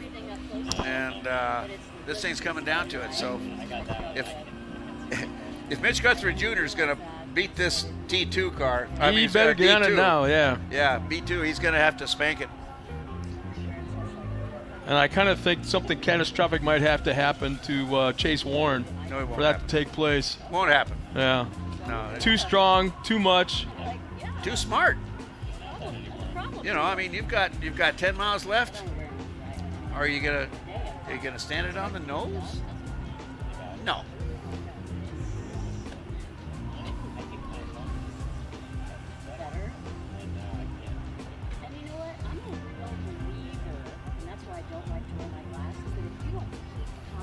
There's no strong looking car, man. Right? No lifting on that. There's no saving that thing. Jeez. That's a happy car. Wheels aren't doing anything.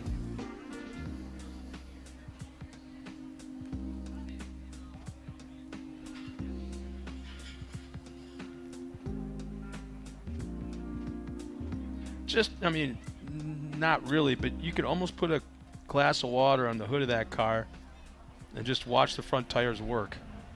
Yeah. At least it's not freezing anymore. That was bad. Ezra Eber's currently, I believe, 4th.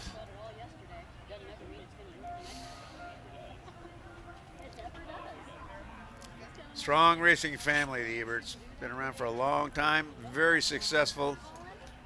Fast team.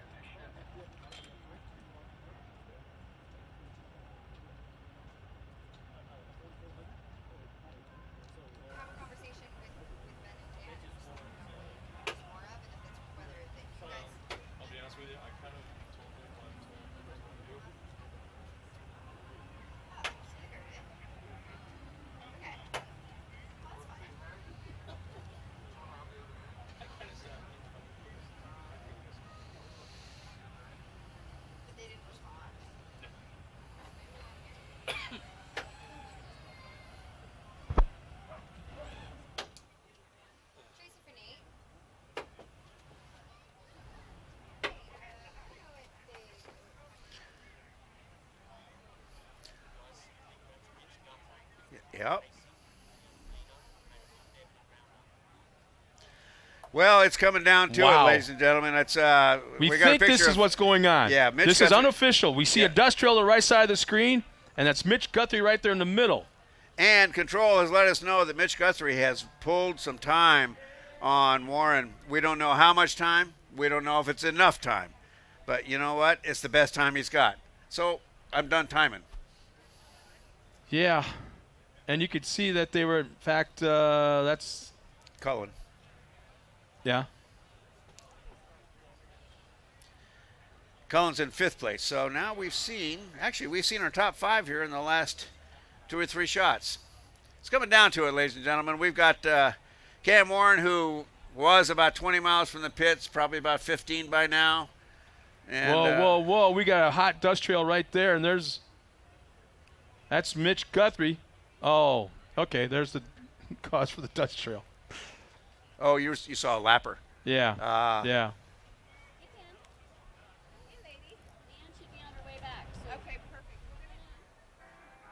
So I was getting all wound up for nothing there, man. There's our leader. And I'm trying to kind of scan behind, and I really don't see anything close.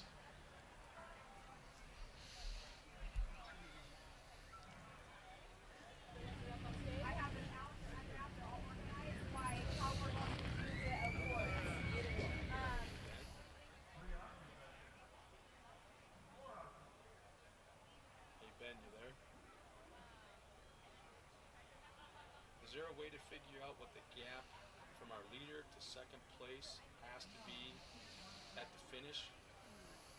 You know, the starting times and the finishing times?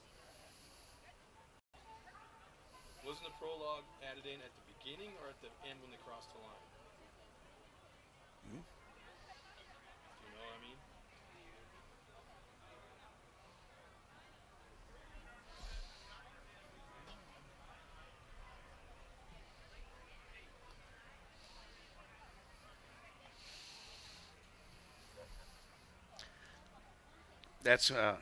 That's Chase Warren. Yeah, that was Chase Warren on screen. Here we go. Where he's coming to it. Now there's really nobody even close. He's had such a strong last lap. And I got to tell you, Bob, I don't think there was any saving, lifting, anything being done on that last lap, thinking that he needed to protect the car. I think, like you said, you talked about a rhythm. Yep. I think he had that rhythm from the first to second lap, and he just carried it all the way through. I mean, you hear guys in NASCAR specifically say, you know, I didn't want to lift. I didn't want to lift. I know I had the race. I didn't want to lift, because that's when goofy things start to happen. Sure. When you change your rhythm. There's another one of our TrophyLites. I believe that's just, Means Butte. Coming up to the Ford Bronco Arch.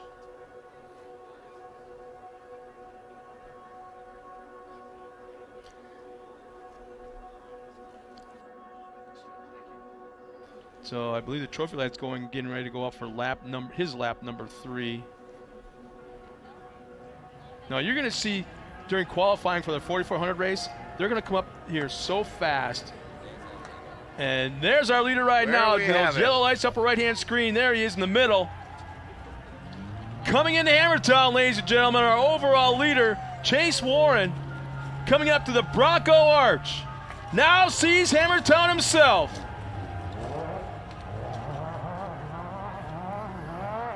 And coming into the short course.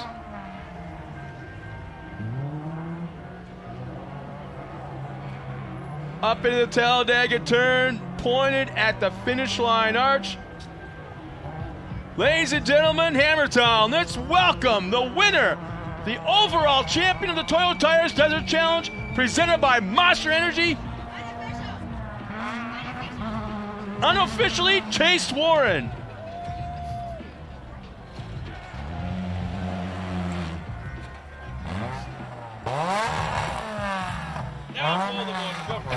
Yeah. Wow, he has to be pretty tickled.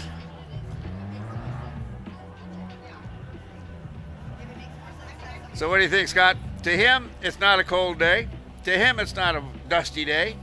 To him, this is the best day. Now, one of the things I like to do, one of the things I like to do is when they pull up onto the podium, I like to look at the tires. See what the abuse that these things are taking. And look at it, you can see it close up now. The lugs are not chewed up. Let's go to Miles Hasquist with our unofficial winner. So I've got Chase Warren down here, 10A car. The thing still looks like it's in great shape. I think it could take another lap and keep on ticking. He ran out front all day with that clean air, and Chase Warren, our unofficial winner for the Toyo Tire Desert Challenge presented by Monster Energy. And he has a big smile on his face right now, trying to get everything unhooked. I see a little limb hanging off the side. He's been barreling through the desert for 4 hours now. He's done an amazing job today. So, Warren, how are you feeling right now? Feeling really good. Yeah, it's just good, clean, solid run. And, from the get-go, we led the thing all day, so it's perfect. Yeah, so we can see it from our venue point that dust was an issue, but it looked like you had clean air most of the day, but you did catch some lap traffic, I assume. Yeah, we did. We actually caught lap traffic coming out of Hammertown on our right after we did the prologue loop, and it almost cost us the race. There was a couple cars stuck up Heartbreak Hill. We saw that, yeah. So you were able to get around them? Yeah, well, we had to take the bypass, and then there was 2 cars flipped over, stuck in there, and it was almost over. But we made it out, and smooth from there. So if you were to make a highlight reel right now, give me your 3 top picks of this race. Winning the prologue, winning here. I mean, give me like a pass or an almost uh-oh moment. Honestly, it was so good that we really didn't have much of that. The biggest uh-oh was when we were trying to fight our way through the bypass over there. And so if that's the only issue you had, that you had an amazing day. What does it feel like to be racing at King of the Hammers? Oh, it's amazing. I mean, it's so cool that, we're given the opportunity to get out here and do this. Huge thanks to everybody out here, all the volunteers, Dave Cole, just killer job. I mean, just an amazing race to be a part of. So. Well, Chase Warren, congratulations on the race here for the Toyo Tire Desert Challenge presented by Monster Energy. I think I'm going to send you up to the stage and let you celebration because Mitch Guthrie Jr., I think it was only a 30-second time split, and he's not here, so it's looking good for you. Yeah, correct. He would have physically had to pass us, too, based on the prologue time. So, well, congratulations once again. On up to the stage. Have a chat with Bob and Scott. Thanks a lot, Miles. And again, officially, congratulations to Chase Warren. We're going to have him up on the stage in just a moment. And another member of our broadcast team. We'll have a few words with them and the trophy presentation as well.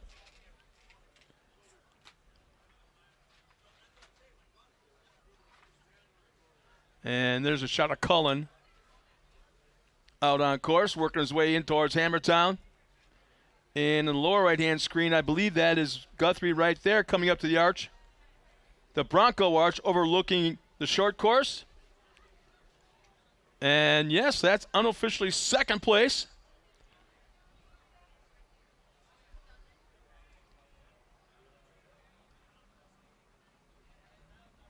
So you think there'll be a little smack talk going on up here on the podium between the Class 10B2 and side-bys, or the UTV? Well, I think with Mitch Guthrie finishing the way he is, there's not going to be a talk. And there's Mitch Guthrie coming across the line, unofficially second place in the 29-11. Man, I remember that car took off the line this morning and it just was like a rocket ship from the drop of the green flag. He just left. All-wheel drive.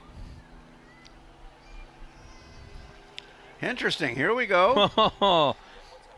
This could be something going on. I don't know. That looks like well, it's 2 good lines, and they're they all come back together. These 2 cars will come back together, and one of them will be in front. They're both trying. I was trying to decipher if that was one of the TrophyLites on the left, car in the but no, back's it's faster. one of the side-by-sides, yeah. And going by. Whoa, big kick in the rear. That's how these things happen sometimes. All it took was another inch, and his tire would have clipped the other guy's tire, would have tangled them both into a pile. Yeah. Good racing luck there. So it looked like pretty competitive side-by-side racing there for a second. Turned into a B2 relatively easy pass.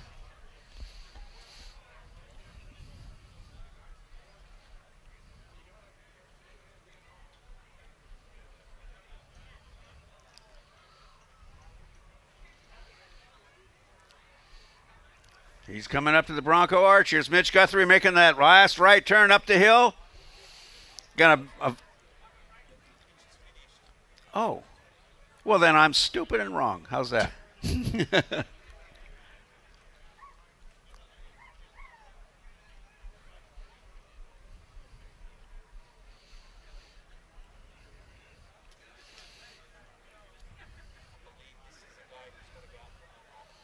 He looks like a lapper. He looked fast when I thought he was This is a UTV going out for another lap right here. Yeah.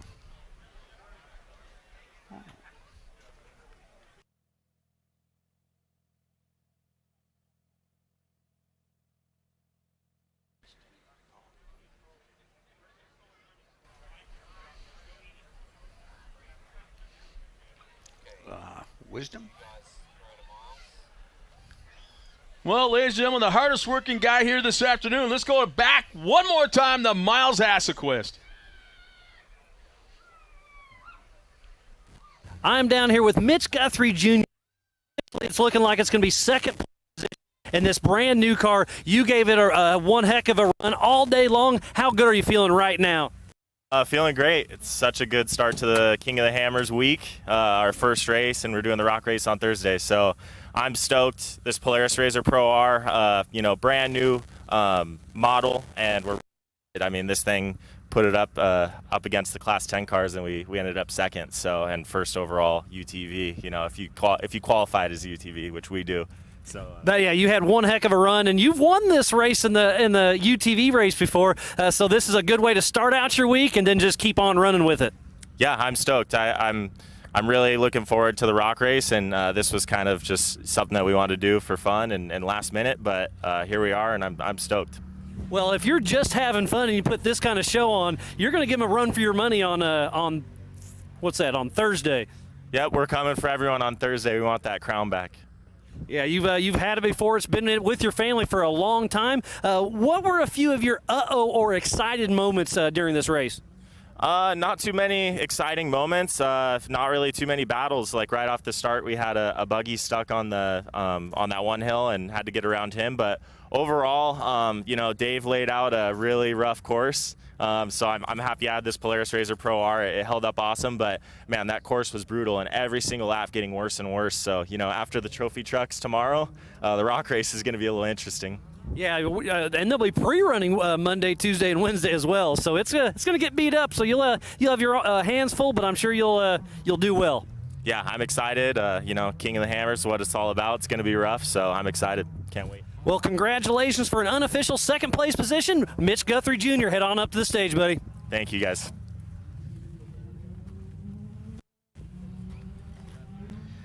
Well, there's two really happy. A winner and a second place. There's big winnings in this class too. I'm not sure if they've all won $25 and a gift certificate to Albertsons or $22 million, but somewhere in between. That's Ezra Eberts just crossed the line in his B2. Very good run for him this afternoon.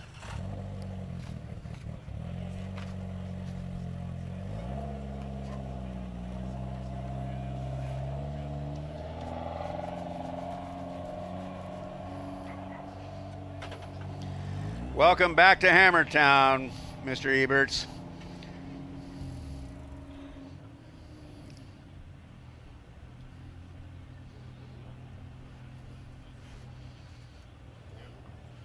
Tidy looking car, isn't it, Scott? Nice and clean. Yeah. Not overly stickered up. No. Big old tars on it. Big old shocks. Look at the size of that reservoir. Would that be a 16-gallon shock? Couple of coffee cans anyways. Sure. There's Miles Hasselquist right there on top of it. Well, it looks like Miles has Mr. Eberts right there at the finish line. Let's go down to Miles right now. So we've got Ezra Eberts down here, unofficial third position. He ran hard all day. Were you in this car by yourself all day? I was with my dad. He was driving the first half of the race. He did the first 33 miles, then the half of an 84. Then I jumped in and went by myself, and that was an interesting thing, and I loved it. It was so fun. I had Siri talking to me, giving me all my notes, and it worked out well. So you can't ask for a better feeling. This feels good. So what's it feel like to race here at King of the Hammers, and kind of explain the difference between this race course compared to some of your normal tracks? King of the Hammers, it's gnarly. No other way to put it. There's just the terrain out here is brutal. These cars go through such a beating out here. our tires, they're just getting beat up with those sharp rocks, and it's any other course is a lot of high paced, but this is a lot of technical stuff and through the rocks and stuff, and it's so much fun, just real twisty, and it's a lot of fun. So did you give me kind of your top 3 highlights of this race? Was there anything you were excited, like, yeah, I got around this guy, or, oh man, I about donkey kicked over? Oh, there was battling with some of my buddies out there, but in other classes, lapping some of my friends. That's some of the fun, some memories out there. Definitely just holding this thing wide open, 100 miles an hour over like 3-foot holes. No better feeling than that. Well, congratulations again, unofficial 3rd position, Ezra Everett. Congratulations, my man. Thank you, all the Ultra 4 team. It's such a fun race. Thanks again, Ezra Everett. We'll send it back up to you at the Jumbotron, Scott and Bob. Definitely the finish line action's really starting to heat up, as we've got probably 2 or 3 more coming across the line since Miles was on camera. And you can see Cullen right there in the lower right-hand part of the screen now, coming up to, let's see, the entrance into Hammertown. We also had Wisdom. Right before him, you see the back of his car right there in front of Cullen.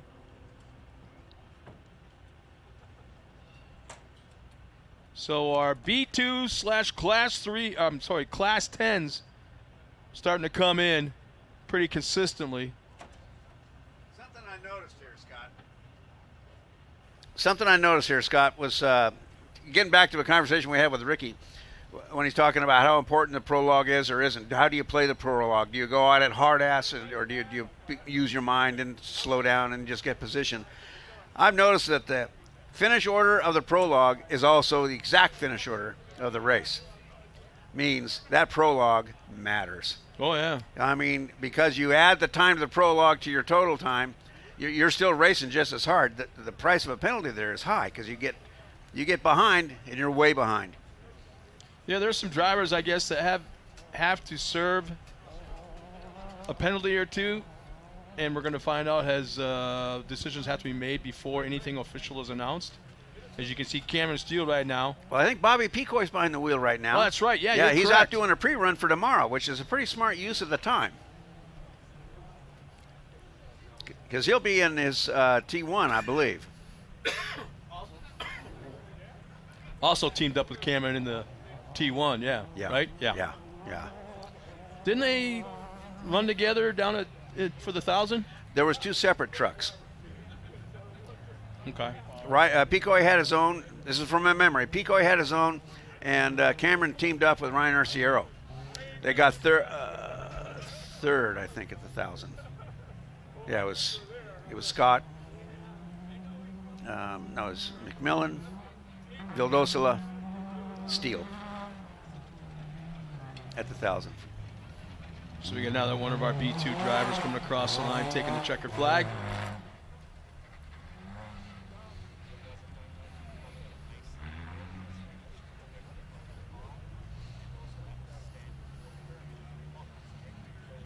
So Stan Potter is the car that just crossed the line.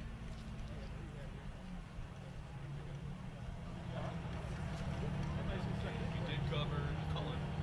So we're up to date with the top 6.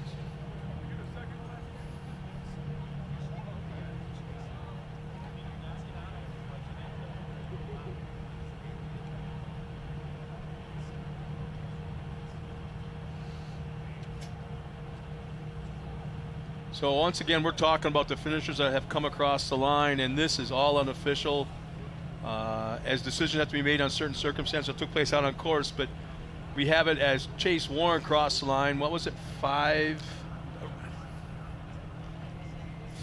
minutes ahead of Mitch Guthrie? So we were watching that gap, and that did not change a whole heck of a lot off the last, it was a lap and a half. It started at 5, lap 1. Lap 2 went down to 3. At the finish of lap 3, it went back to 5. So it was a tug and a pull.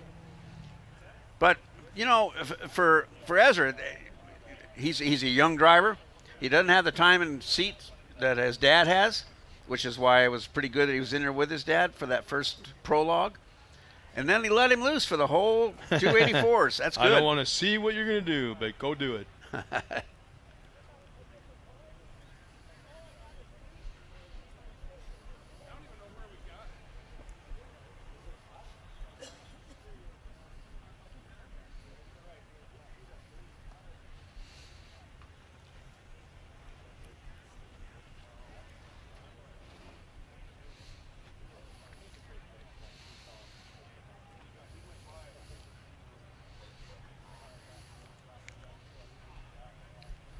Well, ladies and gentlemen, it looks like it is actually official now. We're going to turn it over to Pam Hall with our winner, Chase Warren.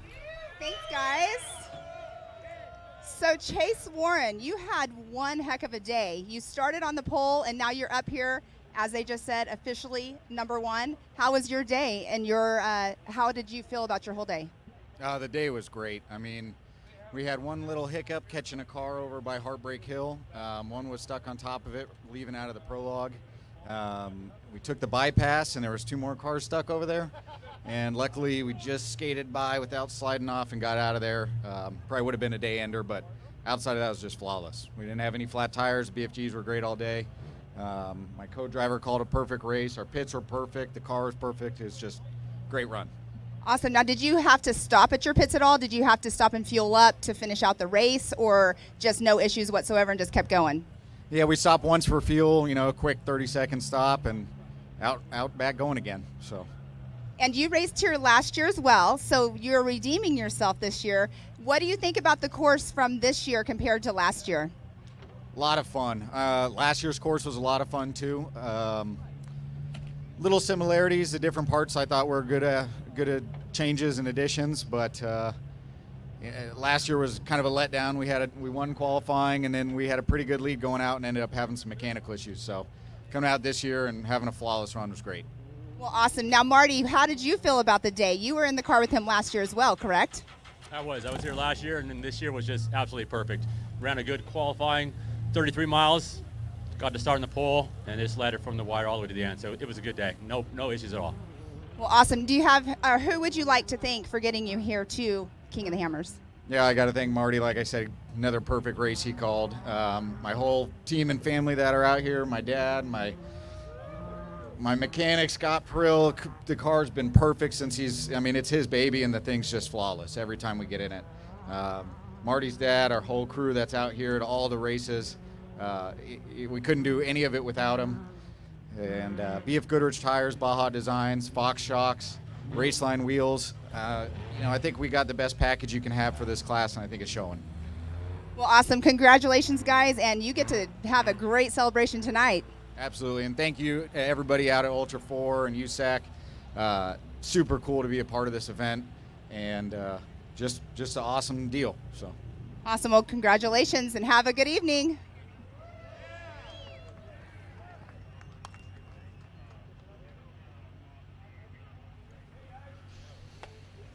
Yeah, once again, congratulations to Chase Warren, his entire crew. A perfect day. Yep. Absolutely perfect day. Chase, you better go buy a damn lottery ticket, man. Everything was perfect. Pole position, started, he basically had the obviously fastest time in the prologue. Right. Started the pole. Yeah. Never any issues. 0 flats. Won the race. Lottery ticket on the way to the hotel tonight. I'm not buying that. Here's why. That race was won before he got the flag. You were in it with prep. Your prep, the car's prep, the team's prep. That's how he won the race. Everybody won that race on that team. Okay, I'm done on my rant. Next time you come to one of these races for Ultra 4, we're going to have to get a little milk crate for you to stand on, or a soapbox. Okay. Okay.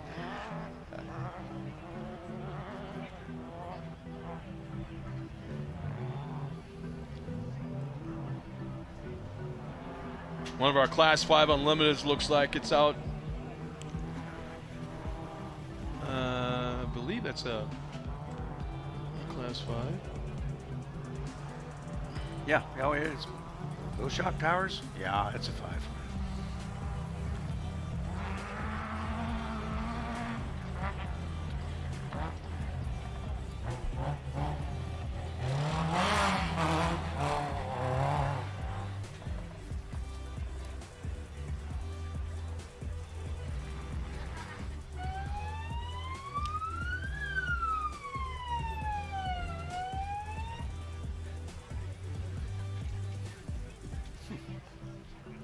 Taking his tires.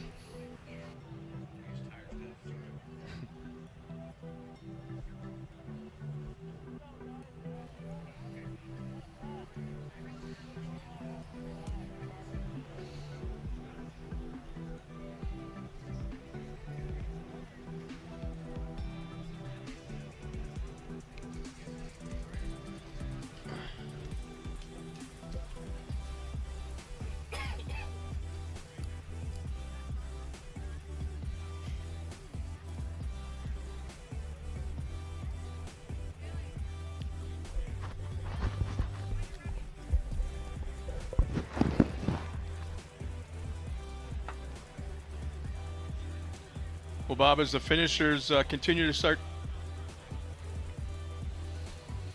coming into the start-finish line, let's don't forget the Baja Jerky Class 11 Showdown presented by Empey's going on tonight. But meantime, one more time, let's go up to the stage and Pam Hall with our second-place finisher. Thanks, guys. I'm up here with Mitch Guthrie Jr. He started in the 3rd position today, and here you are up here, second place on podium. And how was your day out there today? It was a really good day. Had no problems. Kind of was by myself all day trying to chase down the guys in front of me, but I'm really happy with second. Polaris Razor Pro R was awesome. Finally had a nice clean race in it, and you know, it's the new model. We're really excited, and I think it shows now today what we did in it. So you had no issues. You probably had to stop for fuel, correct? Yeah, a couple times. Okay, and now I'm going to ask you the same question that I asked Chase. Last year's course compared to this year's, what are your thoughts on the differences? I didn't do the desert race last year, but from the rocks, it's pretty rough this year. There's a lot of rocks out there, and it's just getting so torn up. I can't imagine Thursday, the rock race, when I'm out there, because we have trophy trucks hitting the course tomorrow. So it's going to be gnarly out there, especially in the coming days. But today was gnarly out there as well. Now, Curtis, you are normally with him in the car. How did you feel about today's race course? Pretty much the same thing. It was really rough, especially lap 3 after all the cars going through it, the big Class 10 cars going through it. It was really rough, and I was just ready to get out of there. Well, you guys have some celebrating to do tonight. We have some entertainment going on. Now, who do you have to thank to get you up here on the podium? First off, have to thank our whole crew, the guys from Polaris, everyone that helps me out. It's been, you know, everyone knows for King of the Hammers, it's a wild ride getting ready. We decided to do this race kind of last minute, so we brought 2 cars out for the races this week, which was a lot of work. We were still working on things up until yesterday. Big thank you to all the people that help us out in the pits, family, friends, the Polaris engineers over here, all the guys, Polaris for the awesome platform for us to race in, Red Bull, BF Goodrich tires, they held up amazing, especially on this rocky course, KMC wheels, 4-wheel parts, Sparco, VP Fuels, whoever I'm forgetting, sorry, but thank you, everyone. Well, congratulations and have a good evening tonight, and we'll see you in a few days back out on course. Oh. I have to throw in one more that I did forget. Walker Evans Racing for the awesome shocks. It was brutal out there, and I have to thank especially Brian from Walker Evans for all the hard work to get us here. Awesome. Congratulations, guys, and back to you in the booth.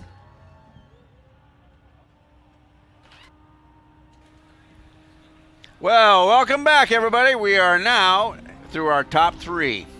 Going to be some more racing still, because there's still guys way out there. But, you know, when it comes to the talk of the town and the stories that will be told about the Toyo Tires Desert Challenge presented by Monster Energy, it's going to be about that amazing drive that Chase Warren made. Clean run, rocks and everything.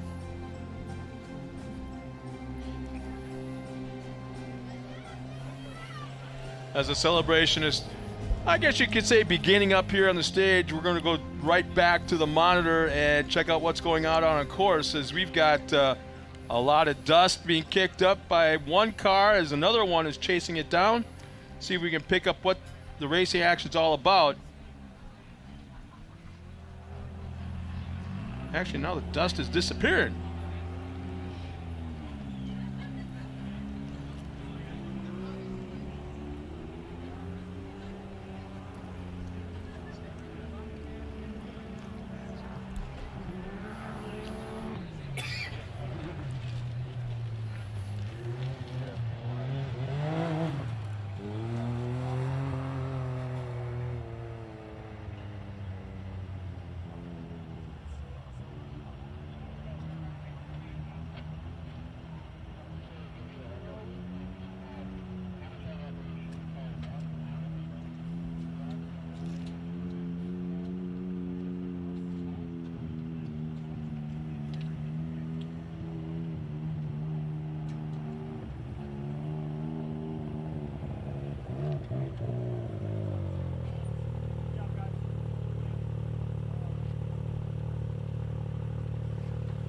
Coming across the line just a moment ago, and now coming to a stop in Hammertown, the 2954 of Austin Wheeland.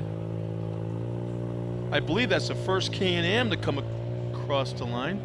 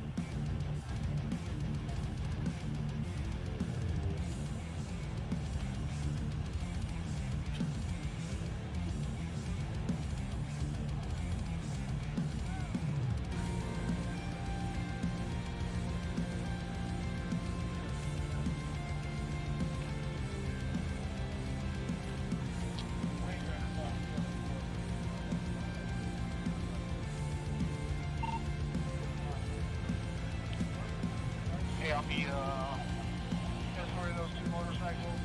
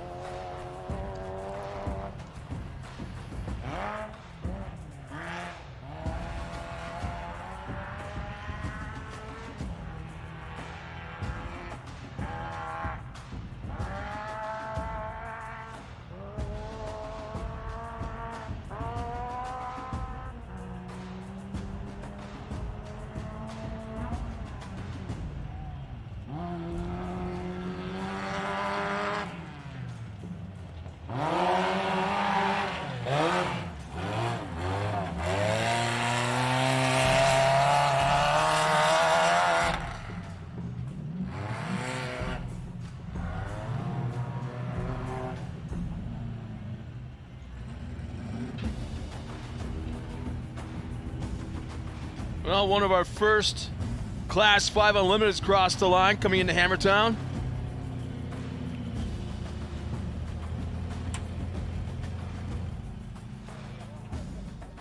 Well, unofficially in third place.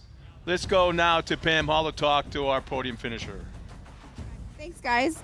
All right, I have Ezra Eberts here. He is our unofficial third finisher, and he's in the Class 10 B2 class. How was your day today? Day couldn't have gone any better. My dad started off with the first half of the race. He drove. I rode with him. Halfway, swapped. I got in the driver's seat. No one got in my passenger seat, which is a little different, trying something new, and it paid off. We're up the top, so it feels real good. That's the first thing I asked you when you came up here on stage. I'm like, did you not have a co-driver today? So that's awesome, though, that you came in here third place without somebody in your passenger seat. Did you have any issues, or was the day smooth? Everything good? Day was perfect. We were expecting maybe a couple flat tires, just how gnarly the course was. But these BF Goodrich tires, they held strong all day, and couldn't have asked for anything else, anything better, and just perfect day. That's awesome. Now, you come from a long line of very experienced racers in your family.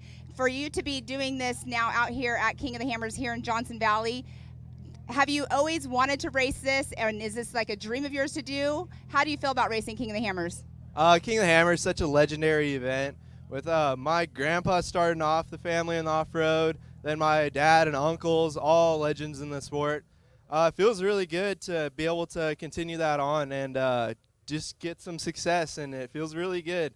The King of the Hammers event is so gnarly that it feels impossible at some points, but once you're up here, it feels really good. King of the Hammers it just feels good. That's it. That's awesome. Well, we have a long line of finishers coming in right now. Who do you have to thank to get you up here on this podium? Yeah, I'd like to thank my parents and Trust, Ebco Off-Road for all the cool carbon fiber parts, ZLT for all the graphics, BF Goodrich tires. There's a reason BF Goodrich tires are 1, 2, 3 today, and that's for a good reason. I'd like to thank ES Motorsports and Eric Stewart for building such a great car. This thing was on rails all day, and it's 21 years old, so it's a couple years older than I am, so it feels good to be in such a legendary car with so much success and continue that on. And everyone else, probably forgot a couple, but anyone else that gets in Trust Racing, 1077 rolling, thank you so much. Awesome. Well, congratulations. We'll see you here later when the official results are out. As long as that sticks, you're going to be up here receiving the awesome laser nut trophy we have sitting here waiting. Cool. Can't wait. Thank you. Awesome. Back to you guys. Well, again, congratulations to Ezra Eberts. Nice run by him and his dad, I guess, this afternoon. As it looks like you can see Dave Cole talking to our finishers as they come across the line before they come into the stage area. It's always cool when the promoter is like the first one to greet you when you cross the line and congratulate you and thanks you for being here. And Dave Cole's always done that kind of thing. I call it respect for the racers.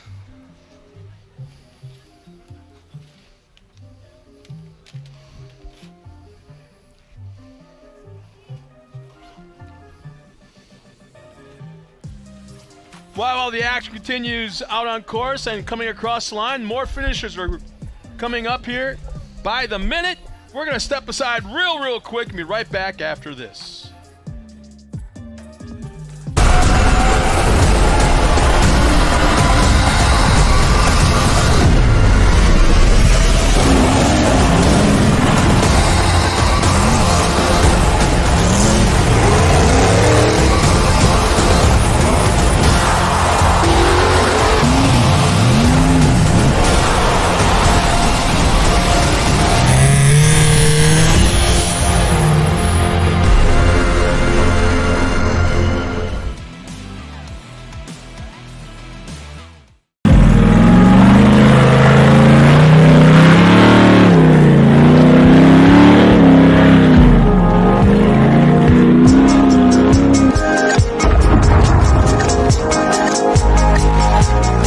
Really thankful to have VP Fuels on board. UTV 96 is like perfect in these things, makes them rip.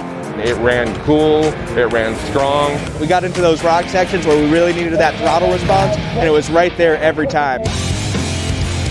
We run all VP lubricants. We haven't had any problems with any kind of leaking or any kind of heating issues.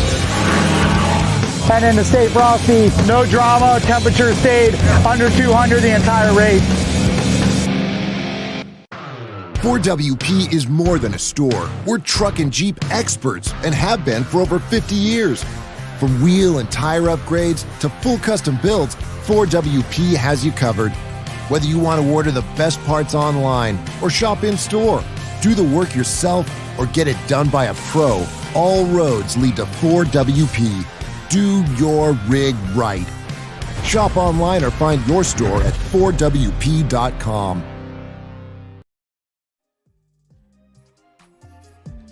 Welcome back, everybody. Again, this is the Toyo Tires Desert Challenge presented by Monster Energy as the finishers are working their way towards Hammertown. Another one crossing the Bronco Arch coming into the short course area. And it's time for Pam to throw us again to another podium finisher. Pam, take it away. Thanks, guys. Okay, I'm here with Brady Wisdom. He's up here, and he is an official finisher of the King of the Hammers this year. Now, you just told me you've only raced this car a couple of times. What did you think about this race course out here? Actually, the course I thought was great. There was lots of really fast stuff to open it up and really see how the car works. And then there was a mix of some really technical, rough stuff that you just had to pick your way through and try to save your tires. I unfortunately got a flat right there 15 miles from the finish, and it cost us the position. But, you know, that's part of it, you know. To me, I always say to finish this race is a win in itself. So how do you feel about that statement? Oh, yeah. I'm tired. Lots of races out there where that's how you feel. But do you had no issues, just had to stop for fuel basically? Is that all you had today? And the flat. Oh, and the flat. Yep.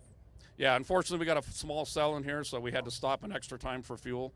So that cost us a little bit, but we had a great race going with the car that started side by side with us, the Ebert's car that started right in front of us. So they made a driver's change out at the middle of the course, and we got past him, and he came out right behind us. And if not for that, we would have been stuck behind him in his dust, and we'd have never got around him. So we ran most of the time in front of him, but we got the flat, and they got us back. I'm sure Ezra was very happy to wave as he went by. Now, Jacob, are you normally his co-driver? Yeah. So normally his co-driver and everything.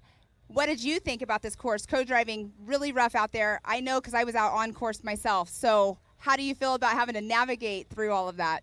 I mean, I'm impressed by the vehicles. We came from much more limited classes, 16, 12, 9, 11 even.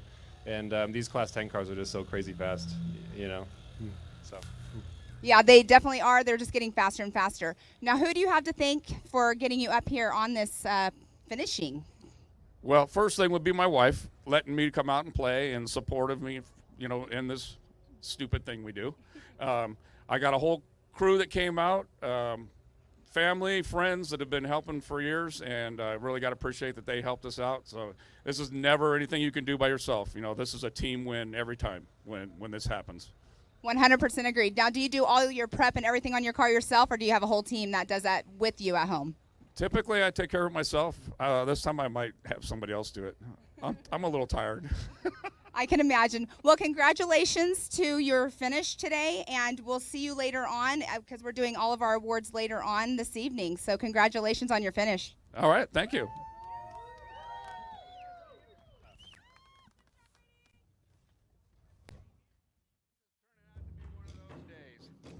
Plenty of fun, plenty of racing. Everybody's safe. I likes it.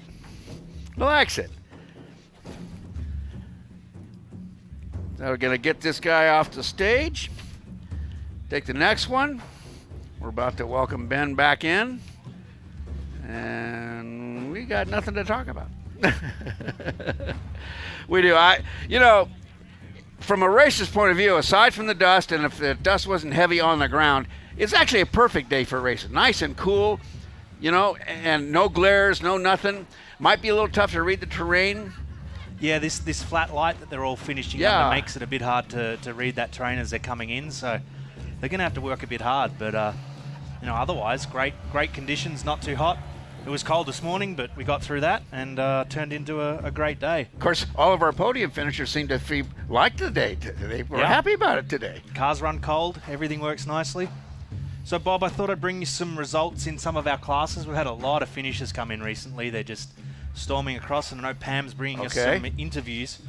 We've had 3 UTV pros cross the line, and this is all unofficial, but it looks like Austin Whalen has beaten out Kyle Cheney and Ryan Piplick. We'll wait on official results, and we'll bring them up on the stage when we can, but 3 UTV pros finished. Wayne Matlock in the Prototype UTV finished just ahead of Austin Whalen in UTV Pro. So we don't know yet, really, do we? Yeah, everything's unofficial, but just trying to share some information with everyone. We've had several of the Class 10s finish, and we've actually now had 2 5 Unlimiteds finish. And we're just waiting on timing for those guys, and we'll bring you the results on that one. That's another really close class there of really good racing. And, we might have some TrophyLites coming in sometime soon. They obviously do it a bit tougher than everyone else out there. Sure. A bit less engine and it's a arrive and drive kind of class. So those guys are struggling. Well, and you know what that really means is that there may not be the seat time experience in those cars that you see in the other cars, because you got to start someplace. Yeah, absolutely. And there are an awful lot of honest mistakes a driver can make here. I made a list of all the ones I made. Well, I'm sure you can tell us about it. Let's throw to Pam. She's on the stage with another finisher. Thank you, Ben. I am here with Mason Cullen. He has been racing for years. I have actually watched this, I call him a kid, growing up racing, short course, and now you're out here in the desert. How was your race today? It was fun. We didn't qualify as good as we wanted to, but we just put our head down and charged, and I don't know, I think we're the 4th 10 car to finish, so it was good, super rough, super dusty, just glad to get a finish out here. It was a crazy race. Did you have any issues, or did you only have to stop for fuel, or was your fuel so large enough to get you through this race today? No, we just had a one-stop race, so yeah, we did the first little 33-mile lap and then a big lap, got fuel. Shout out to the whole crew. They did an amazing stop with the Pressure Pro. We were in and out really quick, and we had a flawless day, just couldn't keep up the pace with the guys up front. Well, this race is definitely a difficult one. Everybody's been already talking about that. But who would you like to thank to get you up here on the stage today? I got to thank my mom and dad, F&L, the whole Hoffman Motorsports crew, Daniel, Nacho, John, and Gavin, Matt Moulton, who rode with me all day, our crew who chased, technically just pitted us, but all those guys, Method, BFG, Fox, everyone who helps out, Heatwave, just get us up here. Well, congratulations. You guys go and have some fun now. It's been a rough day. You're probably ready to take a nap.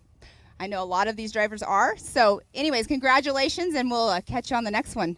Thank you. Yeah, let's go. Everyone go watch the 11 race. It should be really exciting. Definitely. Thank you. Thanks, Pam. Well done, guys. Good racing. So we're going to keep going and try and give the rest of this field some great coverage that they deserve. They've been out there battling hard all day. The race is still going. We've got a lot of finishers in town. We'll keep bringing them up and letting Pam introduce you to them and telling their stories, celebrating these guys, celebrating these machines, checking out all the stories that they've come up with, everything they've had to battle, and sharing that with the world.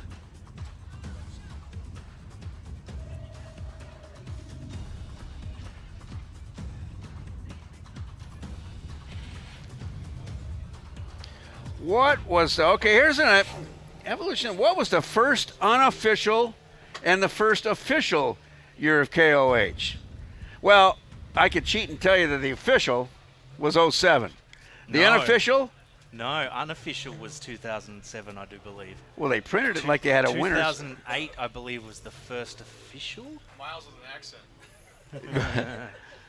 2007 was the OG 13. Oh. Which John Reynolds won.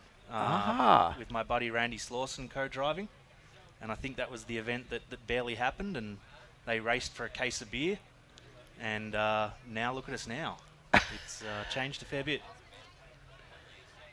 Well, Ben, what years did you race? So I actually came here in 2008 to spectate. That was my first trip here, and 2009 you came from down under all the way just to see this. Yeah, I was actually in the States working on a job over here, and I managed to get some time off to come check it out, and bought a car and raced Randy Slawson's Bomber 1 from 2009 Built another car, and I raced through till about 2016 on and off. Won the Legends class, I think 2016 against Brad Lovell. Excellent. That was a pretty good highlight. That would be against Brad, yes. Yeah, you know, it was some tough racing, but yeah, do miss it, but great to be back and on this side. Good. We're glad to have you. You're safe. You're doing so. People don't understand this. Ben is the voice in our ear when we're in this box, and he's the one that tells us stand up, shut up, put up, do whatever. He feeds us great information, and so, you know, I can't tell you how much I appreciate having the right guy in your right ear. Okay, so right now I'm going to tell you we're going back to Pam. Let's hear about the next finisher. Thanks. I'm here with Tex Mitchell. He's in a different car today than all the other drivers that have been coming through with co-drivers. You're in a single seat.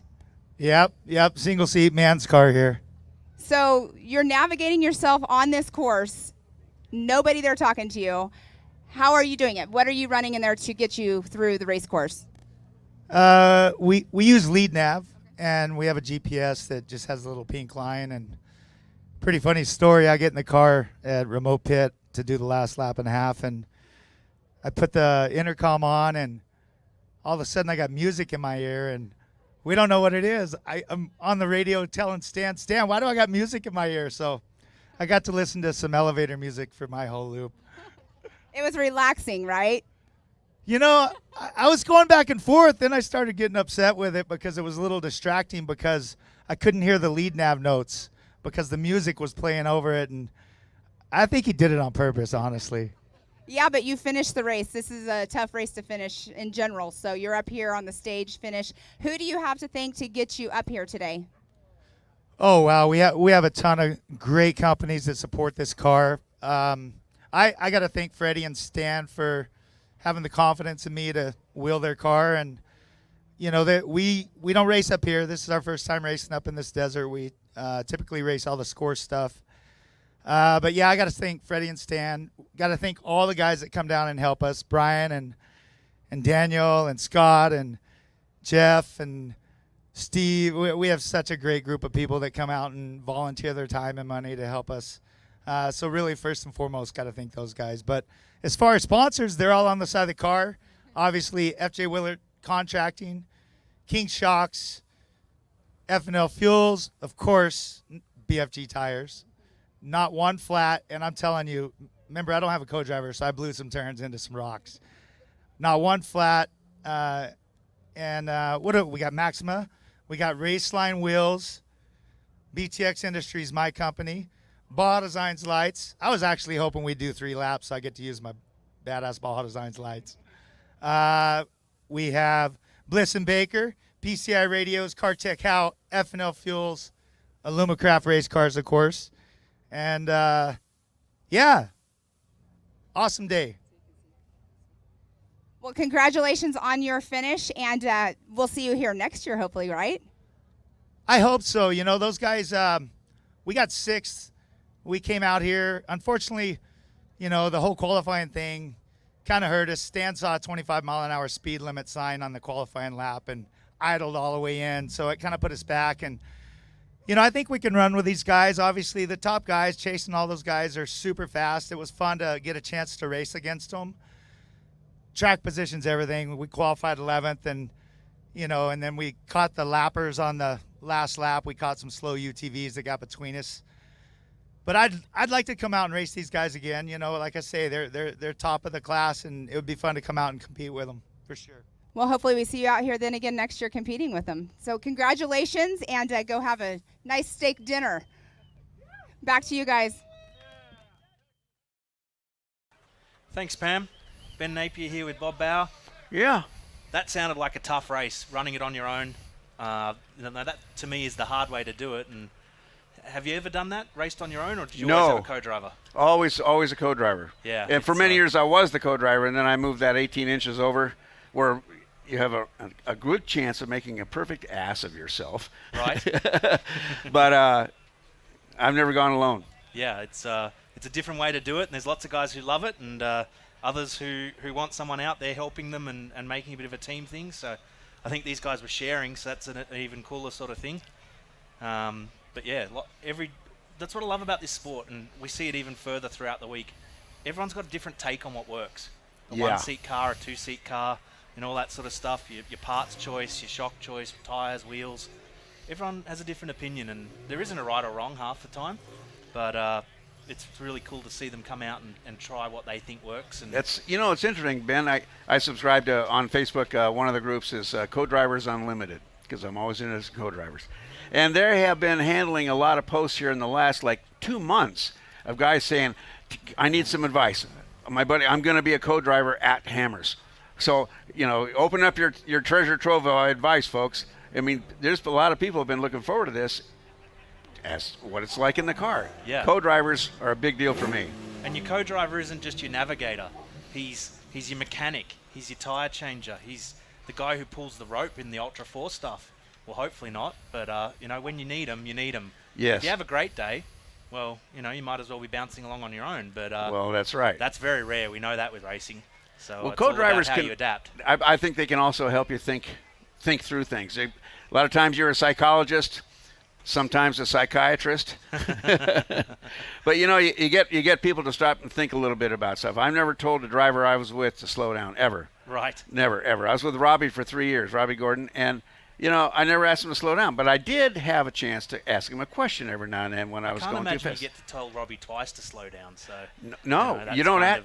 Here's what you do: you say, you don't tell him, Robbie, slow down. You say, hey, Robbie, can the truck do this all day long? Sounds like some interesting stories. We've got another finisher up here to tell us their stories from today. Pam's on the stage. Come in, Pam. Thanks, guys. I have Evan Duran up here. He's an official finisher up here at King of the Hammers. How did you feel about the course today?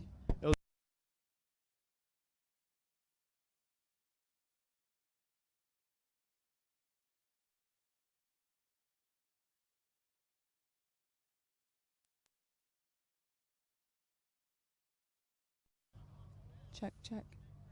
Okay, sorry about that. Go ahead and tell us what you were explaining to us just now. It got rougher each lap, and we just kept going. We had a minor issue, kept us from going fast, but we are happy to be here at the finish. So your first time at King of the Hammers racing, what did you think? The course you said was getting rougher and rougher every lap. You said you had a minor issue. Are you excited to come back again to race King of the Hammers next year? Yes, I'm excited to come back next year. Awesome. Now, who do you have to thank to get you up here on this stage finishing the race today? First, I want to thank my family for giving me the opportunity to come and race.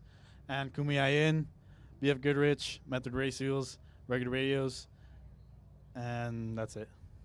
Awesome. Well, congratulations on your finish, and we'll see you later on. We're going to go to a quick commercial and bring up our next finisher.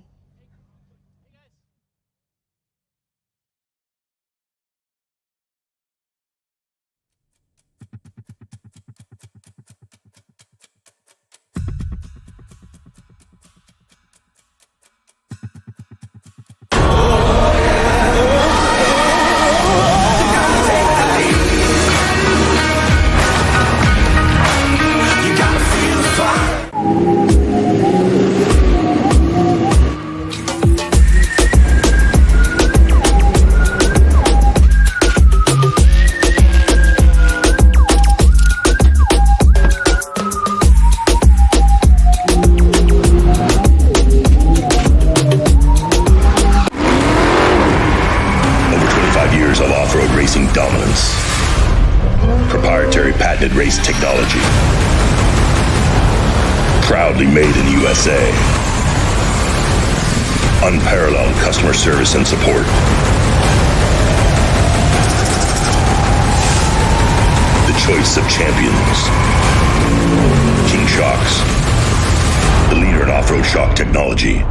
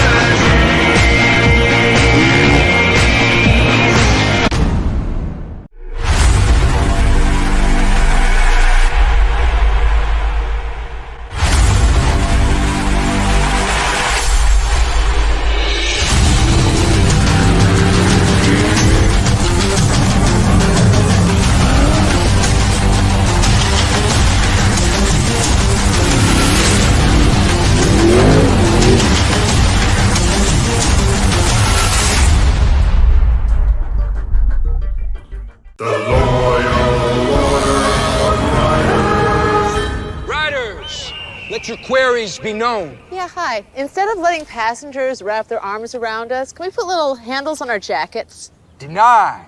Can you imagine? I want a new nickname. Can you guys start calling me Snake? No, Brian. Denied. How about we all get quotes to see if we can save with America's #1 motorcycle insurer? Approved. Cool. Hey, if Brian's not going to be Snake, can I be Snake? No. There once was a colt who was raised by goats. He struggled at first on the snow, the rocks, and the rivers. Then he became strong, capable of handling any terrain. And the colt became a Bronco. With 7 available goat modes that adapt the vehicle to go over any type of terrain, this is the all-new Bronco Sport. All of today's racing action brought to you by Toyo tires. All right, I'm up here on stage with Justin Buckley. Today, how was your day out there? I just asked you if it looked like this out on course, and you said no, it was beautiful and you could see the sun. So how was the rest of your day out there besides seeing the sun? You know, we struggled a little bit. Today wasn't our day that we wanted. You know, we didn't have a great qualifying performance, put us in the middle of the pack, battled dust the whole first lap and into the second lap. We stayed right on Mason Collins' bumper all day. I think we were running right in the top 5, and then about 25 miles from the finish, we ended up getting a flat. Freddie Wilbur and Duran got past us. And, you know, but we're here at the finish, car's rolling. Illumicraft did a great job putting the car together. I can't thank my dad enough for getting this out here for me to run. Zach did a great job calling it all day. And all the crew guys out here, thank my family. And Ultra 4 for putting on a great event. Awesome. I think so too. It's a great race out here. So did you race this last year? I'm sorry I don't know this, but did you race this last year? We didn't. So what did you think about the course compared to other races that you do? It's rough, but it's fair. It's different than a lot of desert racing, but it's fun. It's definitely rough out there for sure. I was out on course myself. So, but who else do you have to thank out here besides your dad and everybody getting you here on this stage? I just want to thank Illumicraft, Redline Performance. Mike and Chan did a great job getting this thing tuned up for us. Kurt at DC Shocks gave us a good platform all day. Car was always drivable. Method Race Wheels gave us a new sponsor for the year, and we're very happy with them. And the BFG tires were great all day. Like I said, I earned my flat. It was nothing to do with BFG. Well, awesome. Congratulations. You guys go enjoy your evening, and we'll see you here watching the races later on, Class 11, correct? Absolutely. Can't wait to watch 11 cars under the lights. Awesome. Well, congratulations. Thank you. Back to you guys in the booth. Well, thanks, Pam. Man, this is a day. It's amazing, isn't it? Seen a few 10 cars come through now, Class 10s, and some great finishes here. We're still having cars rolling in. I don't know if you guys saw during that commercial those helicopter shots or drone shots of Hammertown. Oh, from way high altitude. It's amazing the number of people out here this early. We're only at Saturday, and it feels like a Wednesday or a Thursday already. This place is packed. There's people around the fire here watching the stage. It's like one of the main race days. But that's what this is now. This is a main race for us. Yeah. The Toyo Tires Desert Challenge is that important to Just the 3 years the week ago, program. it was an invitational experiment. Yeah, and now it's huge, and we've got 2 days of racing for it. And you know what the guys have done with Monster Energy and Toyo to bring us this event. Boy, it's phenomenal, and it's really cool to see all these guys turn up and you know put their buggies and their gear on the line to race out here with us, and we want to celebrate them as they come in. We've got another one rolling up on the stage here, and I'm sure Pam will be with us at some stage soon. But Ben, you know really what's cool. impressive to me is the reach. People have come from all over the country. Yeah, and all over the world. All over the world. A little less this year with everything going on, but it's coming back again. That's big. Yeah, absolutely. You know, you don't get that at the Great Mojave And the 250. people at home watching us. Those posts coming from all over America. I saw Sweden Finland as well. Finland. It's great that you guys are tuning in. Thank you very much. We love bringing this to you. I'm not sure what time it is. They may be. I think they're in bed by now. Here's long year by-in. It's 01:13. It's one. Well, this is worth being out of bed for. I know my wife and family are at home watching. Hey to those guys, and you know, right around the world. Gosh. Pam, I got my think son in we're China. ready to He go back to can you. get up and watch. Let's go back to the stage with Pam.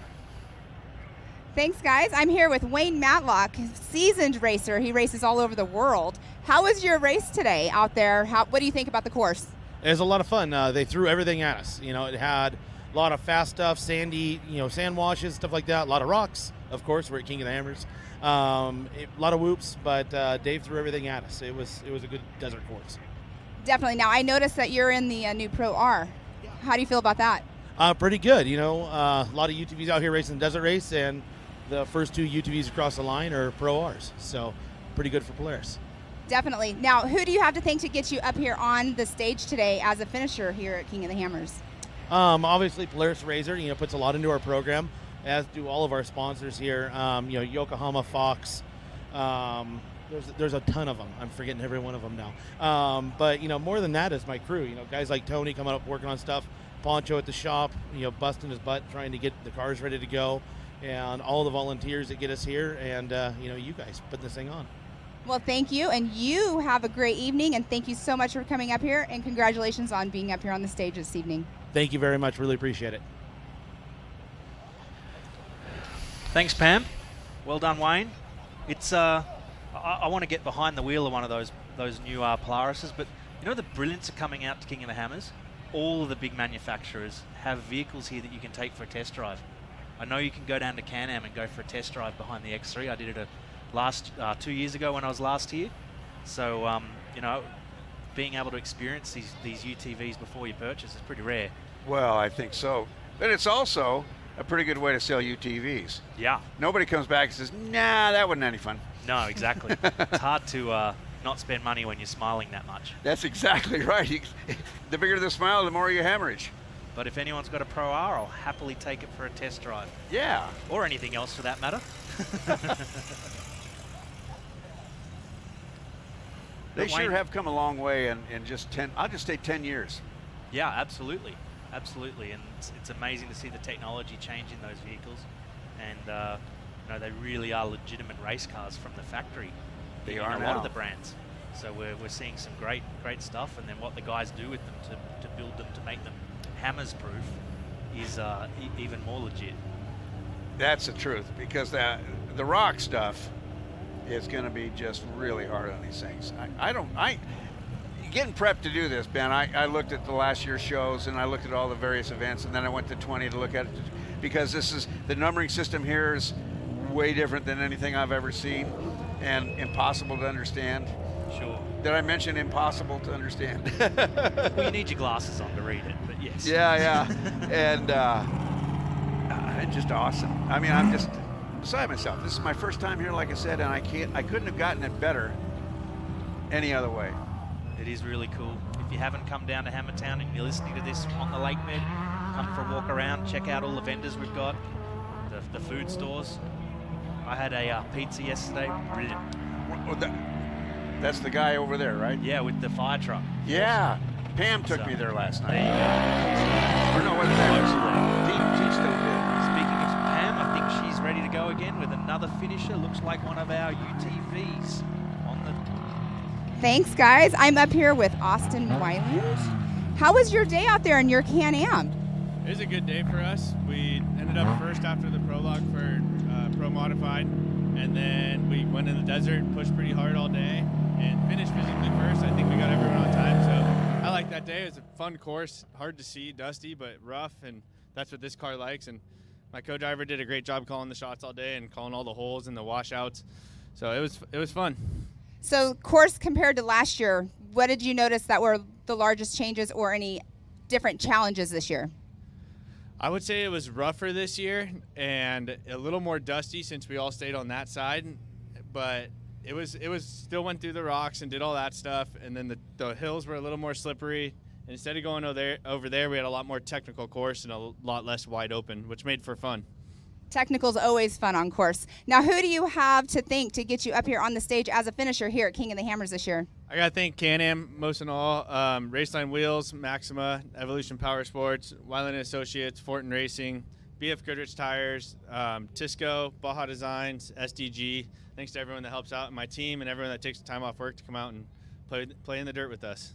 Awesome. Well, we'll see you again next year, hopefully, correct? Yep. See you next year. All right. Thank you so much, and congratulations. Back to you guys. Thanks, Pam. Well done, guys. First Can-Am over the line, I believe, in our UTV Pro class. Real clean-looking machine there. We've been watching the helicopter and drone footage all day, and some of these rigs really stand out with their colour schemes, and this is definitely one of them. And you know, they've matched that cleanliness in their finish position as well. Come in strong, and we'll wait the official results. And I believe we're going to have a prize giving later tonight as part of the Class 11 race tonight. So the extravaganza is going to have an extravaganza. Yeah, well, we have the Baja Jerky Class 11 Showdown presented by MP. And after they do their sight lap and qualifying lap, I believe we're going to bring all of today's podiums back and give them their prizes in front of everyone, so we can give them the big show that they deserve. Nice. Everybody in front. Yep. Down by the fire. Close to the music. Absolutely. And then we've got bands later tonight. So could be a good night. Eat early, folks. Come on out. You're going to want to spend more time than you think. Absolutely, absolutely. And if you're not here this year, you should be next year. Yeah. We're getting some whistles and the crowd's getting into this. This must be a favourite coming through. We've still got people coming over the line. You can see on the screen how thick the dust is here today. That's not fog, that is just dust. And you know, the guys have had to deal with that all day, and the further and further down the order we go, the dustier and dustier the cars are. And you know, they've been struggling through this. Let's throw to Pam, Bob, on the stage. I say, Pam, are you ready? We are. Take it, Pam. All right, we have Mr. Travis Chase up here on stage. You came out a little tired, both of you, you and Matthew. How was the course out there? Well, you know, I'm old and out of shape, so that's the first problem. But that course was definitely the roughest 230 miles we've raced. These little 5 cars are resilient, man. We had a blast out there, but we had a little battle going, and it came down to seconds coming in the last 40. So we pushed a lot harder than we wanted to, but you know what? Hey, we landed on top, and that's why we came here to do. That's super exciting for you. Now, I know you race so many different types of vehicles. Which one is your favorite? I know a lot of people love the 5 Unlimited class. Yeah, no, I've raced a lot of things. Currently, I race Spec Truck and I race 5 car. 5 car is just a kick in the pants. I mean, it is so fun to race. You can throw it around. It's fast. It's nimble. You know, it is probably one of my favorite classes. I grew up doing 1600s. That's another one of my favorite. I'm a buggy dork at heart, you know. But don't get me wrong, Spec Truck's fun. I like any really competitive class, you know. And we were talking about, Matt rode with me today, and we were talking about how tight the top guys are and how the camaraderie and everything, and that's what we like. So Matt, have you ever ridden with Travis before, or was this your first time? No, this is my first time actually. He called me about a week ago and asked me if I was up for it, and here we are. Because you're normally in a UTV. So what did you think about Class 5 compared to the UTVs?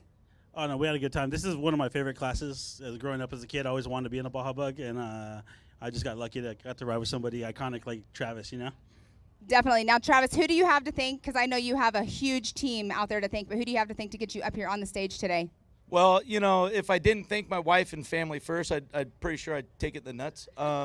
I got to thank my father, my mom, my crew for all their tireless nights. I mean, we're volunteer team, and that we work our butts off on this car and this team. And obviously, I got to thank Jake's Fab Works, BFG, Ultra, Baja Designs, RPI, Checkers. I mean, there's a list goes on, and doesn't matter how much you help us, we appreciate it from the bottom of our hearts. Well, congratulations to getting up here on the stage. Are you going to stay around and watch the Baja Jerky Class 11 race tonight? Absolutely, but I got to get a little sleep, you know, beauty sleep first of all. But, you know, I got my Spec Truck. I got to race tomorrow. So, yeah, we'll be out here watching them mess around, and that's always a good time. Well, awesome. Hopefully I see you back up here tomorrow, because I'll be right here again. But congratulations. You guys have a good evening and have fun. Thank you so much. Thanks. Back to you guys. Thanks, Pam. It was interesting. He mentioned that he's racing tomorrow. Yes. How much of an advantage do you think he has over the other Spec Truck guys that are today just out working on their trucks? And, you know, partly he's tired, but secondly, he's just had a really good pre-run at speed of the course. I think he's got an advantage for a while. Yeah. For a while. And we see that throughout the week. And the way it's shaded out today, Ben, is I think it's going to show in the prologue.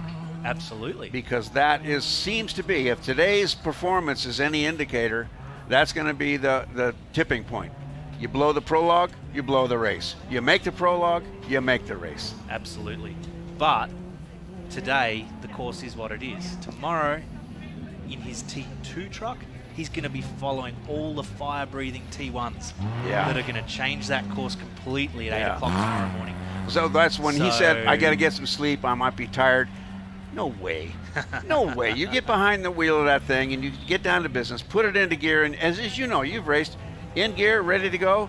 There's no fatigue.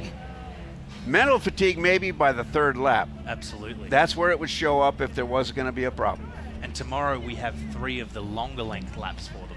We have a 70, a 71. Same prologue, and then 3 of the longer laps instead of the first shorter lap. So Dave Cole's really throwing it at our premier teams tomorrow.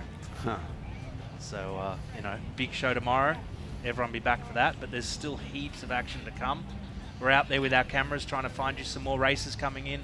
We're going to keep showing these guys that have finished, give them the credit they deserve on a hard-fought race. These guys have worked their butts off. Like they said, they've been in their shops, in their garages, working on their own stuff. And, let's hear from another one. Okay, Pam, can you take it away? Thanks, guys. I'm up here with Chris Schweers.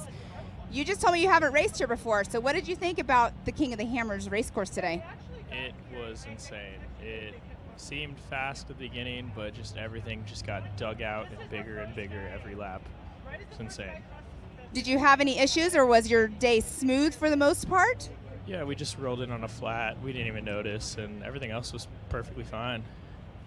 So, compared to other race courses that you have been on, was this the gnarliest one so far? Oh, yeah, for sure. You put us through the rocks and stuff, so, no one else does that. It is King of the Hammers. Great event, right? You had fun? Oh, yeah, it was a blast. Awesome. Now, who do you have to thank getting you up here? Definitely Cody, my co-driver. We crashed the car about 45 times, but didn't roll it. And then all of my team guys that come out here to pit, my dad for letting me race the car, Jägermeister for sponsoring, Tenzer's Tires for sponsoring, Ultra Wheels for sponsoring. They're just amazing. Well, congratulations. You guys have a good evening. And are you going to watch the Baja Jerky Class 11 showdown? Oh, yeah, for sure. Why wouldn't you, right? All right, well, congratulations. You guys have a good evening, and back to you guys. Thanks, Pam. Didn't he look beat? That's a big day. He's been pushing that 5 Unlimited car around that course. Beat, and I thought he looked relieved. Yeah, it's over. It's over. He gets to go have a couple of beers with his buddies, relax. Because until the next time. Yeah, Ben, it isn't that just that the day is over. This has been weeks, probably months of putting things together, getting it hope and sacrificing time and the other things you want to do, and it just paid off. And it's not just the driver, it's the whole team that's helped him. You bet. There's probably been guys up till well past midnight, several nights this week, getting that car sorted, checking every single part of it, double checking every single part of it. How many of those guys, fixing that? How many of those of them have been eating sandwiches upside down under the car when she slides the plate under? Absolutely, yeah. And, it's a team effort to get these cars up here. It's not just the driver. No. It's the families, the crews, all their supporters. You and I probably know it from our racing days. It can't just be done on yourself. And there's a couple of guys out there that have a whole professional crew, but these guys today, these are the warriors. These guys, they're out here. So. Here's what I say, Ben. There's only one thing you can do on your own when you're on a race team. You can lose the race. Absolutely. You can't win it alone, but you can sure as heck blow it. So should we go hear some more stories from Pam? Because I think she's got another finisher right here for us. We're just barreling through them now. Okay, come on, Pam. Thanks, guys. I have Troy Grabowski up here. He has a little bit of dirt on his face, had some bushes on his car when he came up here. How was the course out there today? The course was good. The roughest, most dustiest race I've ever been in, but overall, I had a great time. Love the course. Did you have any flats, any issues, or was it just a smooth sailing and maybe just fuel, that's it? So we ended up doing the prologue. We qualified pretty good. We were like 10 cars ahead of any other car in our class. And going on to the first 84-mile loop, we got stuck on the big hill. So I think every single 5 car almost passed us there. We had to back down the hill, and that was the only issue we had. Other than that, everything was clean and fast. We ended up getting all the positions back. So overall, it was good. Well, congratulations on finishing this race today. I hear it's a rough one out there. It got rougher every lap. So congratulations on that. And who would you like to thank for getting you up here on finishing King of the Hammers? BFG, Motul, NGK.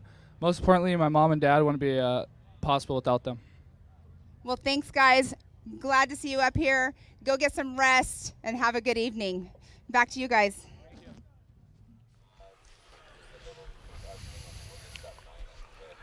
Well, there's a lot of people that want to come to KOH.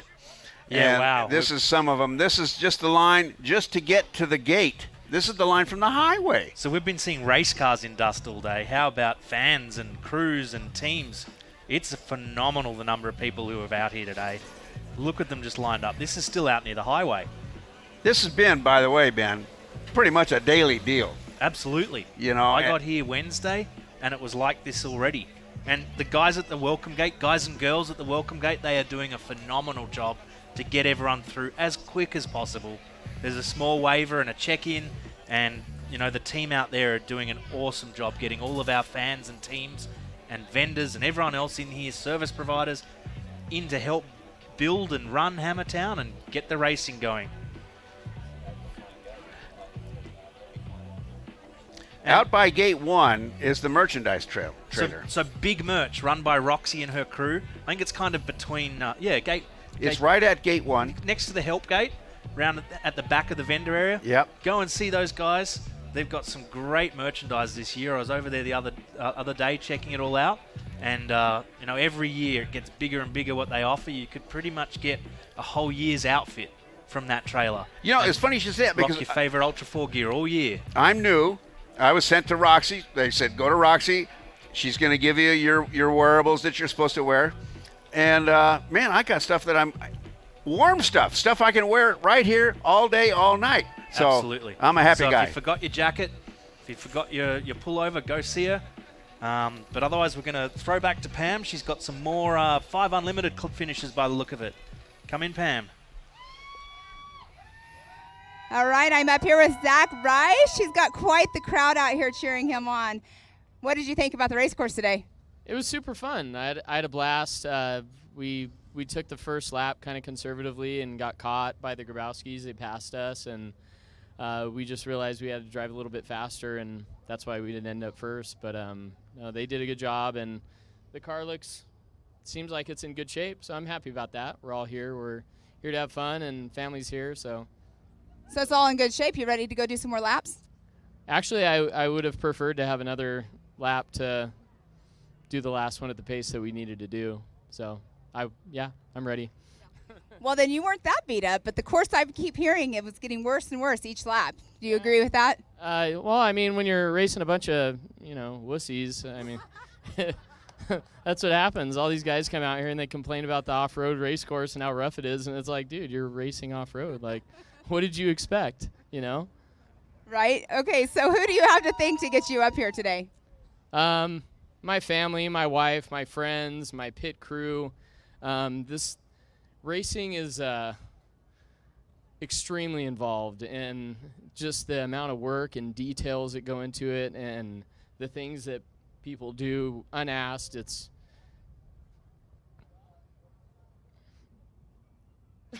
near and dear to your heart. It's very special, so thank you guys. Well, congratulations on your finish here at King of the Hammers. Definitely a win in itself just to finish this race. You guys go have a good time tonight. Are you going to watch the Class 11 Baja Jerky race? Absolutely. You don't want to miss out on that. That's like the event that everybody's going to. But congratulations, and you guys go get all showered up, and we'll see you tonight. Thank you. Have a good night. Thank you. Back to you guys. Thanks, Pam. These stories are awesome. Loving hearing what these guys have been through today, and not just today, the whole lead up, but they've obviously had a great time. Yeah, they're going to party with us at the Baja Jerky Class 11 Showdown, but we've also got the band's coming on the monster stage tonight too. So Dueling we're really going to party tonight. pianos. The dueling pianos were phenomenal the last time I saw them.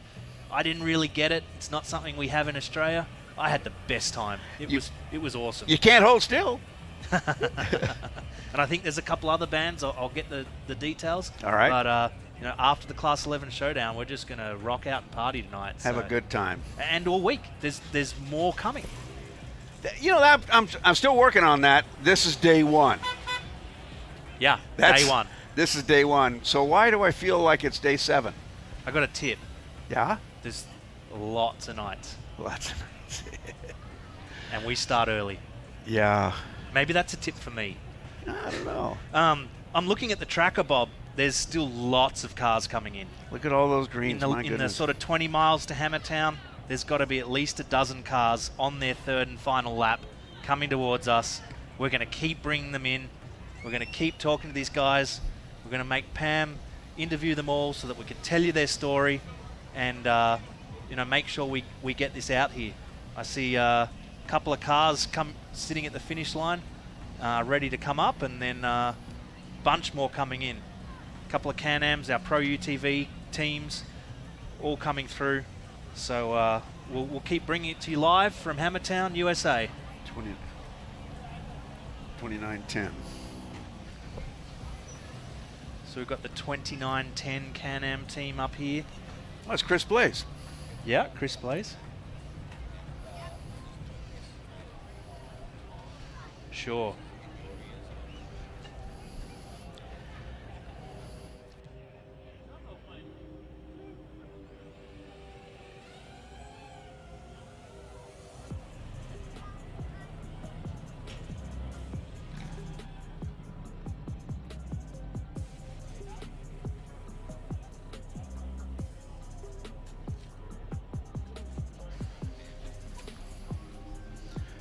Pam's down on the...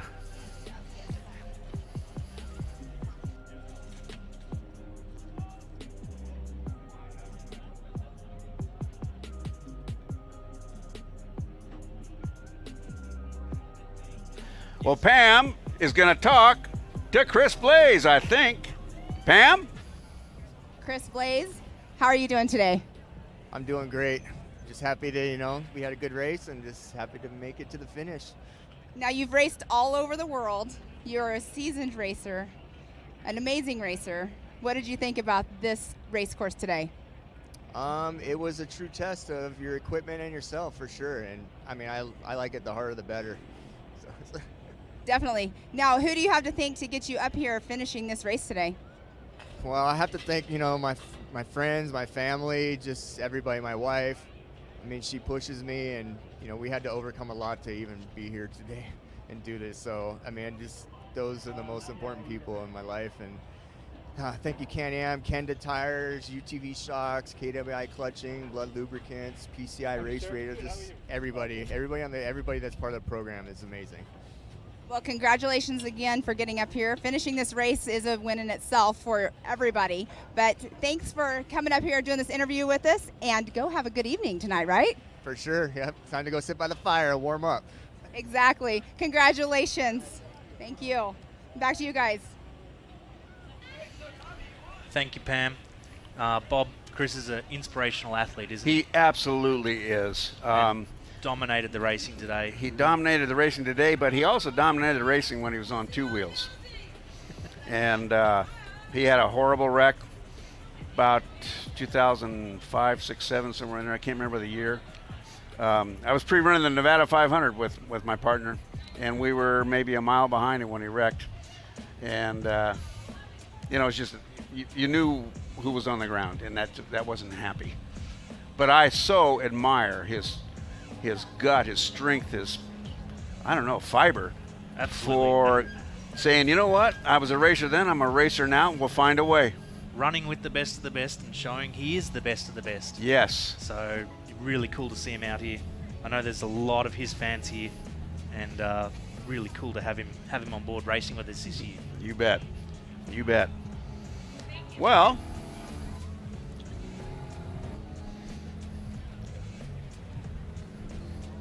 awesome. So we've got a lot of guys in this dogleg here, within 10 miles of backdoor, a couple on the bypass around the top, and then they'll be coming into Hammertown pretty soon. So we should see Oscar finishing in 5 or 8 minutes, coming through the Bronco Arch. We've got a couple of guys on the high-speed desert that sort of skirts the lake bed there around the bottom of the mountains. Austin Bolton, and we'll see them, and hopefully we get them in before 5 o'clock, and that'll be great. And so we'll keep broadcasting through to then, and then that'll give us a little bit of a break to get everything reset for the Baja Jerky Class 11 Showdown presented by Empy.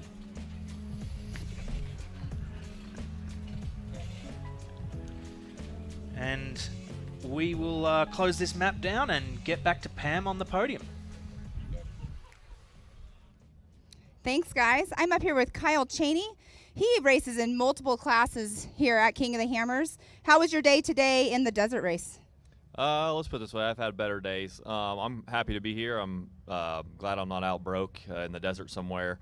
We made a mistake and hit a rock, and that was like probably 50 miles into the race, so we had like another 150 to go, and I'm like, wow, this is going to be tough. But my Can-Am stayed together. CT Raceworks built this thing, and it's tough. I mean, as you could tell, it needs a whole new front end, but we were still able to finish, and we weren't sitting out there broke. So I'm happy to be here, and I'm glad you guys made a tough track for us. Definitely. And you are a seasoned racer. You race multiple classes. You race different racing associations, short course. This course today compared to last year's race, what do you think about it? I don't know. I couldn't really see the course. We were just kind of following our fish finder around, and somehow we made it here. Yeah, I heard it was pretty dusty out there, but the course was getting worse every lap. But you're up here. Who do you have to thank to get you up here on the finishing stage? Definitely Can-Am, CT Raceworks for building the car, factory UTV skid plates. I think that's what's holding the front end together right now. Fox Shocks, NOS for doing the suspension, SSI, Race Line. I'm not outside to look at all my sponsors, but just thank them all. I thank you guys all I couldn't be up here if it wasn't for all my sponsors. Awesome. Well, thank you, Kyle. And you go have a good evening, and we'll see you next time here shortly. Back to you guys. Thanks, Pam. And another legend of Ultra 4 racing, Kyle Cheney. He won this race last year, I believe, as well as winning the UTV Rock race last year. So, tough day for him today, but you don't always get a good day on the race course, and I'm sure he'll learn from that and be back later in the week even stronger, even more determined. It's so hard to win. It is. It's just really hard to win. And when you do, it's awesome. When you finish, it's semi-awesome. Absolutely. Sometimes that third place can hurt, but there's other guys here that have just battled all day, and just to finish this race is their Everest. And let's celebrate everyone, because they've all worked their butts off and they've raced hard today, and they've really pushed themselves and their machines to get to the finish line, battling that epic dust that we saw. And I think it was very telling when Pam asked him the comparison last year to this year.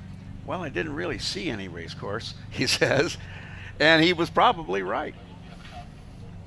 Well, let's hear from the next finisher. Thanks, Pam. Thanks, guys. I'm here with Ryan Piblick, and I just got an interesting story from him. But what did you think about the course before we go into that story? You know what? I'm actually a really big fan of this. This is a really big driver's course, so the more technical, the better I feel like I do. So I'm happy to be here.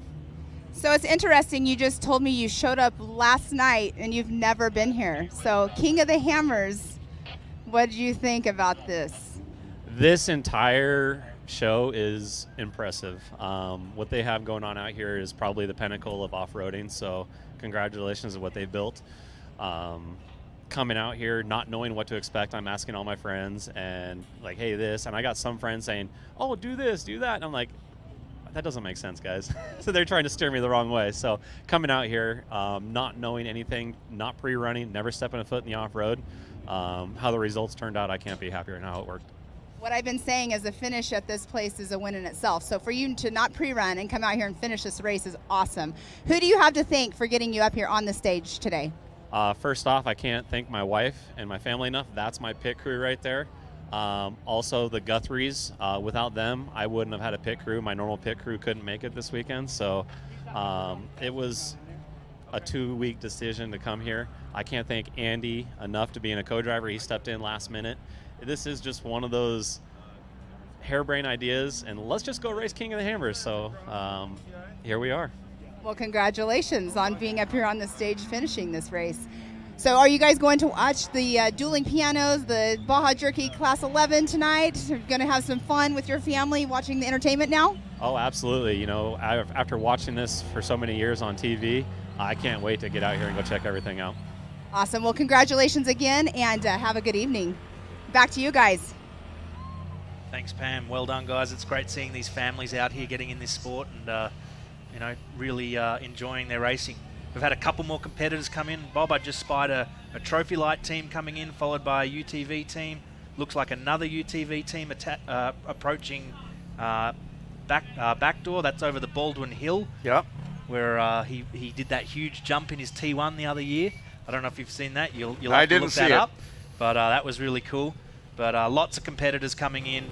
We're going to keep bringing them up to Pam and try and wrap this show up pretty quickly and get ready for the Class 11 challenge. So he says, harebrained idea. Okay, we've got another competitor up here. Okay. As soon as Pam gives us the yell, we'll throw to Pam. Okay, Pam, come in. All right, Soren Willard, you just finished this race that I hear is a super rough course out there. How do you feel about it? Yeah, very rough. My dad drove the first 2 laps, the prologue, and the first 2 laps, and I hopped in last lap to bring it home. Super rough out there. Deegan rode in the whole thing and didn't complain at all. So have you been out here before to King of the Hammers, or is this your first time? This is my first time at King of Hammers. This is actually my first desert race, so it was cool to get it on the podium. Well, awesome. Well, congratulations on that. Being up here finishing on the podium, not podium, but up here on the stage, and your first desert race's amazing. Who do you guys have to thank for getting you here on this stage? JCB is a big help with us, and then Torco Motor Oils and Tri-Ace Tires. We got 0 flats all day. They ran great. And I also thank everyone that came out to help us. It was really good to them. Awesome. Well, congratulations. Enjoy your evening and get some rest and have some fun out here at King of the Hammers. Thank you. Back to you guys. Wow, did you hear that? First desert race.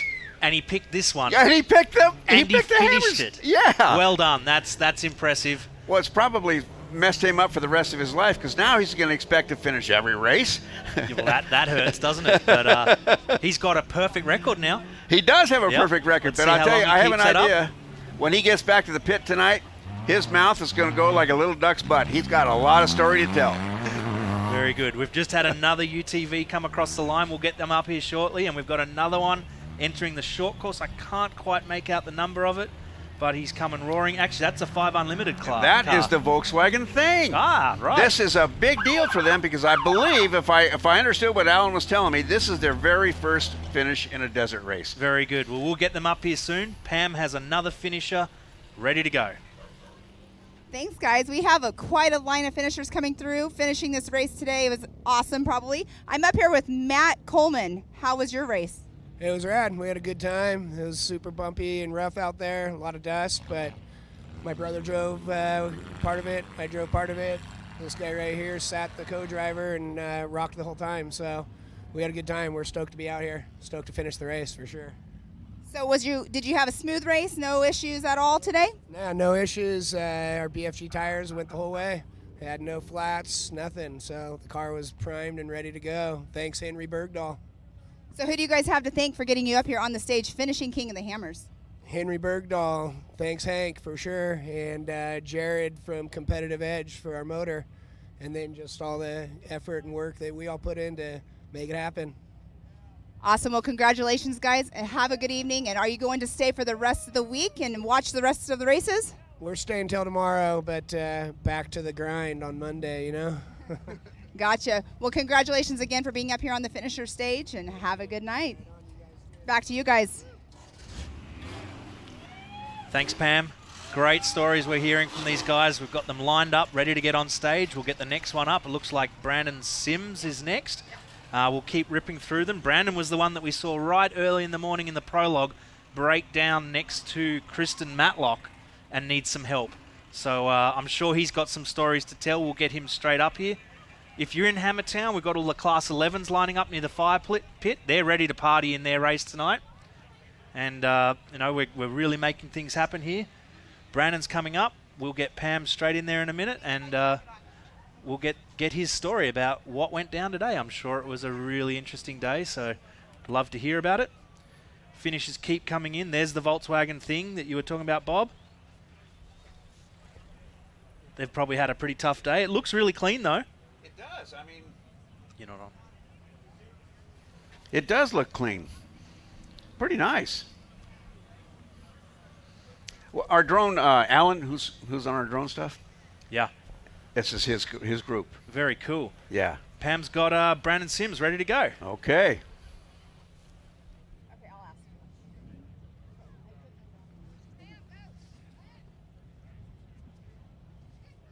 All right, I'm up here on stage with Brandon Sims. You've been here multiple years. How do you feel about the course this year compared to the past? As far as the desert course, I like this year the best so far. It's not as tight and technical for the bigger cars like this. There's a little bit of everything still. You got rock climbs and stuff and everything, but this is definitely my favorite course we've had for the desert so far. I like the backside where the speed limit is back there where the pole line road is, but I think this is the best course he's put together for the desert. Now, I know you race all different series. I've seen you race. I kind of follow your racing. I've kind of raced with you, I think, one time when I was racing still. But anyways, how do you feel about this course compared to other race courses that you've been on? Is this like a roughest one so far?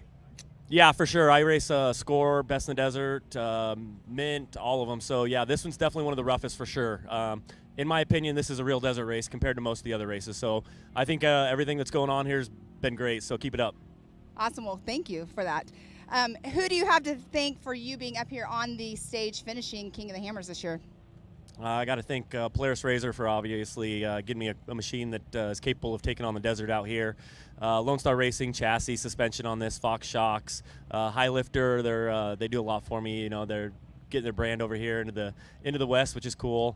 Shock Therapy, suspension parts. Who else we got? Oh yeah, Tensor Tire. I mean, there's my main one that I didn't have any tire issues today. Method Race Wheels. I'm just drawing blanks. It's been a long day, and now I get to go get ready for the rock race. Well, congratulations on being up here, finishing this race today, and go have a good evening and prepare for the next one. Thank you. Back to you guys. Thanks, Pam. It means a lot that he thinks this is a real desert race. For a race that's only just started, Dave has built an awesome desert race to complement what is an awesome Ultra 4 rock racing event that we've got here. So pretty cool to hear someone who's raced all over the country and Baja and everything, someone of a team of that level, to say that this is one of the best courses they've raced. Ever raced, yeah. Really cool. And these guys have had a great day out there. We've still got finishers coming in, still got people coming into town, so we'll keep welcoming them back. And we're getting pretty close to this Baja Jerky Class 11 showdown coming up very soon too.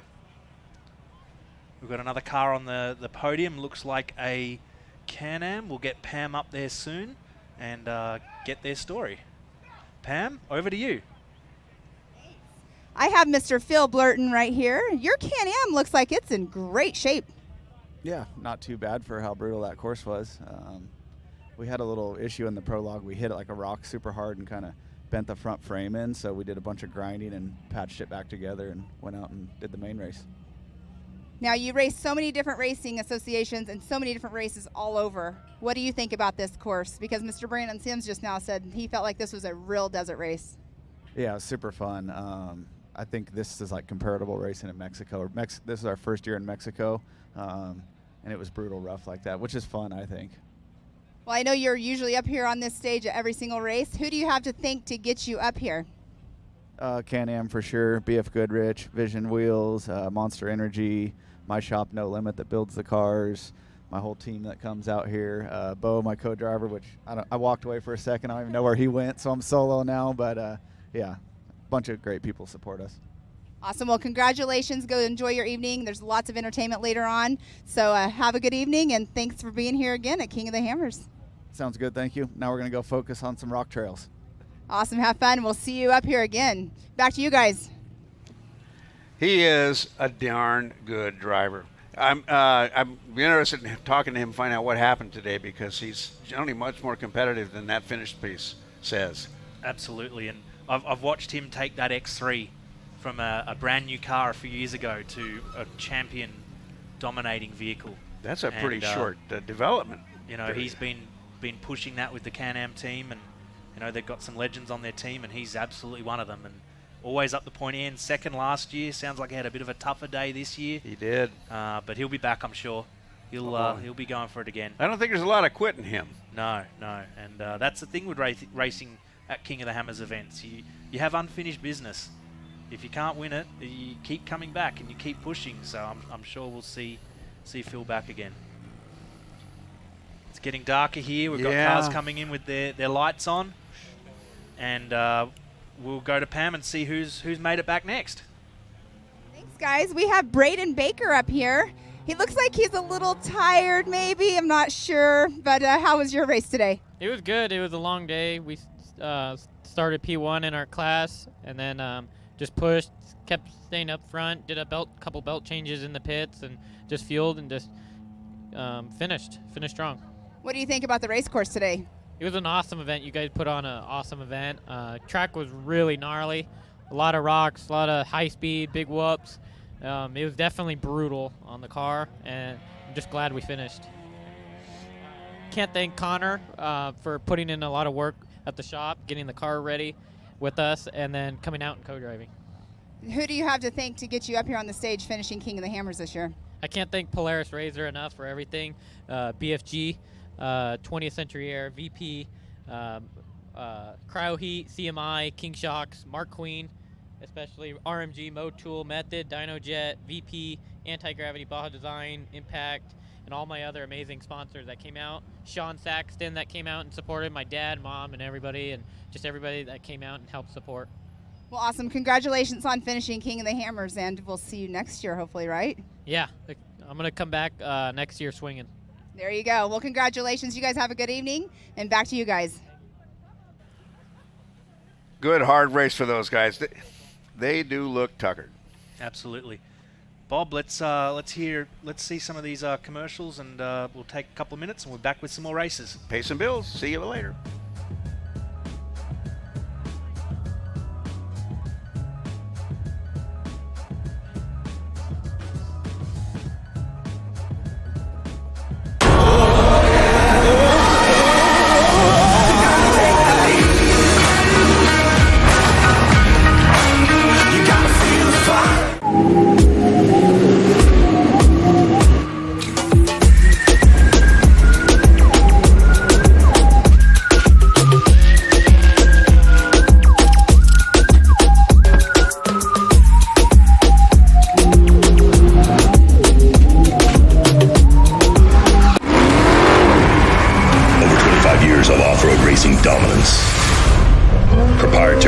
Race technology.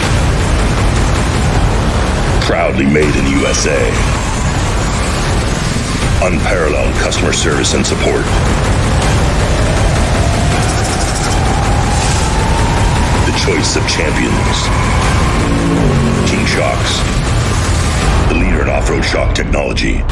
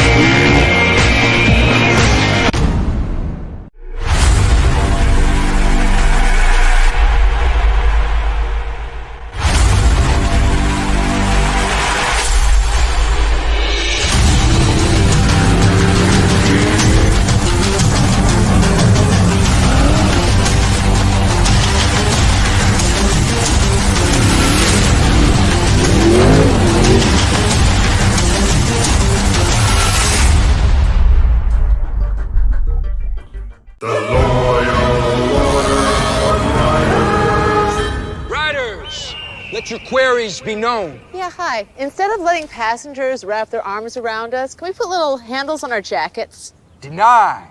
Can you imagine? I want a new nickname. Can you guys start calling me Snake? No, Brian. Denied. How about we all get quotes to see if we can save with America's #1 motorcycle insurer? Approved. Cool. Hey, if Brian's not going to be Snake, can I be Snake? No. It's time for electric to turn into lightning. An electric truck that can haul on both ends, that can help build your house, and if need be, power that house. That feels like a bullet train and works like a freight train. The fully electric F-150 Lightning.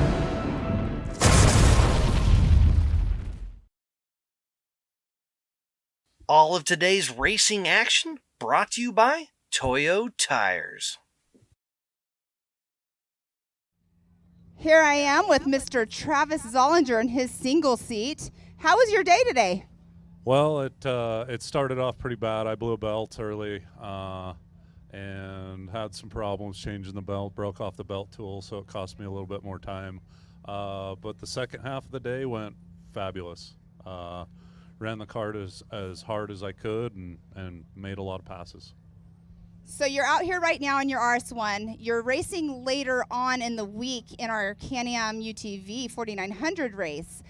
I hear you have a secret weapon for that race.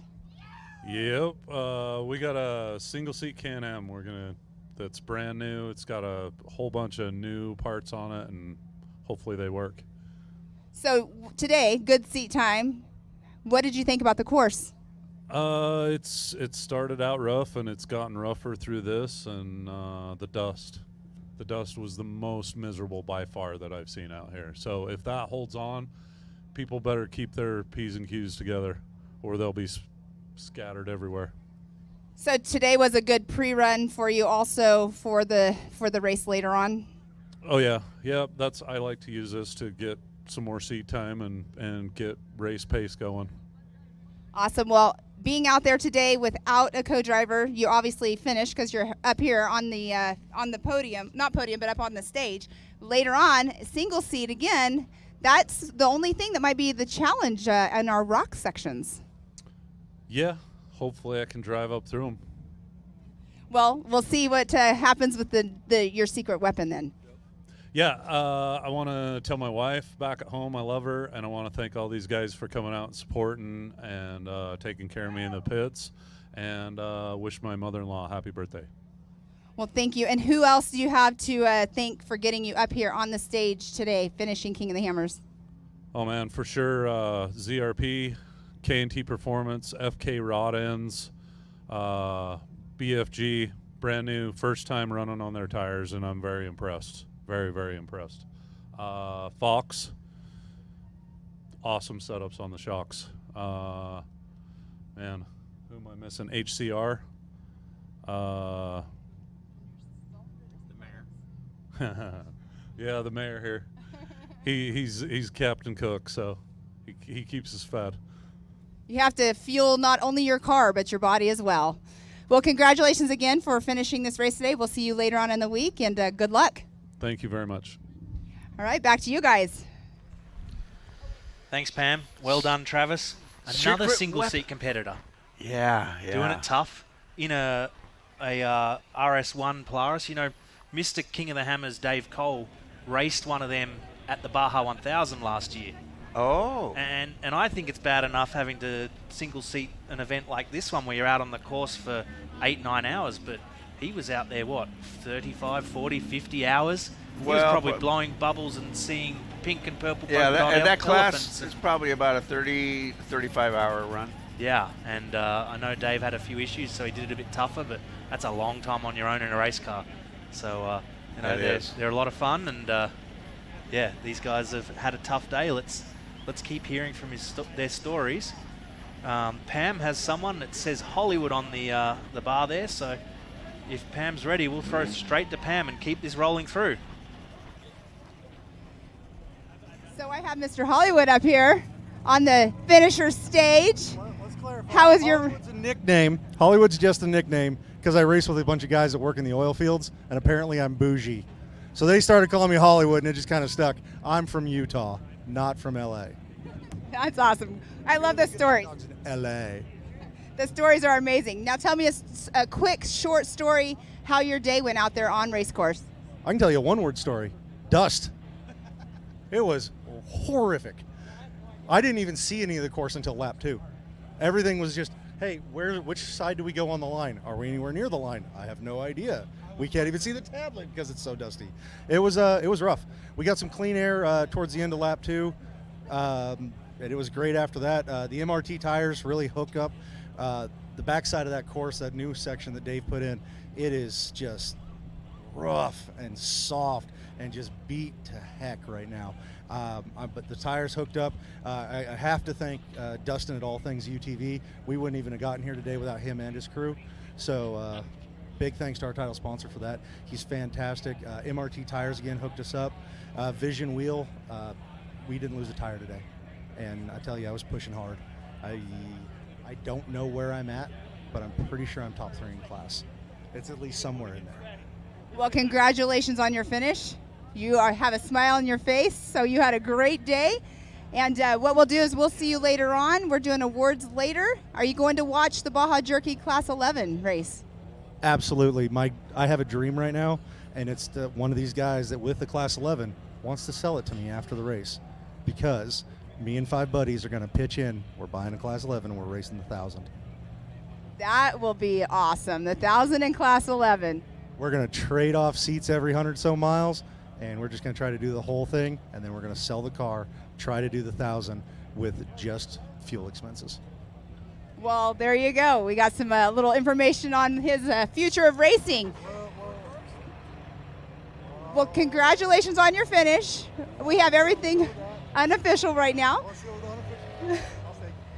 So you have a good evening. We'll see you later on. Thank you, and back to you guys. Thanks, Pam. We've got a couple of the Class 11s starting to line up. There's one out there on the short course there now in the screen. Excited to see them. It's going to be fun. They're very limited in their suspension and engine compared to the cars we've been racing today, but these guys are going to get it on tonight and give us a great show. They are not limited in their capabilities of scaring the heck out of the other competitors. They Absolutely. touch, they go after it, they stick their nose in. This is, gosh, I wish I was in one of them. I mean, I'm sorry, I just love to be in one. Well, you know how you do that? You build one, you turn up, you race. How simple is that? What's brilliant about this. Class 11 is very attainable. Yep. So, this is a little bit of an odd race for them with the short course, but we're giving them a party to come and run, and they're loving it. We've got another competitor up there with Pam. Bob, should we throw back to her? Okay, Pam, are you there, kid? Yes, I am. I'm here with Chris Lazenby. How was your day today? A little later than we wanted. Obviously, we're not on the podium, but it's a good day overall. We finished. Anytime you finish, it's a good day. I say finishing a race like this is a win in itself. So I hear the course got rougher each lap. Do you agree with that statement everybody's made? Well, I didn't start the race. Actually, Wesley Mosier started the race, but it was a lot rougher than yesterday when we pre-ran. Of course, so many different vehicles out there pre-running and running the race. You have all the Class 10s and everything with you as well. But who do you have to thank to get you up here on the stage finishing this race today? Well, we actually are racing this race in honor of my father-in-law, Dayton Painter. He's no longer with us, but we have him in spirit. And then we got to thank the Spy Welding crew and the Mosiers and all of our family down there, my wife and everybody down there came to support us, so we couldn't do it without them. Definitely takes a small army and a team to get a finishing race under your belt here at King of the Hammers. Yeah, it was a great day. Awesome. Well, congratulations on your finish, and go have a good evening. Back to you guys. Thanks, Pam. Well done, Chris. Great stories. We're really digging hearing from these competitors. They've had a tough day out there. Some of them might not have done as well as they wanted to do. Some might have they're stoked for finishing, and we want to celebrate that because this is one of the hardest races out there. We've heard from the best of the best that this was a legitimate course that Dave and his team set, and it's really tested these guys, and the results are showing. Some of the top dogs are a fair way down the field. Yeah. You know, people tend to think, it's easy to think that a long desert race must be the hardest desert race. It's not necessarily that way. You know, you have to, on a short race like this, we were a total of, 201? 200 más o menos? Yeah, about that, yep. You know, that means you have to be after it. Absolutely. Every mile. You can't sit in a rocking chair and take a break. But out here at the Hammers, we're not running along big high-speed dirt roads or, farming roads, mining roads. Right. We're running in rough, trails that have been beat in by people in their Jeeps over the years. And even for this desert race today, it's not highways, that's for sure. These are tight, twisty, rock-lined trails where if you're offline just a little bit, or if you're running in the dust and you go for a dumb pass, it's going to end your day. It is. It looks Nothing like we've bad got one of our happens first slowly. TrophyLite competitors here, Bob. Let's see who is that. Okay, Pam. All right, I have Chad Woodruff here. TrophyLite race series. How was the race for you today? It looks like you might be missing something here on your TrophyLite. The race went wonderful. Qualifying or prologue didn't go so good. Right at the end, we screwed up and got on our lid for a few minutes, but we came back throughout the rest of the day and ran a flawless race. Did you have any issues or besides the lid or stopping for fuel? Everything else was good? No, everything was good. I mean, the Yokohama tires held up wonderfully. We never had to get out of the truck. We stopped for fuel and stopped for a couple of things, and that was it. We ran a good race. What did you think about the race course? I'm getting a lot of people saying it was really dusty, but getting worse every lap. What's your intake on the race course today? The course was really rough and really dusty. It was really hard to get around people, and just, we had to back off and just run our race, and I think it worked. Well, you overcame your obstacles of being upside down, and you're up here on the finisher stage. Congratulations. Thank you. Yeah, I just want to thank everybody that helped put on the race and my pit crew. We got upside down and we got 5 minutes. They put the truck back together, got us in it, and away we went. Thank Jason and Josh and the guys at TrophyLite. They do a wonderful job. This is our first race in a TrophyLite. I barely bought the truck not very long ago, and they've helped us out a lot, and here we are. Took the words right out of my mouth. As I say, here you are. Well, congratulations. Enjoy your evening, and hopefully we see you next year. Awesome. Thank you guys very much. Thanks. Back to you guys. Thanks, Pam, and well done to that team. Looks like family racing there, and looks like they had a blast. I think we've got some socials coming in. I love it. Where are they from? We've got people engaging with us. Everywhere. Let's see where our fans are from. Alabama. Very cool. Roll Tide. Colorado Springs, checking in from Colorado Springs. Probably watching over the levels. This person's in Sacramento working on their FJ40. So he's Toyota happy. Guy. Hesperia, just down the road. Come on up here. Gosh darn it, you're so close. And EL is here.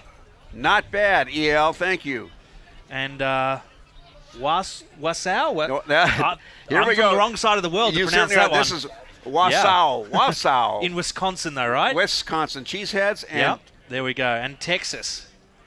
Well, what can you say about Texas? Texas? That's not narrowing it down much, is it? No, but it says everything. If you're sitting in Somers, Connecticut, you got a snowstorm going on with 10 inches. That's exactly what Mark tells us. All over the country. Oh, my gosh. These guys are from everywhere. Iowa, in their garage. That's the thing. If you're working on your car this weekend, working on your truck, turn us on. Yeah. Listen in. Listen to the race, like Bullet Dog's doing from Cincinnati. And I think we've got Pam up here with some more finishes. Awesome. All the way from Denmark.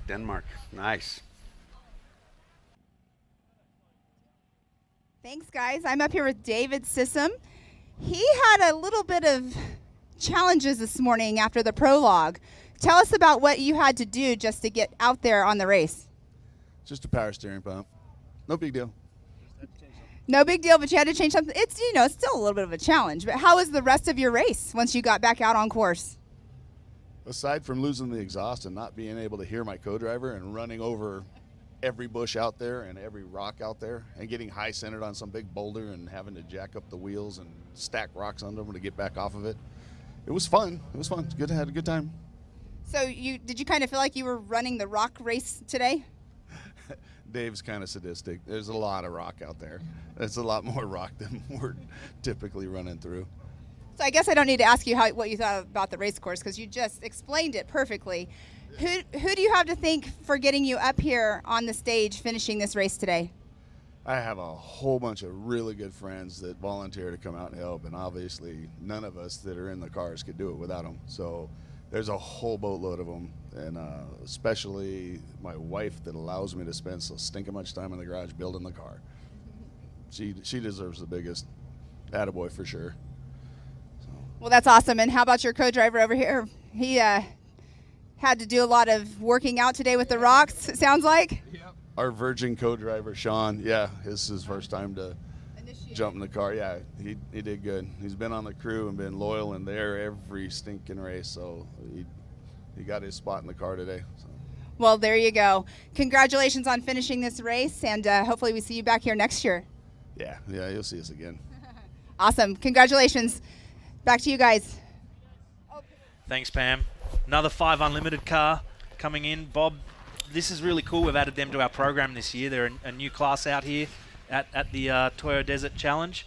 And that beam axle front end, there's a lot of competitors in Australia back home that compete in cars sort of molded off that 5 Unlimited design.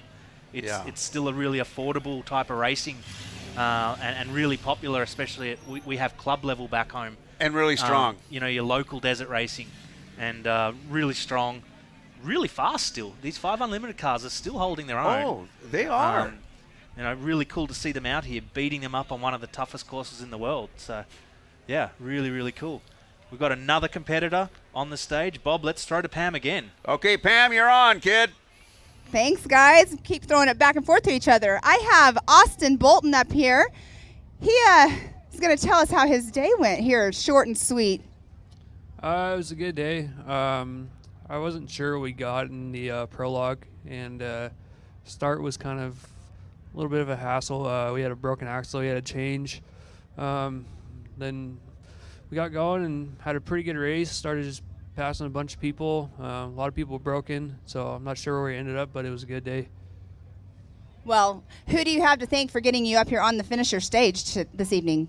I want to thank my mom, my dad, our whole pit crew, multi-tool grinders, Polaris Razor, Walker Evans Racing, OMF Wheels, BFG Tires, PCIA Race Radios, Trinity Exhaust, Legacy Ride Company, everybody else that helps us out. Well, congratulations on being up here on the finisher stage, and it looks like you're ready to go relax. So congratulations and have a good evening. Thank you. Back to you guys. Oh, picture. Thanks, Pam. Another great finisher. Tough day out there. Car looks pretty clean for what it's been through, but I know they've got some stories to tell around the fire tonight with a couple of beers with their buddies. It's getting dark here. Still having a couple of finishes roll through, but we're getting pretty close to wrapping this up. We're excited about the Class 11 showdown coming up next. If you're in Hammertown, make sure you get down here and watch it. If you're not, stay online. We'll be broadcasting it live and sending it to the world.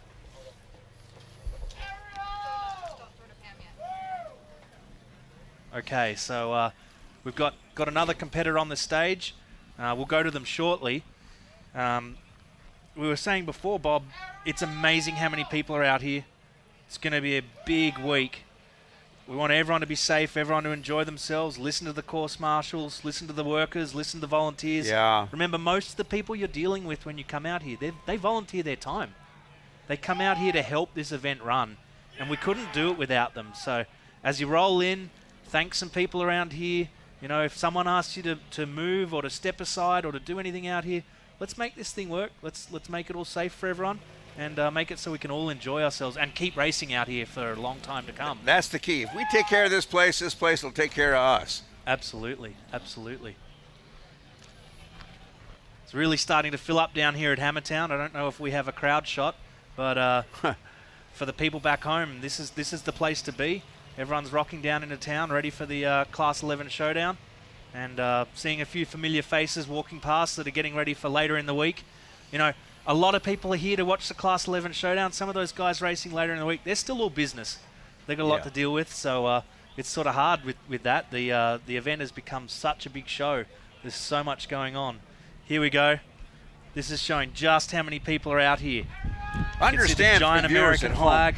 without Hammers coming to town, this is just vacant blank desert. This is absolutely no metal, blank. nothing. And what you're seeing is mostly just the competitors. The spectators go for miles around this. It really is that big.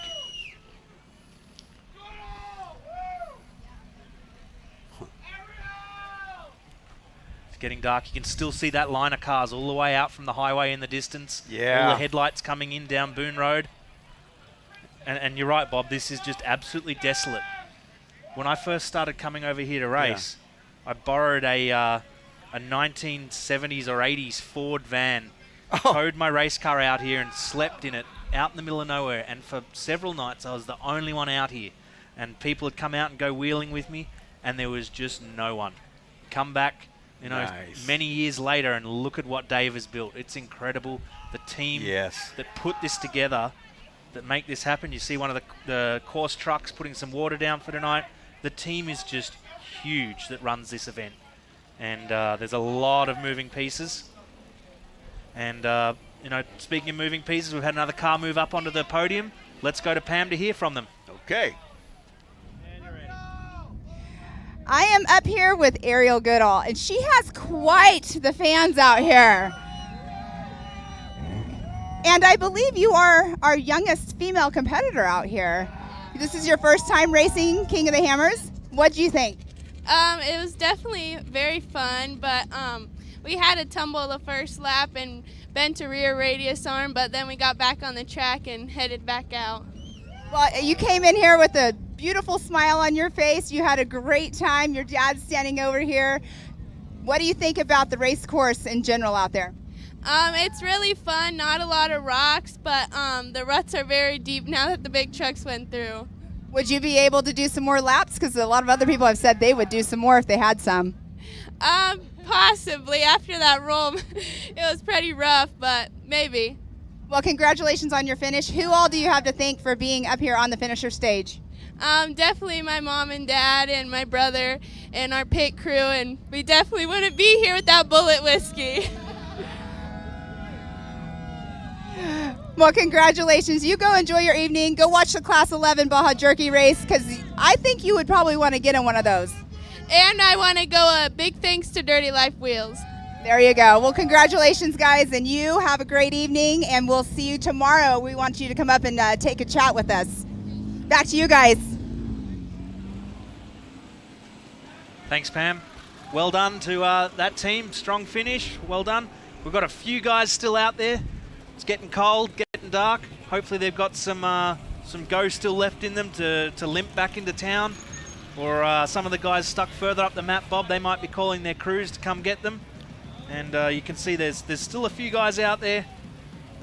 It's going to get a little cold, but hopefully they keep on trucking. And Ben, I'm seeing something else that we didn't have all day long that we're getting a little bit more of tonight. In fact, a lot. We call it the wind. And that means it's going to be cool. It will, but hopefully it gets rid of this dust. Yeah. Pam's got someone else up there. Let's go hear from them. All righty. All right, I am here with Connor Willett. I just found out he's 16 years old. First race out here at King of the Hammers. What did you think about this race course? I personally thought for my first race it was probably the roughest thing I've ever experienced, but other than that, it went pretty smoothly. I was expecting it to be a little slower, but other than that, I think it went fluent. We had one problem with silt in our filter, but other than that, we had a great race. We had no problems. That's awesome. Who do you have to thank for getting you up here on this finisher's podium? I'd like to thank my mom, my family, all of Goodall, and my father for co-driving, and that's really it. Yeah, just that's it. Are you ready to go again next year? Oh, yeah. I think I'm definitely doing this next year. I enjoy it. So you did the desert section. What do you feel? How do you feel about one day maybe doing the rock racing? I've thought about it. The more and more I do this desert race, the more and more tempting it is to do this. So I definitely am considering it. So I would too. It's definitely addicting. But congratulations on your finishing up here up on the stage. Go enjoy your evening, and we'll see you next year. Thanks. Congratulations. Back to you guys. Thank you, Pam. Well, it's getting look at this. real Look at busy this. down here, isn't it, Bob? Oh, it's getting nippy. The wind is coming up. The flag is standing out there. It's going to be good for racing. Absolutely. And I'm not sure about spectating, but they're a hardy bunch. they'll be out there. The fun these guys are going to have just draws you out. I'm sure the crew from Hammer King will get this big fire down here cranking. We'll keep everyone warm, and we'll enjoy the night. It's going to be awesome.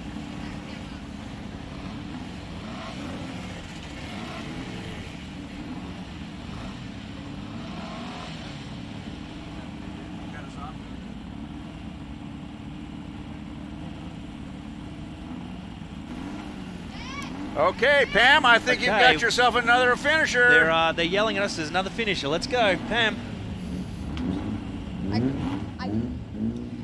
Josh Cobb, how do you feel about being up here on this finisher stage?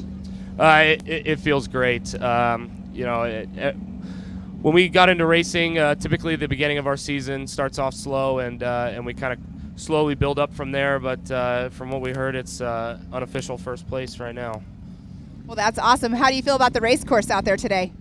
It was a blast. It had a little bit of everything. It was tight and technical. It was rough and fast. It was everything a racer could want, and it's definitely like Baja in the States, that's for sure. Well, that's awesome to hear. I like to hear that. Well, congratulations on your finishing up here today on the stage. Go enjoy your evening, and we'll see you back next year, maybe?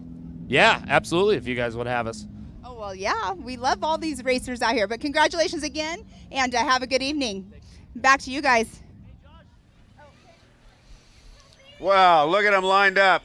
This is going to be one of the most, if funnest a word, can you say funnest? I'd go with it. It's the funnest doggone thing. And, you know, they're going to be fun to watch, but hearing these things, you know, a lot of folks out there in the viewer land might think that these are slow cars. They are not slow. They are poppy motors. They are fast. And they're round on top for a reason. That's when they come back to the wheels when it all happens wrong. Pam, I want to hear from you. All right, guys. Here I am with Jared Bryant up here on the finisher stage. Came up here with a smile on your face, and you're happy. How was the race course? It was brutal. It was very, very brutal. So other race courses you've raced on, how would you compare this one? I hear it's pretty rough. Not even in the same ballpark. I came out here for a desert race, and this was more like a rock crawl. Everybody that's saying that is making Dave Cole so happy right now. Yeah, I can only imagine. He put on a good course. We had a good time. We pushed it really, really hard there at the end. Got the neck a few times, but car survived, and we made it. Awesome. Who do you have to thank to getting you up here on this finisher stage? I'd like to thank the wife for letting me come out here and do this. My brother right here, Co-Dog, and also helped me put the car together. Cousins, friends, dad, they're all pitting for us today. So, yeah. Awesome. You have them standing right over here cheering you on. Congratulations on your finish. And it's time to go start watching these Baja Jerky Class 11. That's right. We're going to do it. Awesome. Thanks. Back to you guys. Thanks, Pam.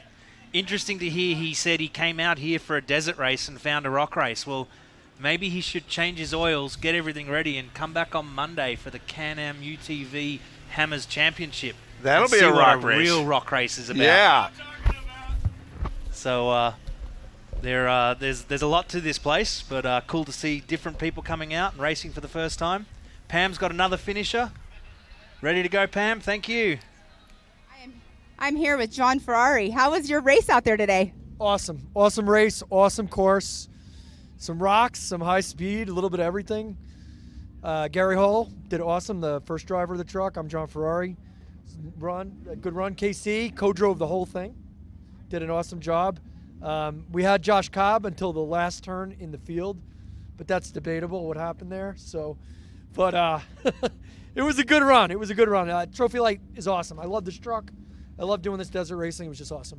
So would you want to come back again if they come back and do this again? I will be here a week ahead of time.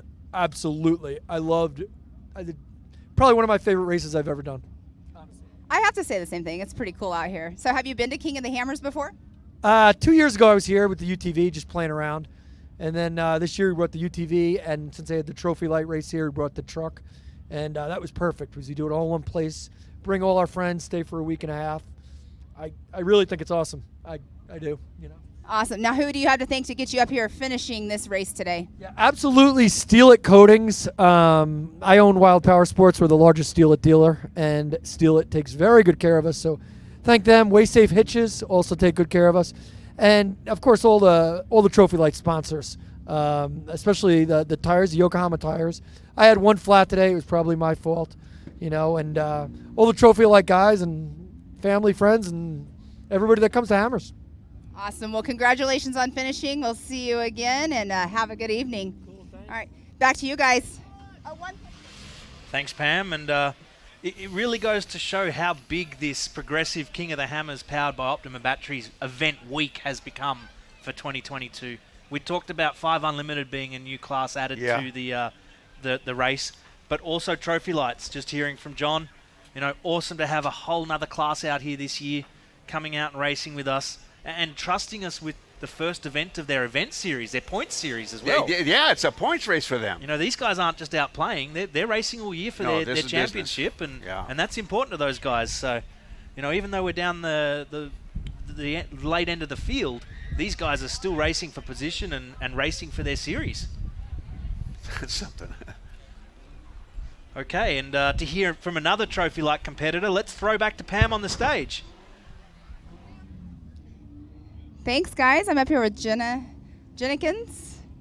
I messed that up. I'm so sorry. She's up here doing the interview for Mr. Luke Knupp. How was his race today? Because I know you've been in discussion with him.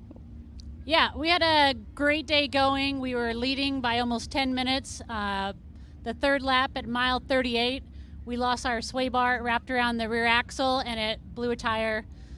Our jack didn't work, so we just had to do some MacGyver stuff to get going back on the road again. But we're so glad to be finished. So were you his co-driver then? Yeah, I was his co-driver for the whole race. That's awesome. That's super awesome to see you out there. I watched Luke race from when he was tiny. My kid raced with him, so it's super cool to see him out here now in a TrophyLite. What did you think about the race course today, being in that navigator seat? Oh, it was amazing. I can't wait till tomorrow. I race with Connor McMullen tomorrow, so that'll be great too. So it was a great pre-run for me to be able to help him out tomorrow too.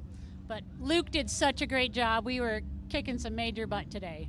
Well, that's awesome. Now, who do you guys have to thank for being up here on the finisher stave? Oh, I'm going to be really bad at that. So obviously Luke Knupp Racing, Diamondback Materials. I have no clue. I'm no good at this. That's okay. You obviously do an amazing job over there in that right seat. So congratulations to you guys on finishing this race today, because I hear it was a rough one out there. It was great though. Thank you so much. You're welcome. Have a good evening. See you tomorrow. Yeah. All right, back to you guys. Thanks, Pam. Wow. What a great story. It's, that's what happens off-road. It's these things just pop up, and you can't make this up. No, it's like real stuff. MacGyvering something to get yourself to the a finish line. MacGyver stop. Was that a beautiful thing? That's what thing? Ultra 4 is all about. Yeah. How you adapt and get past these issues that you have in racing with the limited amount of resources that you have. We're not a chase race here. There are pits, but if they break outside the pits, they've got to stand for themselves. They've got to be self-sufficient. They've got to solve their own problems. If it is to be, it's up to me. Yeah. It really sorts the people out that can solve those problems, and sounds like they got it sorted and got onto the finish line, and that's awesome. Like, well done to them, getting that finish, brilliant. That car coming up on the podium, I might mention, Ben, sounded like it worked to do it. It took a little extra effort. Yeah, this one's pretty beat. They've had a rough day. We'll get over to Pam as soon as we can and hear what's been their story. We've got the live broadcast showing these wonderful Class 11 cars, all brightly coloured as well. They're really cool looking cars. Can't really tell that in the dark, but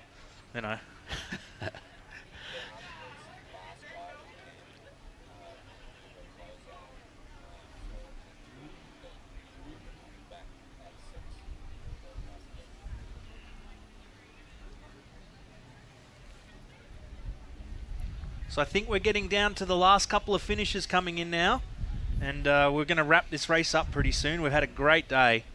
It's been some phenomenal racing out there, some really cool stories, some battles. And you know what, Ben? We learned something. Absolutely. We learned a lot. The prologue, I tell you, I think the prologue is pivotal. It's okay. Well, Pam's got one more here for us. Okay, Pam, take it away.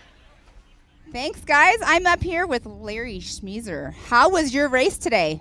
It was a challenge in a lot of different ways. We had a couple incidents that add a little time to the clock for us, but we had a pretty good day, got it to the finish at the end. So I hear the course kept getting rougher and rougher, and I'm sure you probably can contest to that, correct? yeah, it got rougher and it changed a little bit every time we went around it, so it kept us on our toes a little bit more. So But you're here on the finishers stage tonight. Who do you have to thank to get you up here?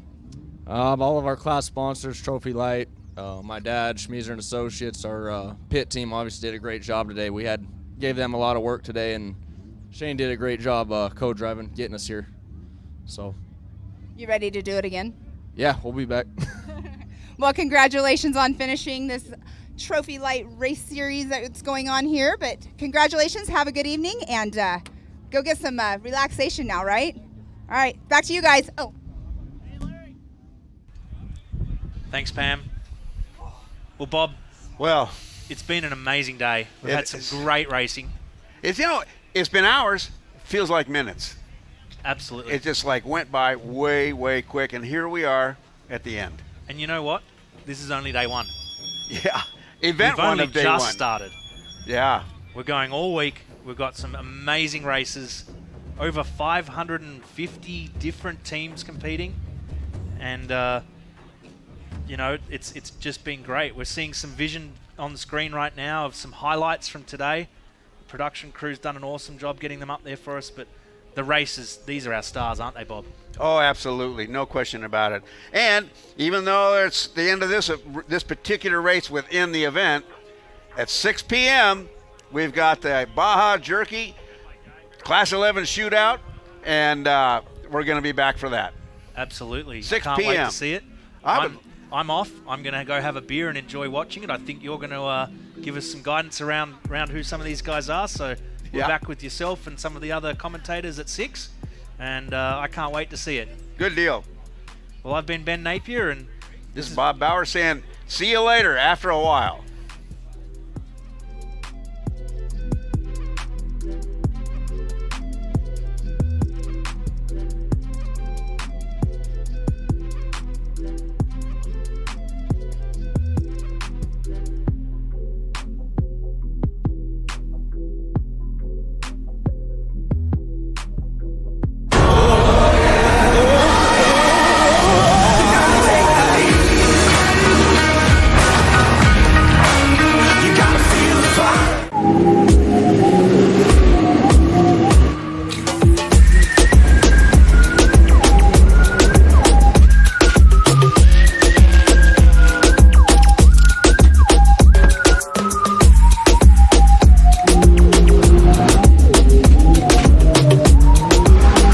Conquer the elements, handle the most extreme environments, and dominate the desert and trails with King's new 2021 Ford Bronco 2.5 OEM Performance Upgrade Kit. All kits are 100% designed, manufactured, and assembled in our Southern California facility. See why we're the first choice for experienced off-road racers worldwide and order your Bronco kit today.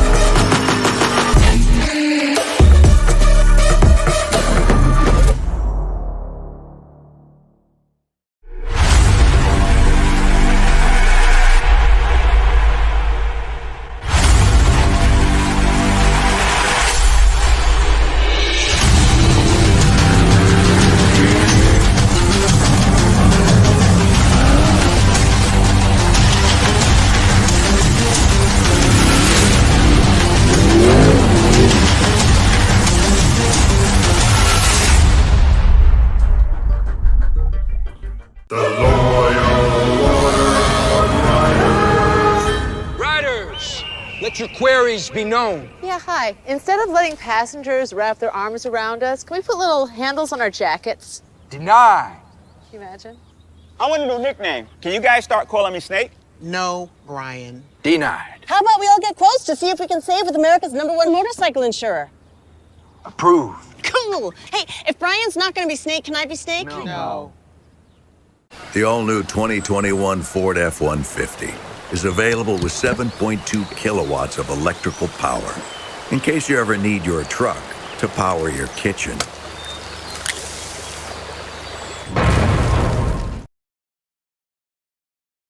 All of today's racing action brought to you by Toyo Tires.